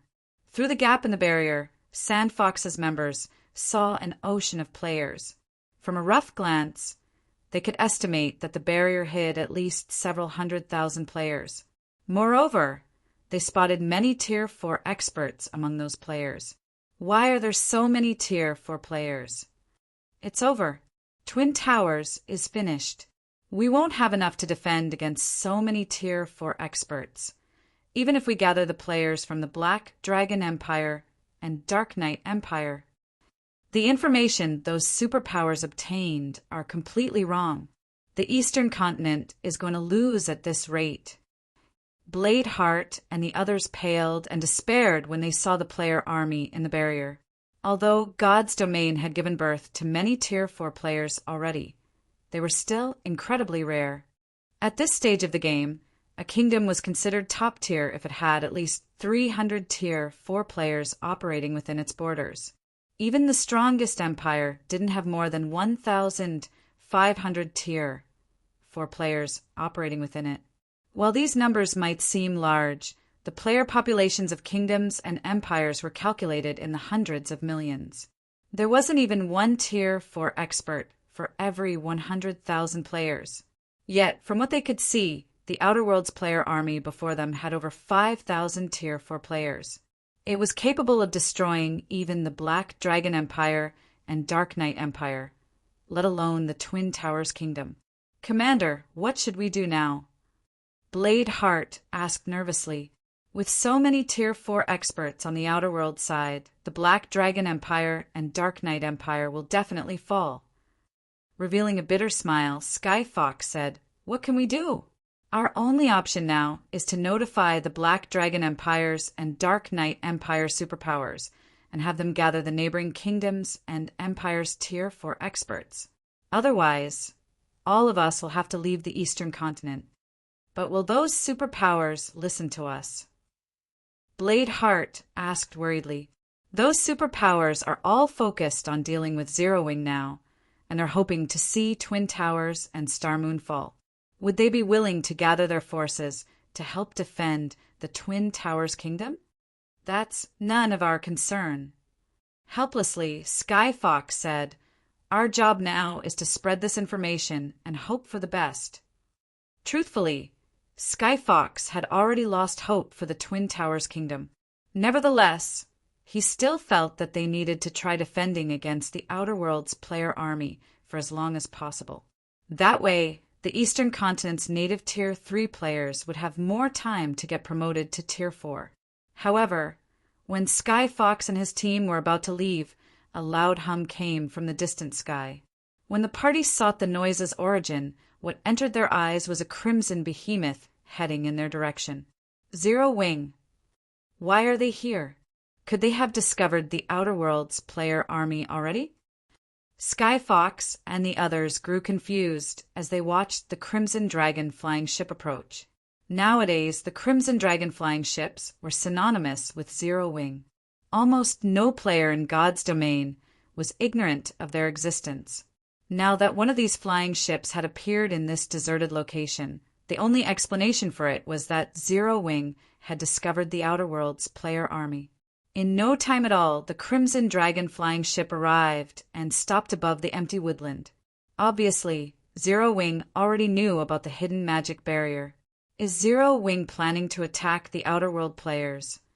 Bladeheart wondered as he looked at the flying ship. That's most likely the case, but Zero Wing probably doesn't know how many Tier 4 experts are hidden inside the barrier.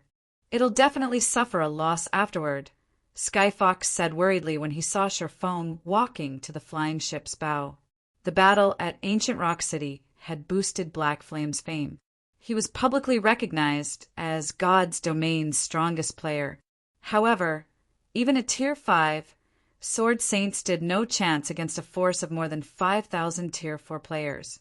After all, a Tier 5 player would still lose a lot of HP if they got hit by a Tier 4 player's attack. Not to mention, these Tier 4 players came to wage war. They most definitely had combination skills and battle arrays prepared.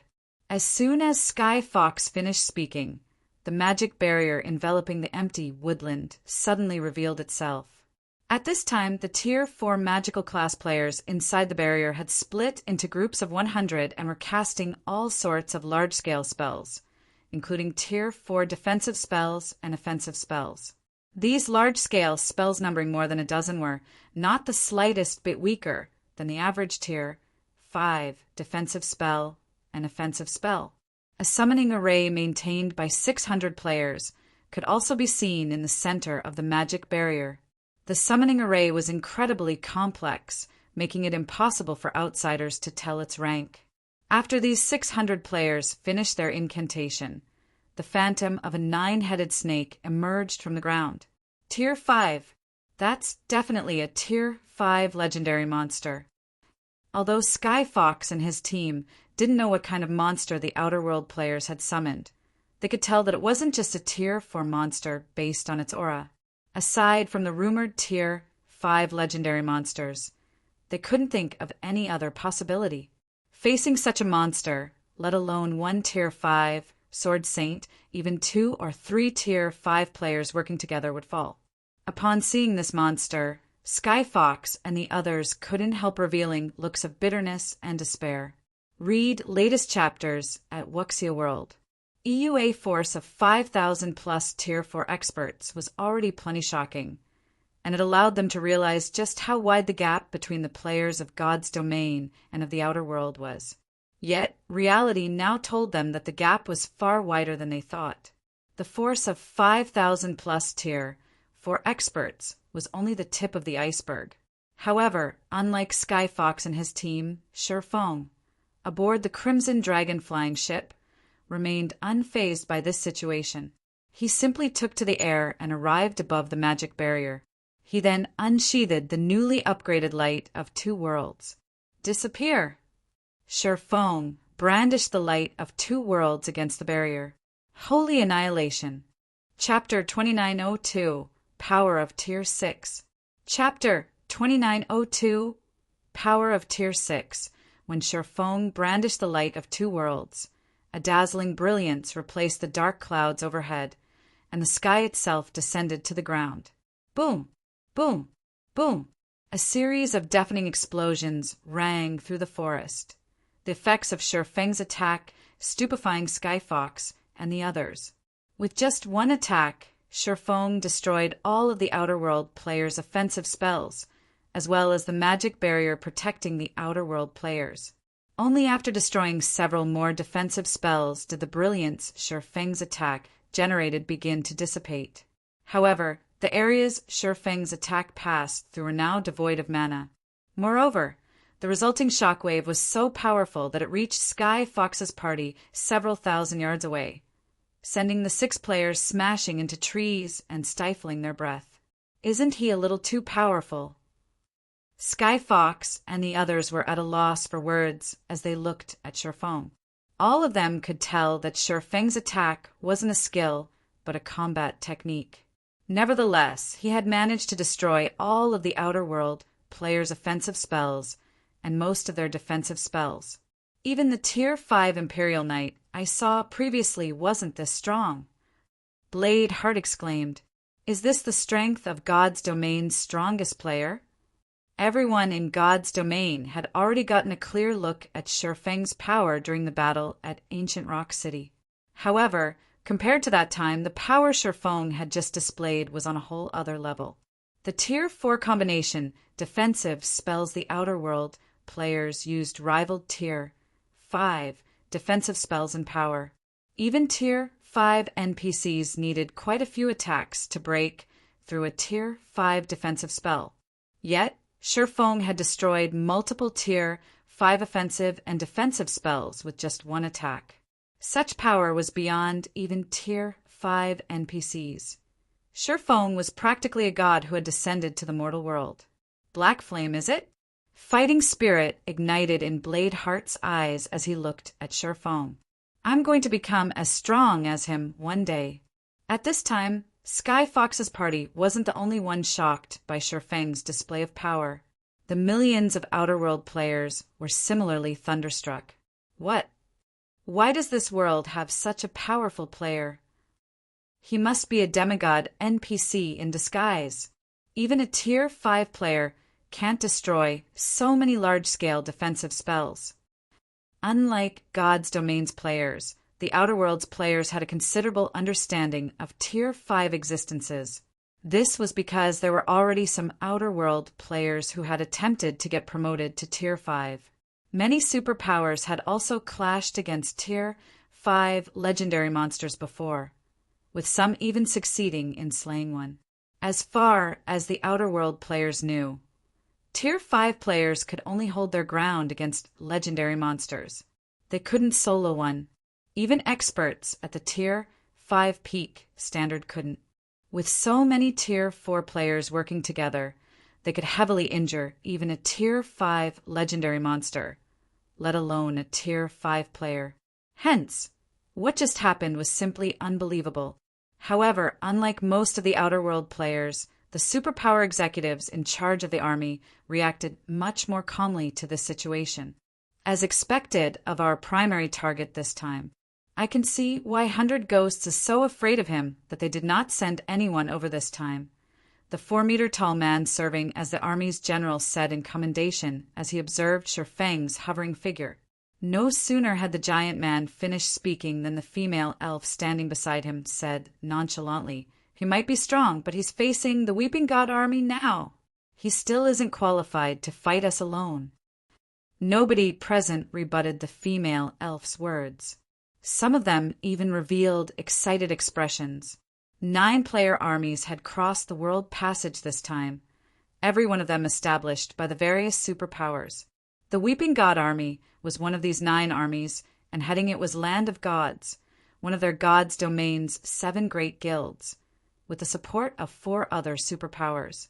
And out of the 9-player armies, the Weeping God army ranked 3rd in strength. The reason behind the Weeping God army's name was its successful slaying of an ancient demigod, an existence far stronger than even Tier 5 legendary monsters. This brilliant achievement was also why the Weeping God army had accepted the task of taking down Zero Wings, supporting kingdoms. All right, although it is a little early, we'll summon the 9-headed world snake, the general said. He then turned to the female elf surrounded by dense bloodlust and said, "Wind, join the fight with your group as well. Let this world's natives know our power." Land of Gods had brought out their precious 9-snake summoning array to let all of God's Domain's forces know of its power. This summoning array was also the main reason the Weeping God army had managed to slay an ancient demigod. However, one had to pay a colossal price for each use of the summoning array, and it could be used only 4 times. Moreover, controlling the 9-headed world snake summoned was incredibly challenging. The task required 9 players with excellent control over mana, and 1 player with remarkable control over their physical body, in other words, an existence at the beyond domain realm. Anyone weaker than that would have difficulty controlling the world snake's gigantic body. The female elf named Nightmarish Wind nodded and led 9 Tier 4 experts with incredibly powerful mana domains to the summoning array. All 10 of them then jumped into the illusory 9-headed snake's body.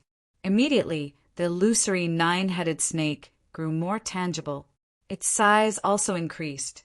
In just 3 seconds, the 9-headed snake's body, which originally measured around 100 meters in length, had grown to 1,000 meters.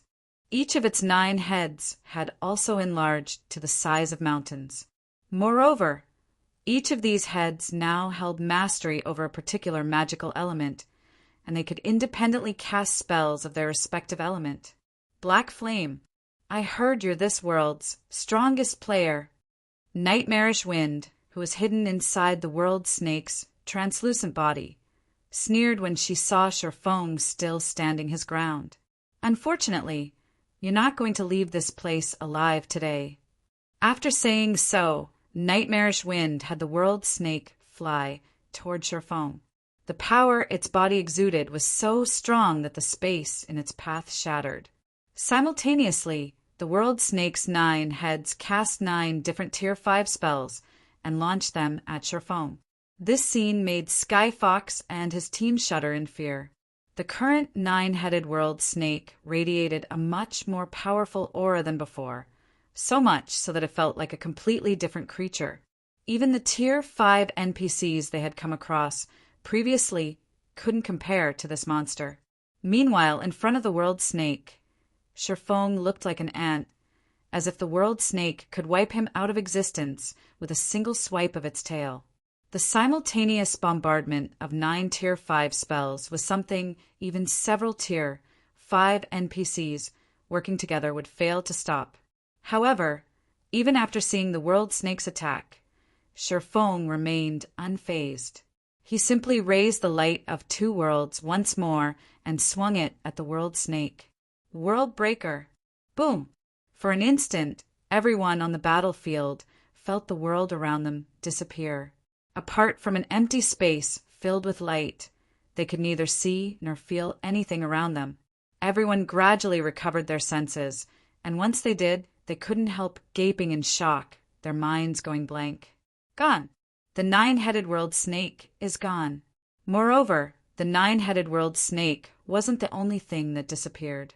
A significant part of the vast forest had also disappeared, and in its place was a crater over 4,000 yards in diameter, with the endless void in its depths. From the sky, it would seem as if something had just taken a bite out of the shadow forest. This sight rendered every surviving member of the Weeping God army speechless. Even the army's general couldn't bring himself to say anything for a long time. After all, Sherfang's strike didn't kill just the 9-headed world snake, but also over a quarter of the Weeping God army. After falling into a daze for over a dozen seconds, the Outer World Army's general inhaled deeply and yelled with all his might, "Run! Everyone run immediately! He's no longer human!" This shout snapped the Weeping God Army's surviving members out of their daze, and they began scattering and fleeing frantically. As for the general himself, he took out a Tier 4 instantaneous movement scroll and teleported out of the area immediately. He had no intention of lingering for even a moment longer. Meanwhile, when Sherfong looked at the vast abyss in the middle of the forest, he couldn't help sighing ruefully. No wonder Tier 6 players rarely fought on the main continent. If 2 Tier 6 players clashed, they could probably erase an entire empire from the continent. World Breaker wasn't an AE skill. Even so, it had still wreaked such damage on the Shadow Forest terrain. This was something Sherfong never expected. Read latest chapters at Wuxia World. EU after dealing a devastating blow to the Outer World Army. Sherfong showed no interest in hunting down the fleeing players. That would simply be too tedious. Moreover, his attack had killed at least 70% of the Outer World Army's Tier 4 players, allowing him to level up to level 174. It was easy to surmise just how many Tier 4 and Tier 3 players he had killed. Meanwhile, players killed by a Tier 6 attack wouldn't be able to log into the game for some time. Even if a Tier 6 attack didn't specifically target the soul, it would still cause significant damage to souls. Hence, players killed by Tier 6 attacks would get barred from the game for some time, and their souls would fall into a weakened state for 5 or 6 days afterward. Sherfong flew back to the Crimson Dragon flying ship and returned to Sky Spring City, leaving behind the fleeing Outer World Army and the stupefied members of Sky Fox's party in the Shadow Forest. "Commander, what should we do?" "What else can we do? Hurry up and spread this information. We'll most likely need to rely on Zero Wing for this War of Worlds." Chapter 2903 Fame Shakes God's Domain. Chapter 2903 Fame Shakes God's Domain. Dark Knight Empire, Winter Night Border Fortress. With the opening of the Second War of Worlds, the Outer Worlds NPC army had appeared at the borders of many of the Eastern Continent's kingdoms and empires. Although no full-blown battles had taken place yet, many skirmishes had occurred already. Guild Leader Liu, "I'm afraid things will be troublesome this time. The Outer Worlds NPC army is much larger than we anticipated." although the Outer World player army we have to deal with is much smaller than those at the other empires. We'll still face a tough fight, even if we work together with the Empire's army, Hidden Cloud, the fifth-floor master of the Super Guild Nine Heavens Pavilion, said with a frown as he read the latest report on the Outer World's NPC army. If we can't even hold our side, there's no need to mention pushing back the Outer World's NPC army and taking Zero Wing's 2 cities in the Orc Empire. During the First War of Worlds, both sides had gathered all their forces at one location for a decisive battle. However, the Outer World's NPC army had acted differently this time, splitting into several dozen smaller groups and invading multiple kingdoms and empires simultaneously. Many of their targets were even empires holding strategic locations on the eastern continent. The forces the Outer World NPCs had invested into this second war were on a whole other level compared to before. Thus, many of the eastern continent's kingdoms and empires had no choice but to focus on defending their own territory. In this situation, even if the Twin Towers Kingdom and Starmoon Kingdom fell, Starlink and its several allied superpowers wouldn't be able to get the eastern continent's various kingdoms and empires to retake Starmoon Kingdom. And if Starmoon Kingdom remained in the Outer World NPC's hands, taking Zero Wing's lost Ancient Rock City and Silverwing City would also be impossible. You can rest assured, Brother Cloud. According to the information I got, the several kingdoms neighboring the Dark Knight Empire that aren't under attack are already mobilizing their troops to the Dark Knight Empire, Lu Tindy said, assuaging Hidden Cloud's worries. Once these kingdoms' armies arrive, combined with the players we have here, defending against the Outer World's NPC army shouldn't be difficult. As for Zero Wing's 2 guild cities, it doesn't matter even if we can't acquire them fully as planned. Once the Twin Towers Kingdom falls, Zero Wing will have to beg us to help defend Starmoon Kingdom to keep those 2 cities. At that time, let alone obtaining shares to those 2 guild cities, we might even be able to acquire shares for Zero Wing City. After hearing Lu Tiandi's words, Hidden Cloud nodded in agreement. Although there was a slight change to their plans, the overall situation remained in their favor. The Dark Knight Empire had an advantage in players over the Outer World army, so it wouldn't be difficult to repel the enemy. After all, players did not fear death, unlike NPCs. Moreover, the Dark Knight Empire had opened its treasury to players this time. Players fighting for the Empire would receive contribution points if they managed to kill the Outer World NPCs, and these points could be exchanged for weapons and equipment. Hence, the Empire's players no longer had to worry about running out of weapons and equipment. The only uncertainty left in their plan now was Zero Wing's decision. Zero Wing could either choose to monopolize Zero Wing City's benefits and abandon Starmoon Kingdom and its 2 guild cities in the Orc Empire, or give away a portion of Zero Wing City's benefits to secure Starmoon Kingdom and those 2 guild cities. However, just when Lu Tiandi, Hidden Cloud, and the other superpowers executives present were about to continue discussing how to proceed in the current situation, a commotion suddenly erupted among the Winter Night Fortress's players. Moreover, it grew louder and louder as more time passed. This situation confused Lu Tiandi and the others, who were holding a meeting atop the fortress's wall. Guild leader, something big happened. Suddenly, a middle-aged man approached the group of executives hurriedly and arrived before Lu Tiandi. This person was none other than Ikue, Lu Tiandi's butler. At this time, Ikue had an anxious expression, his usual composure nowhere in sight. What happened? Why are you in such a hurry? Lu Tiandi asked in dissatisfaction as he looked at Ikue. As his butler and secretary in the guild, Ikue could be considered a representative of Starlink. Ikue was simply embarrassing Starlink by displaying such uncouth behavior in front of the various superpowers executives. Ikue hesitated to speak as he looked at the various representatives present.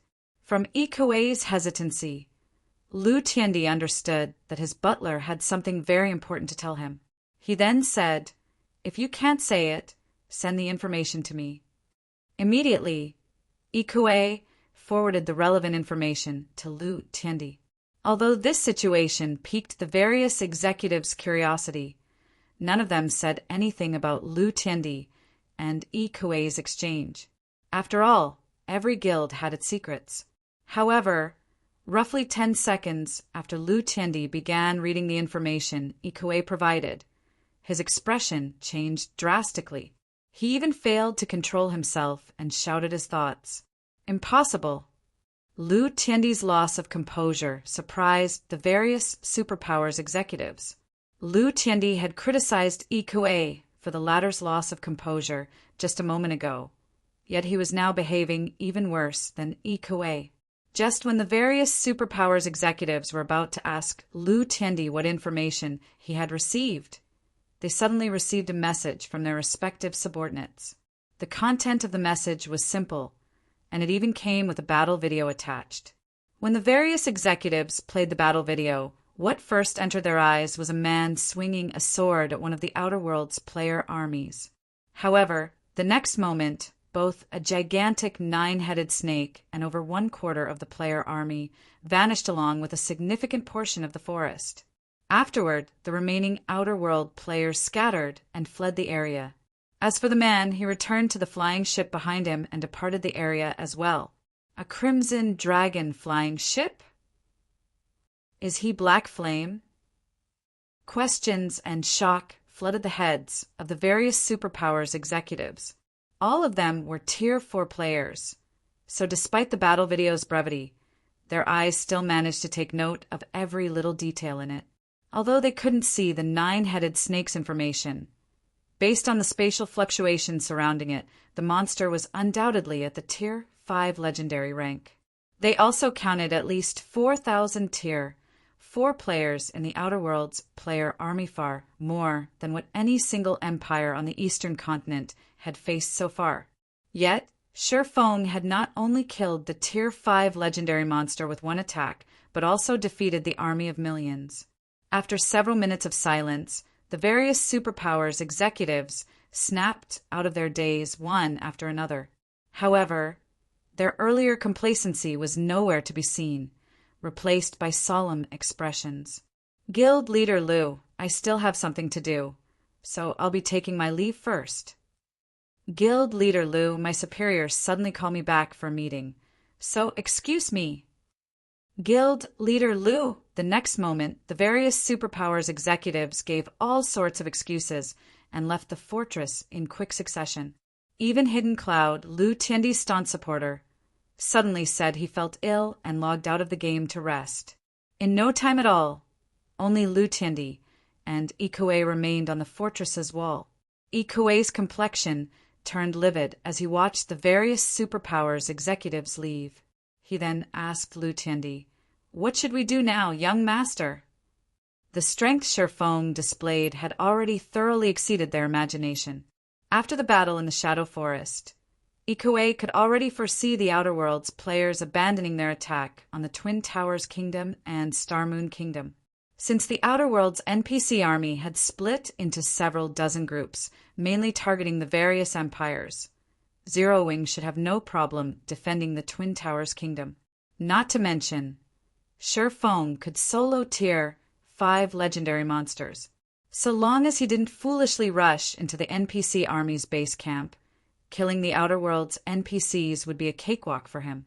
In contrast to Zero Wing's situation, Starlink's situation was absolutely abysmal. If they went by the reactions of the various superpowers executives, these superpowers intended to abandon Starlink. "We haven't lost yet," Lu Tiandi said as he sent a cold glare at Yi Kuei. "Black Flame is the core of everything. So long as we deal with Black Flame, everything else will be simple. But Black Flame's strength is extraordinary. The Grandmasters the various corporations sent last time are still lying in the hospital," Yi Kuei said. Yi Kuei had received a fright when he heard this news back then. That was a force of 14 half-step Grandmaster and Grandmaster-level experts. Yet these experts had actually lost. Moreover, according to them, Shi Feng had defeated them all by himself. The strength he wielded was simply unbelievable.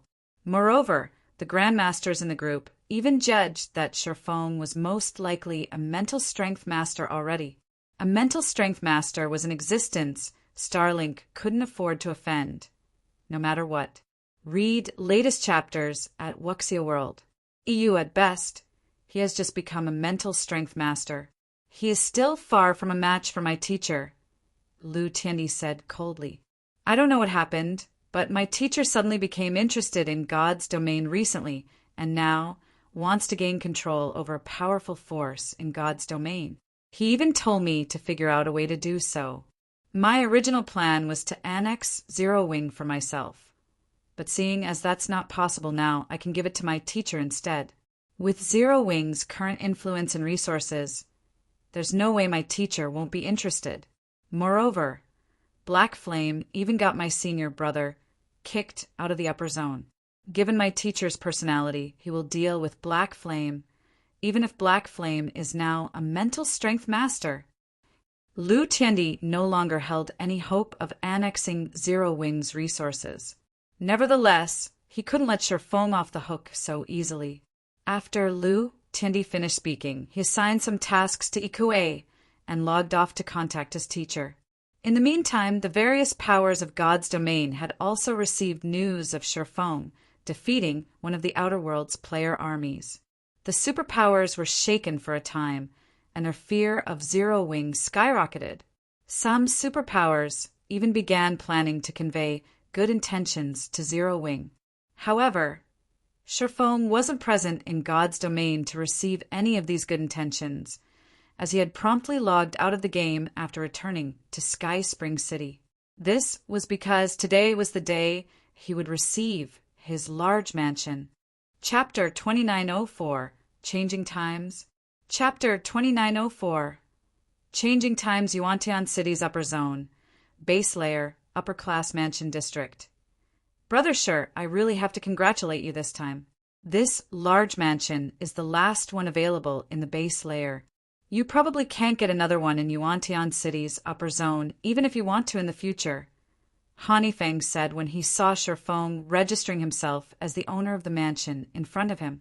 Looking at the 3-story mansion, which occupied an area as large as half a football field, he couldn't repress his envy as he said, "You're only one of 3 people to own a large mansion as an individual in Yuantian City's upper zone."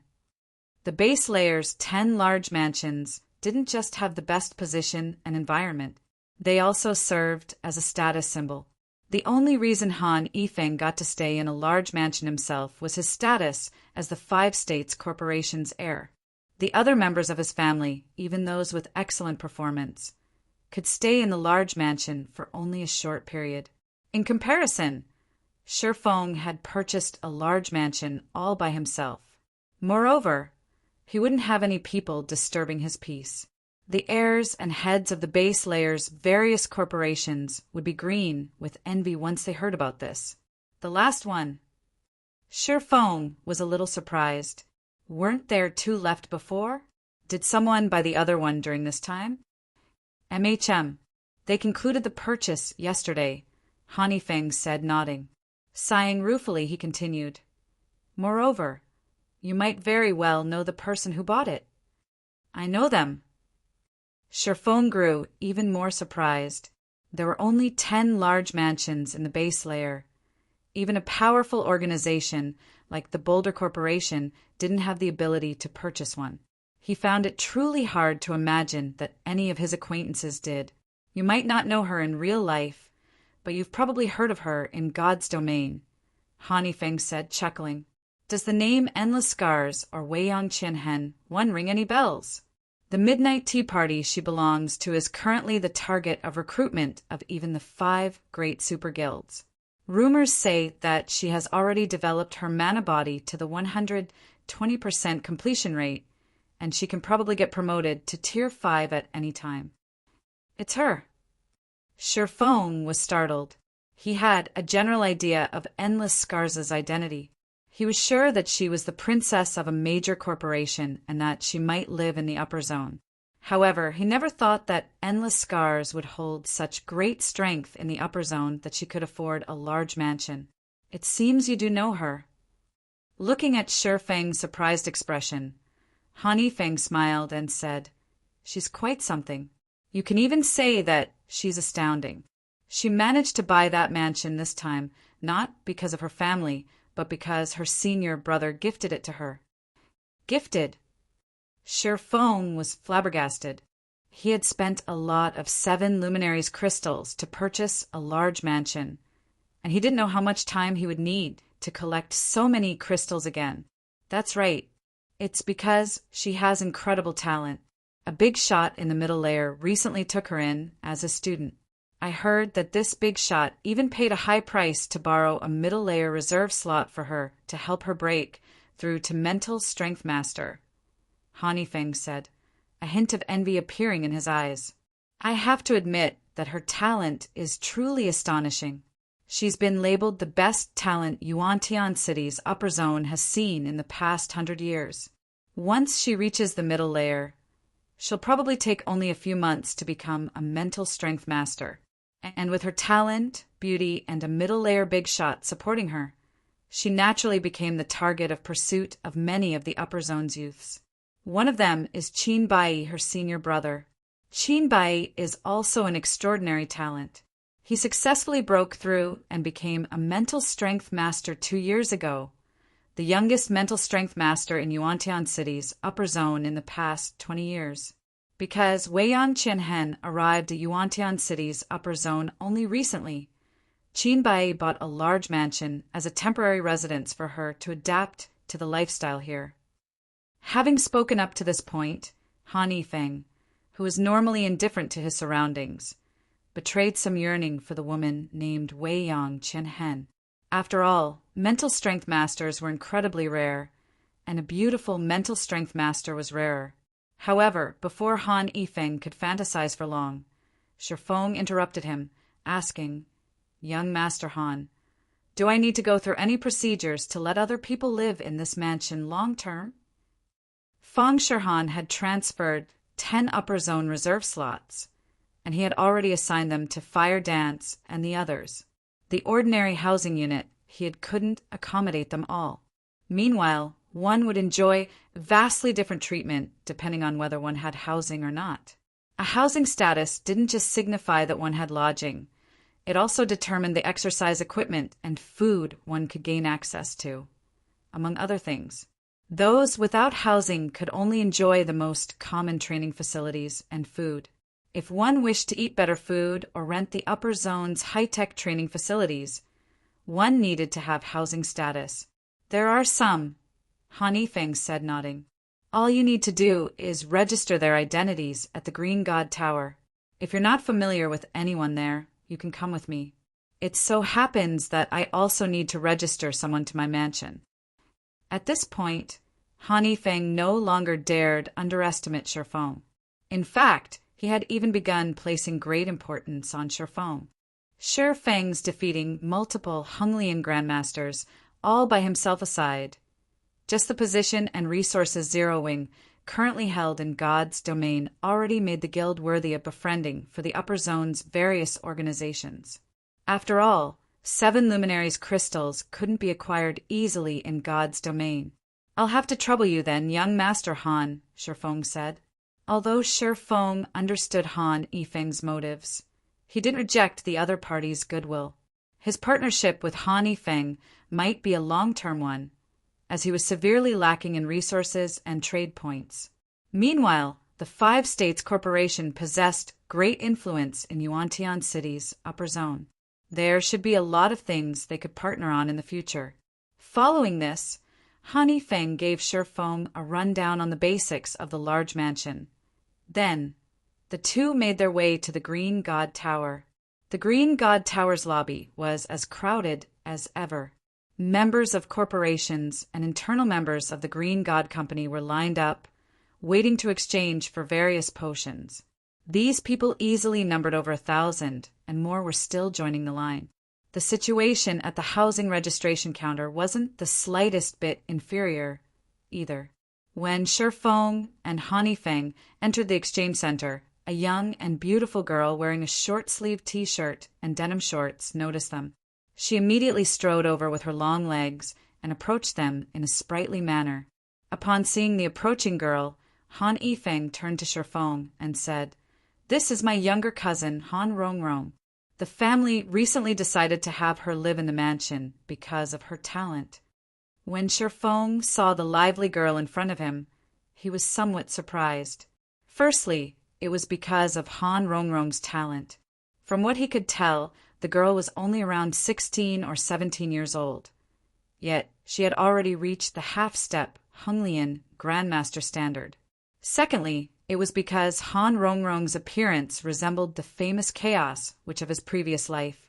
Although Chaos Witch was labeled a witch, she didn't actually play a magical class in God's domain. Instead, she was a guardian knight. Unlike Gentle Snow and Phoenix Rain, who had risen to fame early on in God's domain, Chaos Witch had joined God's domain 2 years after its launch. However, her rise was rapid, getting promoted to Tier 5 in less than 2 years. She had also become one of God's domain's 12 sacred guardian knights and had been only half a step away from getting promoted to Tier 6. "Hello, my name is Han Rongrong. I heard a lot about you from my cousin. He says you're very strong. If there's an opportunity, we must have a spar with each other," Han Rongrong said as she looked at Shifeng with eyes sparkling with curiosity and fighting spirit. "Rongrong, stop messing around. Brother Shir can defeat even Honglian Grandmasters.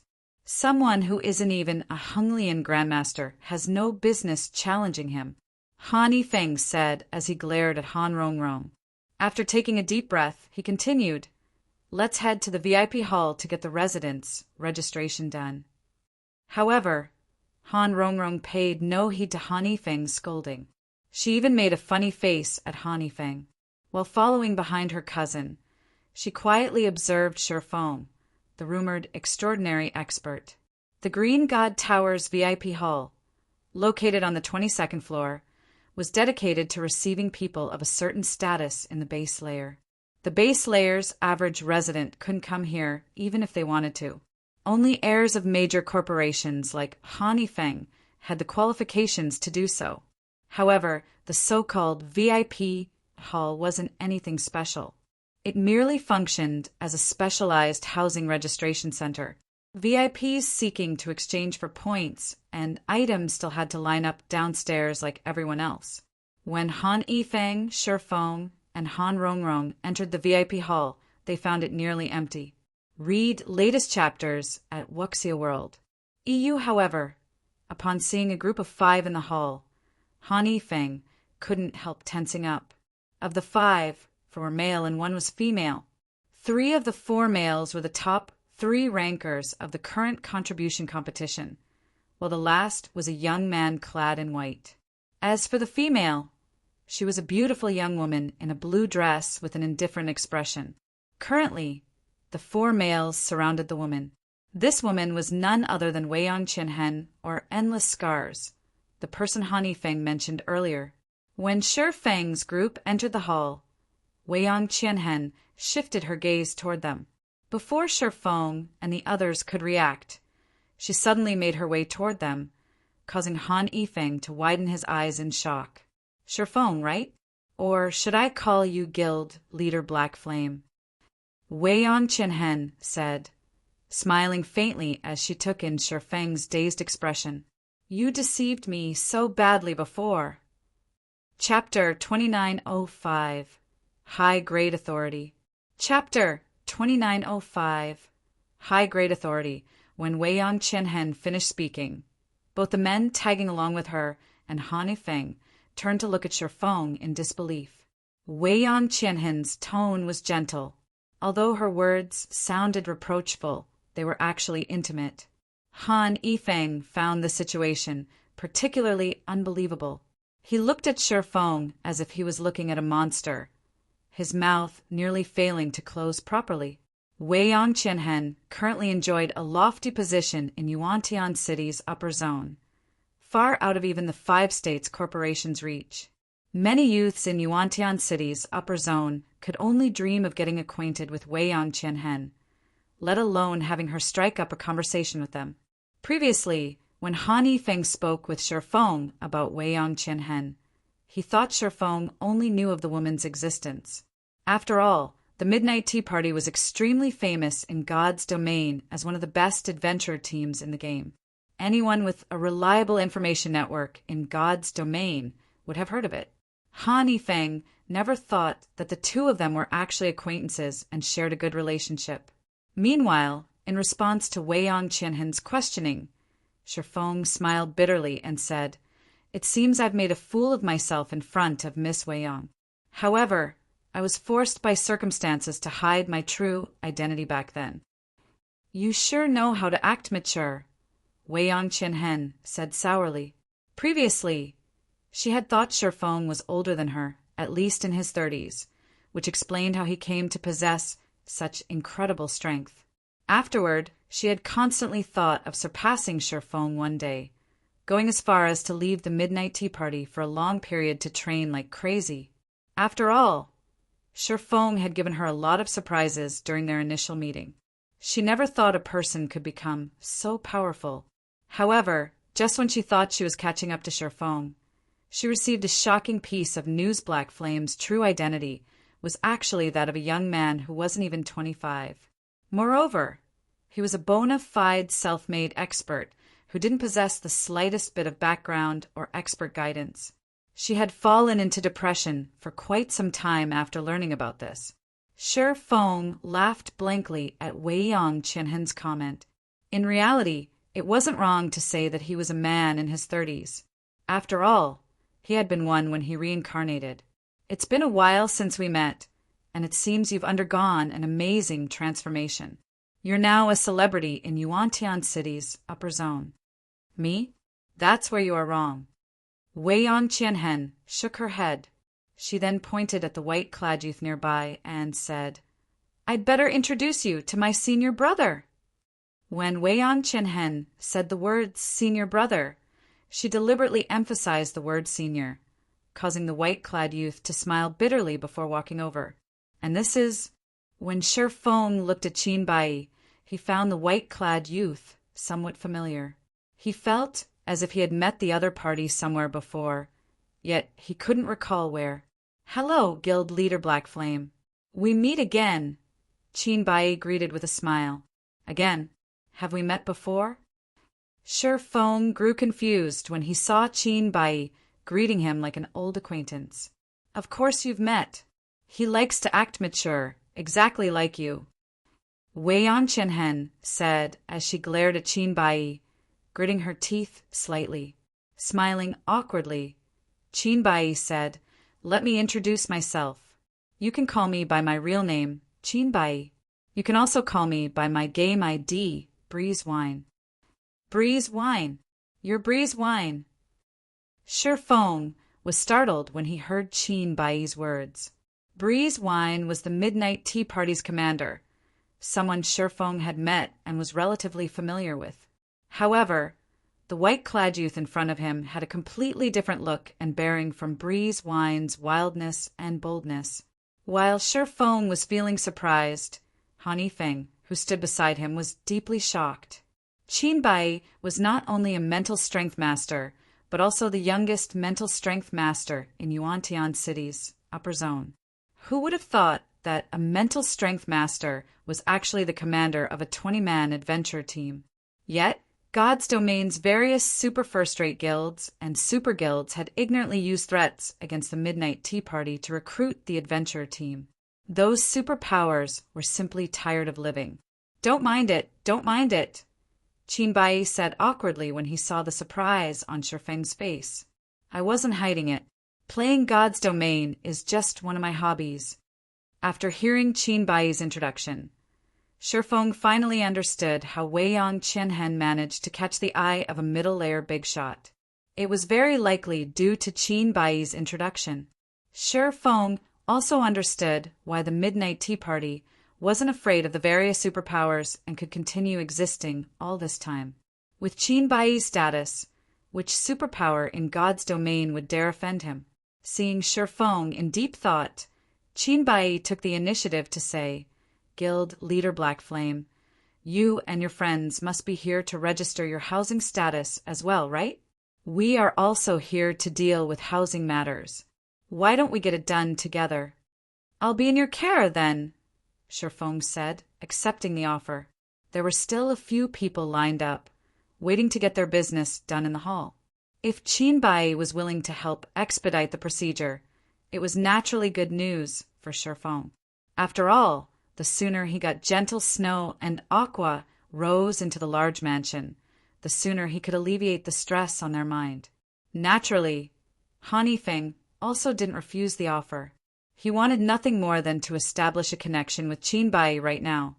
Although the Five States Corporation had a solid foundation in the base layer, the influence the corporation held in the upper zone was still insignificant compared to Qinbai's.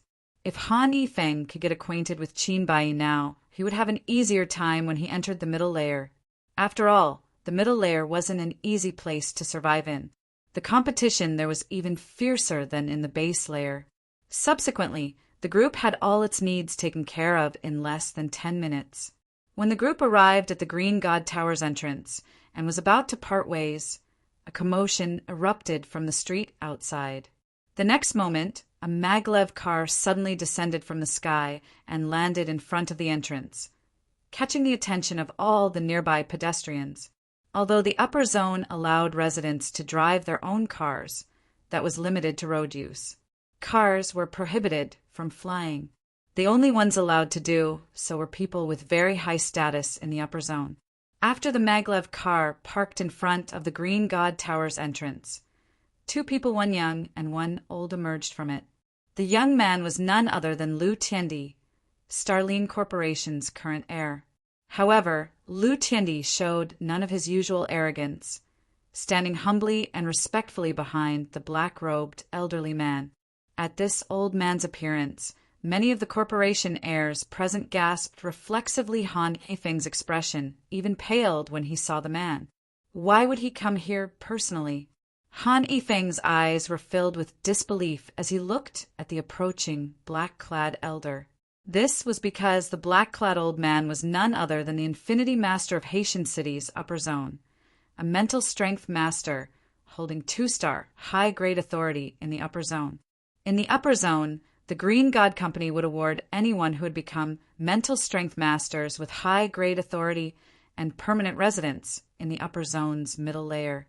However, as mental strength masters were not equal, high-grade authority was also categorized into different ranks, from 1 star to 3 stars. Most mental strength masters in the upper zone held only 1-star high-grade authority, with only a small number holding 2-star high-grade authority. 4 2-star authority holders. Their position in the middle layer rivaled the middle layer's general managers.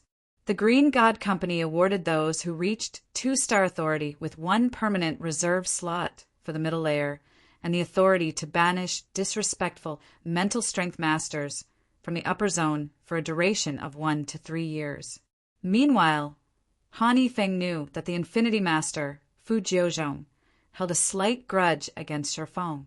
However, in his opinion, someone like Fu Jiuzhong had no reason to take action personally. At most, the Infinity Master would send some of his subordinates to harass Shifeng. Doing more wouldn't be befitting of his status. Yet, contrary to Han Yifeng's expectations, Fu Jiuzhong had made a personal visit to Yuantian City's upper zone.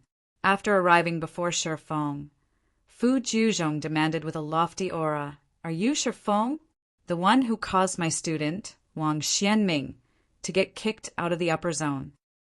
When Fu Jiuzhong finished speaking, the surrounding passers-by couldn't help looking at Shifeng with pity. At the same time, they also wondered who Shifeng was to warrant the Infinity Master's direct intervention. Moreover, based on Fu Jiuzhong's tone, if this situation wasn't handled properly, he might very well utilize his authority to banish Shifeng from the upper zone for some time. And once outside the safe zone known as the upper zone, Shifeng was unlikely to keep his life. At this time, Qinbai stepped forward with a smile and said, "Master Fu, this person here is my friend. Is there perhaps a misunderstanding here?" "Misunderstanding? I don't think so." Glancing at Qinbai, Fu Jiuzhong said, "Also, You'd best not interfere in this matter. I don't care, even if you have your teacher's support. Master Fu, although you have 2-star high-grade authority, this is Yuan-Tian City's upper zone. Qin Bai said with a solemn look. Read latest chapters at Wuxia World. EU Qin Bai felt a little helpless against Fu Jiuzhong right now. He was but an entry mental strength master, no match for a veteran like Fu Jiuzhong. Only his teacher could possibly put up a fight against the Infinity Master.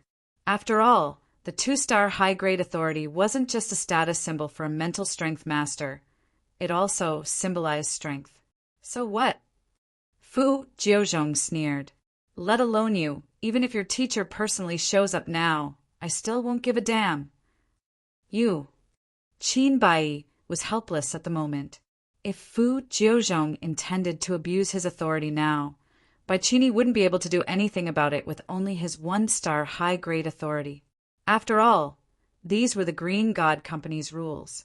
As for what kind of excuse Fu Jiuzhong would give to get the Green God Company to banish Shifeng from the upper zone, he could simply trump up random offenses. However, as Qin Bai was thinking of how to buy time and get his teacher to come and help, Shifeng suddenly stepped forward. Wang Xianming, is it? Looking at Fu Jiuzhong, Shifeng responded neither humbly nor arrogantly. If you're talking about that home intruder, I am indeed the one who handed him over to the Green God Company. May I know what guidance you have to provide, Master Fu? Chapter 2906, Combating a Mental Strength Master. Chapter 2906, Combating a Mental Strength Master. Although Shifeng spoke in a tone that was neither humble nor arrogant, the surrounding passers-by and Han Yifeng couldn't help falling silent, a hint of shock appearing in their eyes. That's the Infinity Master he's talking to. Has he lost his mind? Han Yifeng felt his legs weaken when he saw Shifeng's unyielding attitude. For longtime residents of the upper zone, mental strength masters were existences that shouldn't be provoked all the more so a mental strength master with 2-star high-grade authority. Even the base layer's top-ranking organizations wouldn't dare to offend such an existence. Mental strength masters with 2-star authority could not only banish people from the upper zone for long periods, but also teach those who offended them a lesson with little to no repercussions. While the Green God Company might penalize the mental strength master by deducting their trade points and contribution points, such penalties were nothing for a mental strength master of such caliber. Although Shifeng's words and manner of speaking couldn't be considered offensive to Fu Jiuzhong, it was still a slap to the face for the Infinity Master. Han Yifeng failed to understand why Shifeng would step forward himself instead of letting Qin Bai cover for him. In his opinion, Shifeng's action was simply insane. At this time, let alone Han Yifeng, even Han Rongrong, who had been quite courageous before and even dared to challenge Shifeng, shuddered involuntarily in fear. This was because a bone-biting chill was enveloping her entire body right now. Killing intent.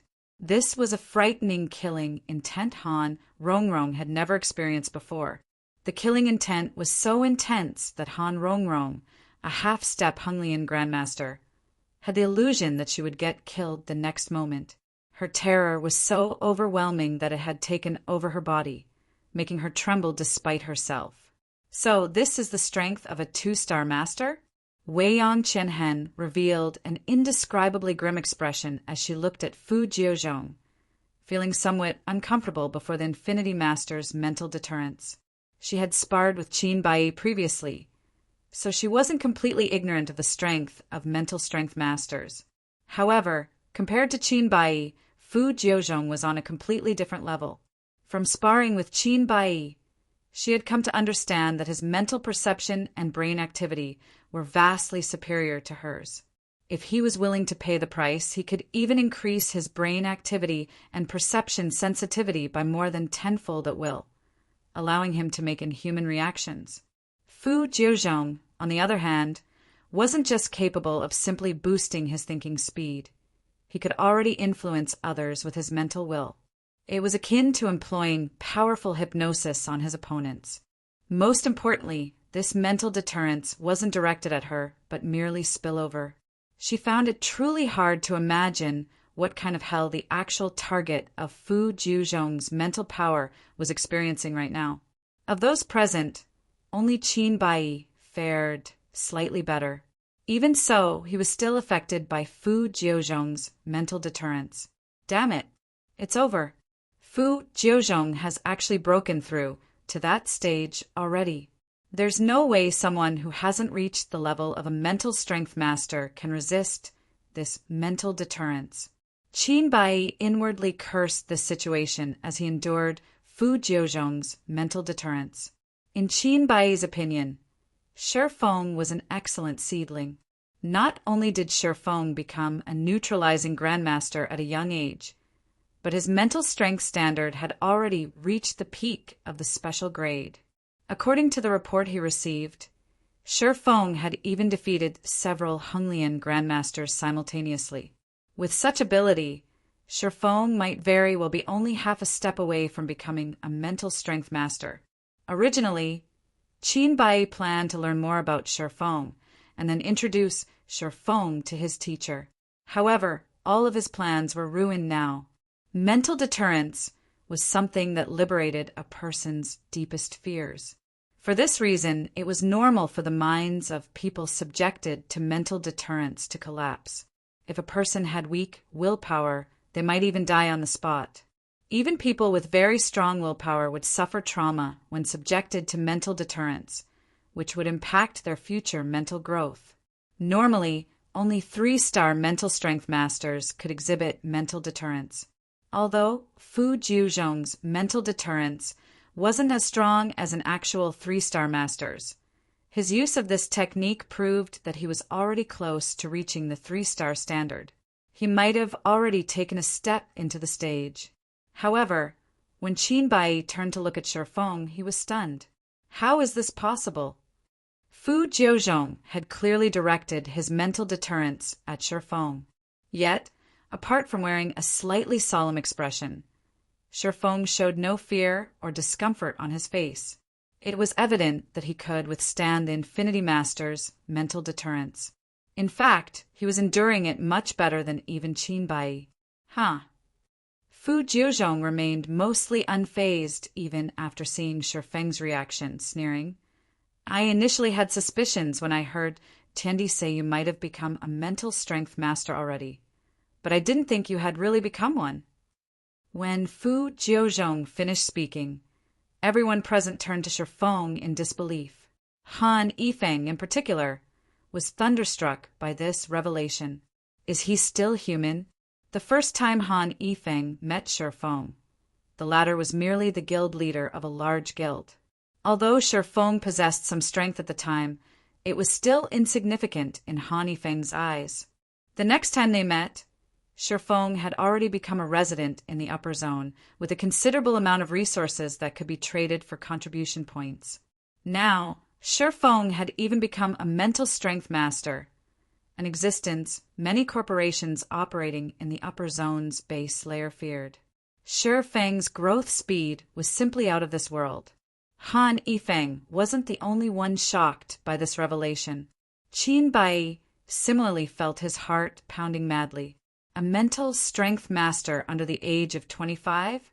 Previously, Qin Bai still had his doubts about Shi Feng being a mental strength master. However, since Fu Jiuzhong had said so, then it must be true. Nevertheless, he found it difficult to digest this information.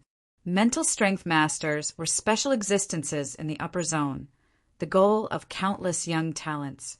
However, typically, one could already be proud of oneself if one became a mental strength master by the age of 60 or 70.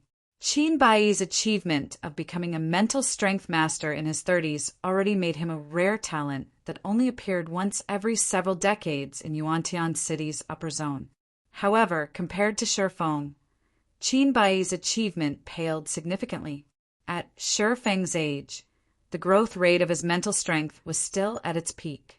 Only after the age of 30 would his growth slow than 5 years of rapid growth. If he continued developing himself, He could definitely become a 3-star mental strength master in the future, and possibly even reach the legendary Grandmaster standard. When Qin Bai thought about the possibility of introducing Shifeng to his teacher, excitement filled his heart. However, before Qin Bai could grow excited for long, Fu Jiuzhong suddenly changed his tone and said coldly, "Your achievement of becoming a mental strength master might be excellent, but do you think you can behave arrogantly in front of me just because you've become one?" After saying so, Fu Jiuzhong suddenly punched at Shifeng. Although Fu Jiuzhong had only executed a textbook punch, in everyone's eyes, this punch seemed to carry the power of heaven and earth. The power of this punch was unstoppable, and everyone instinctively tried to run away. Not good. Qin Bai's expression immediately underwent a drastic change. Dodge it. Fu Jiuzhong's punch didn't just exude a mighty aura that daunted others' hearts. The Infinity Master had also removed the limiters on his body to exhibit 100% of his body's strength. Moreover, he had perfectly concentrated this strength into his fist. Even a bona fide 3-star master would have difficulty blocking this punch.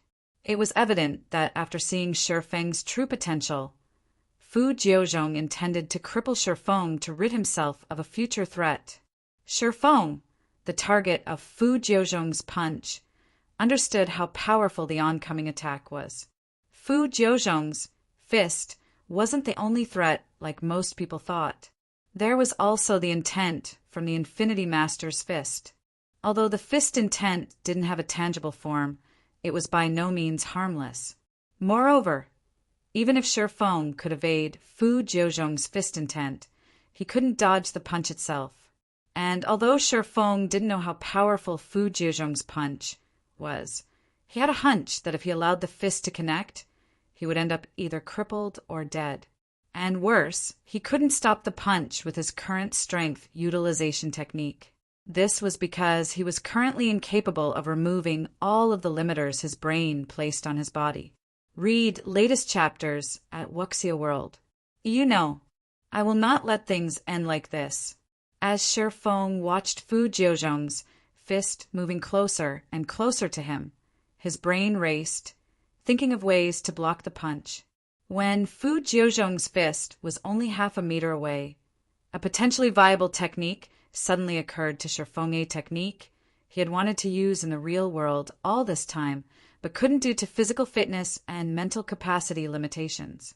Block it. With a shout, Shifeng concentrated the strength of his body and removed the limiters on his 2 arms. He then brandished his arms as if he were brandishing swords and instantly executed the sword technique he had used thousands of times in God's domain. Swords Transmigration. Chapter 2907, taking on a 3-star mental strength master. Chapter 2907, taking on a 3-star mental strength master bang. Along with the sound of an explosion, the ambient air fluctuated, and even those standing more than 10 meters away from Shifeng and Fu Jiuzhong felt these shock waves. The next moment, Fu Jiuzhong's punch came to an abrupt end, while Shifeng stumbled several steps back before he managed to stabilize his body. The outcome of the initial confrontation between the 2 mental strength masters was clear for all to see. However, this result had Han Yifeng and the others looking at Shifeng in shock and disbelief. He blocked it. How did he do it? Fu Jiuzhong's punch was akin to a behemoth's attack. One could tell how much power the punch carried just by looking at the shattered stone slabs under Fu Jiuzhong's feet. The upper zone's pavement was extraordinary, its hardness comparable to steel. Even a Honglian Grandmaster's full-powered attack would, at most, crack it. Yet the stone slabs directly under Fu Jiuzhong's feet had basically disintegrated, while the adjacent slabs had web-like cracks spread across them. Fu Jiuzhong's punch could probably knock a car back over a dozen meters. The attack undoubtedly reached inhuman levels already. What did he do just now? Qin Bai stared at the uninjured Shifeng in confusion.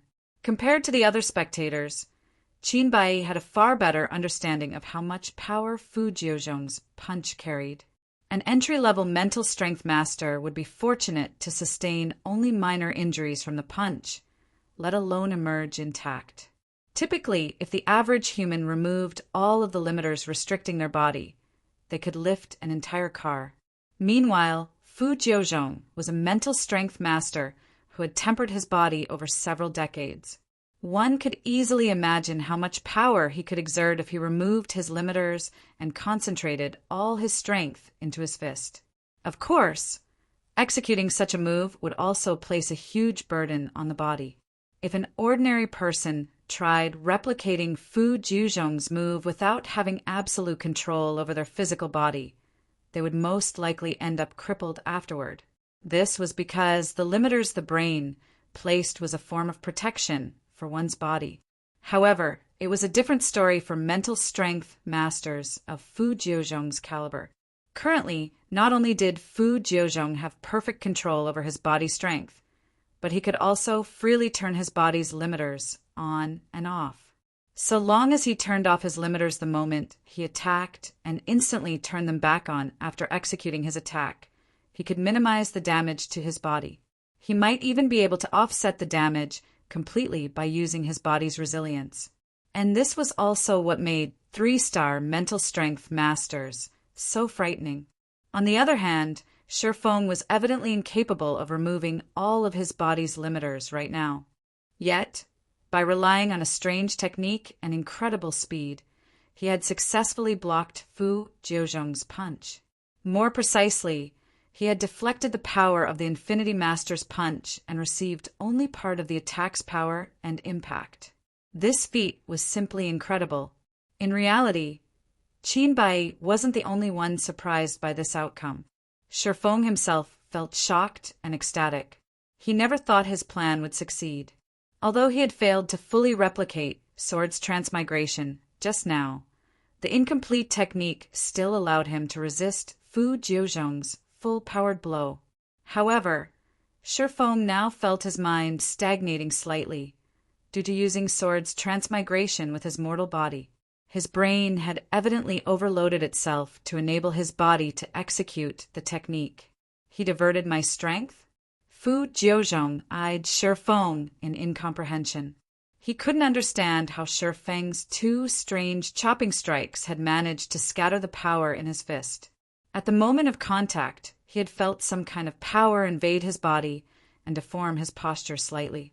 This, in turn, caused the power of his punch to plummet and allowed Shifeng to escape unscathed. Was it luck?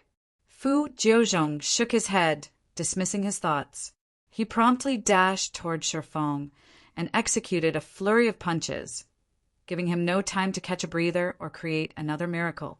Fu Jiuzhong had come to Yuantian City's upper zone intending to teach Shifeng a lesson, have Shifeng give up a significant portion of Zero Wing's shares, and avenge his student. After seeing Shifeng's potential, though, he realized there was no way the young man would give up Zero Wing's shares. However, reconciliation between them wasn't possible after Fu Jiuzhong had sent the various corporations' experts after Shifeng. Fu Jiuzhong also couldn't forgive the arrogant behavior Shifeng took in front of him. Hence, only one path remained open to Fu Jiuzhong crippling Shifeng and utilizing his mental deterrence to arouse Shifeng's inner fears. Even if Shifeng was a mental strength master, this would still leave an indelible trauma in his heart. If that happened, Shifeng's future as a mental strength master would be over.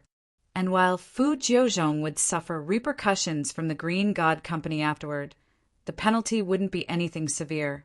After all, there was no way the Green God Company would choose to lose a 3-star mental strength master after already losing a young talent. Fu Jiuzhong executed his punches with all his might without a fixed pattern. Of course, with how fast his attacks were, Fu Jiuzhong couldn't concentrate all his strength into every punch. Hence, the punches he currently executed were significantly weaker than his first one.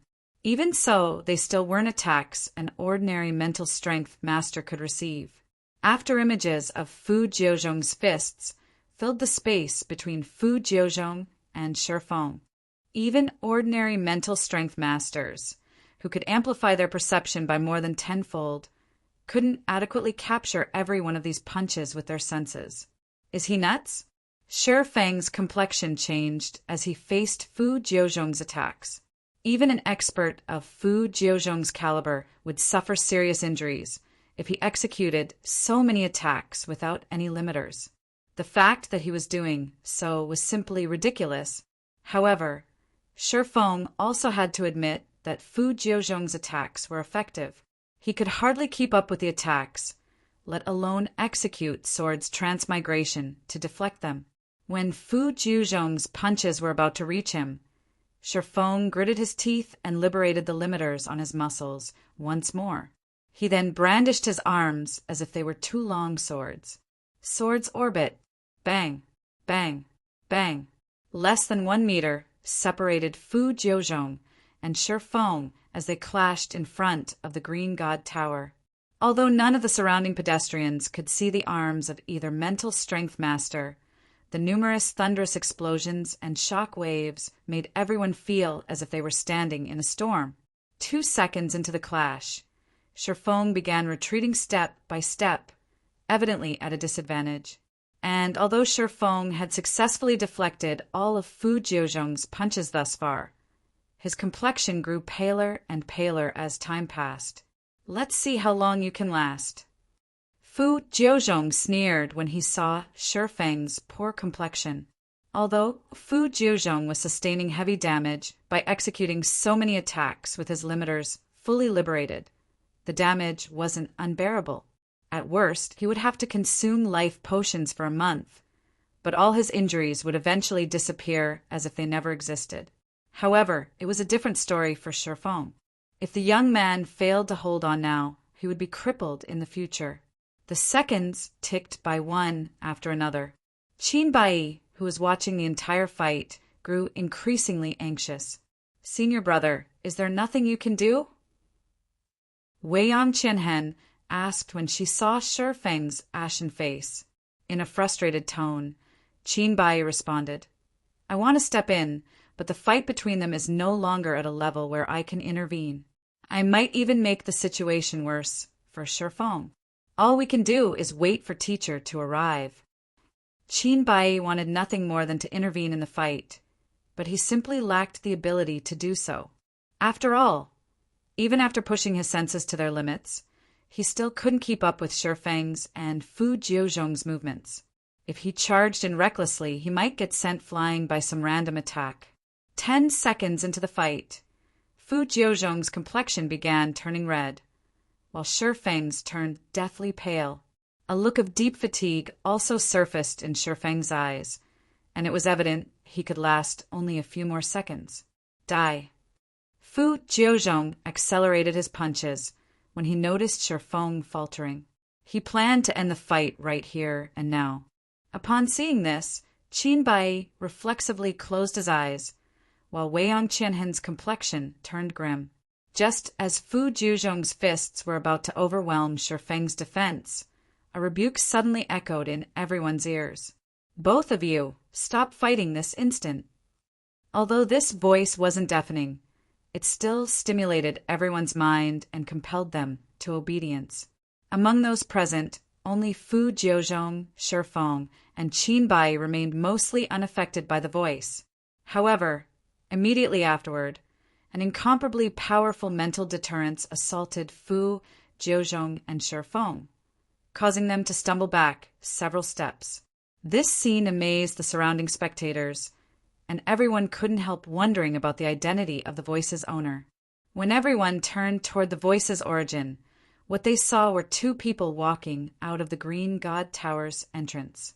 One was a beautiful woman with her black hair tied into a ponytail, and the other was a white-clad old man walking with a hunched back and a cane. Most of the people present quickly recognized the woman. She was none other than Xia Qingying, the base layer's general manager. The old man Xia Qingying was supporting, though, was someone unfamiliar to them. Only Qin Bai recognized the old man, and he couldn't help a look of panic and disbelief at seeing the old man. Looking at the approaching old man, Fu Jiuzhong gnashed his teeth and yelled, "Wu Yuan! I'm only teaching an arrogant kid a lesson. Are you going to interfere in this as well?" The white-clad old man's name was Xia Wu Yuan. In addition to being the middle-layer general manager of Yuantian City's upper zone, he was also a bona fide 3-star mental strength master, someone with real authority in Yuantian City's upper zone. Rumor had it that he was only half a step away from becoming a mental strength grandmaster. However, for Fu Jiuzhong, who had just recently become a 3-star mental strength master, Xiao Yuan wasn't in existence to fear. "Jiuzhong, this is Yuantian City's upper zone. Do you take this place for a joke?" Xiao Yuan said as he glanced at Fu Jiuzhong. "This matter ends here. Shifeng is already a talent Yuantian City's upper zone has set its eyes on. I won't sit still if you persist in making a scene." Xiao Yuan's words thundered in Fu Jiuzhong's ears, causing his expression to turn ugly. Fu Jiuzhong then glared at Shifeng and said coldly, "Consider yourself lucky today, kid. However, don't think you'll be as lucky next time."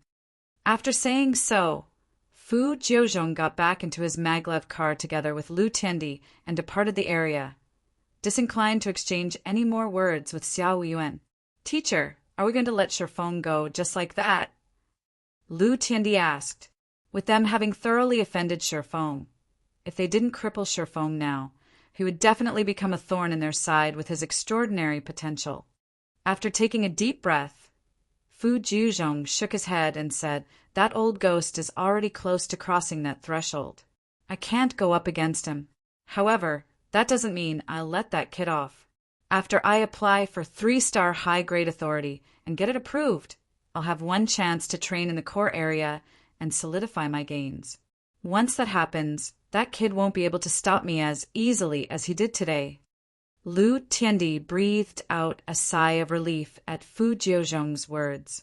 If Fu Jiuzhong could train in the upper zone's core area even for a short period, he would definitely return stronger and would have a much easier time dealing with Shifeng. Most importantly, Fu Jiuzhong could afford to do a lot more things once he gained 3-star high-grade authority. Read latest chapters at Wuxia World. Meanwhile, after Fu Jiuzhong and Lu Tiandi left, Shifeng hurriedly approached Xia Qingying and Xiao Yuan to thank them. If not for Xiao Yuan's intervention, Shifeng really would have succumbed to Fu Jiuzhong's attacks. "This little fellow has quite the talent," Xiao Yuan thought to himself as he scrutinized Shifeng. He then said, "Qingying mentioned you to me before. She said you were even more talented than Bai. I initially thought she was joking, so it is fortunate I had some business here today. Otherwise, Fu Jiuzhong would have crippled you. Thank you for helping me, Elder Xia." "Thank you as well, General Manager Xia," Shifeng said as he looked at Xiao Yuan and Xia Qingying nodding at Shifeng. Xia Qingying said, "You really surprised me. Although I've long since known you would become a mental strength master sooner or later, I didn't expect you to break through in such a short time. It seems I didn't invite my grandfather here in vain." Shifeng grew a little awkward after hearing Xia Qingying's words, unsure of how to explain himself. After all, his rapid growth was a complete accident.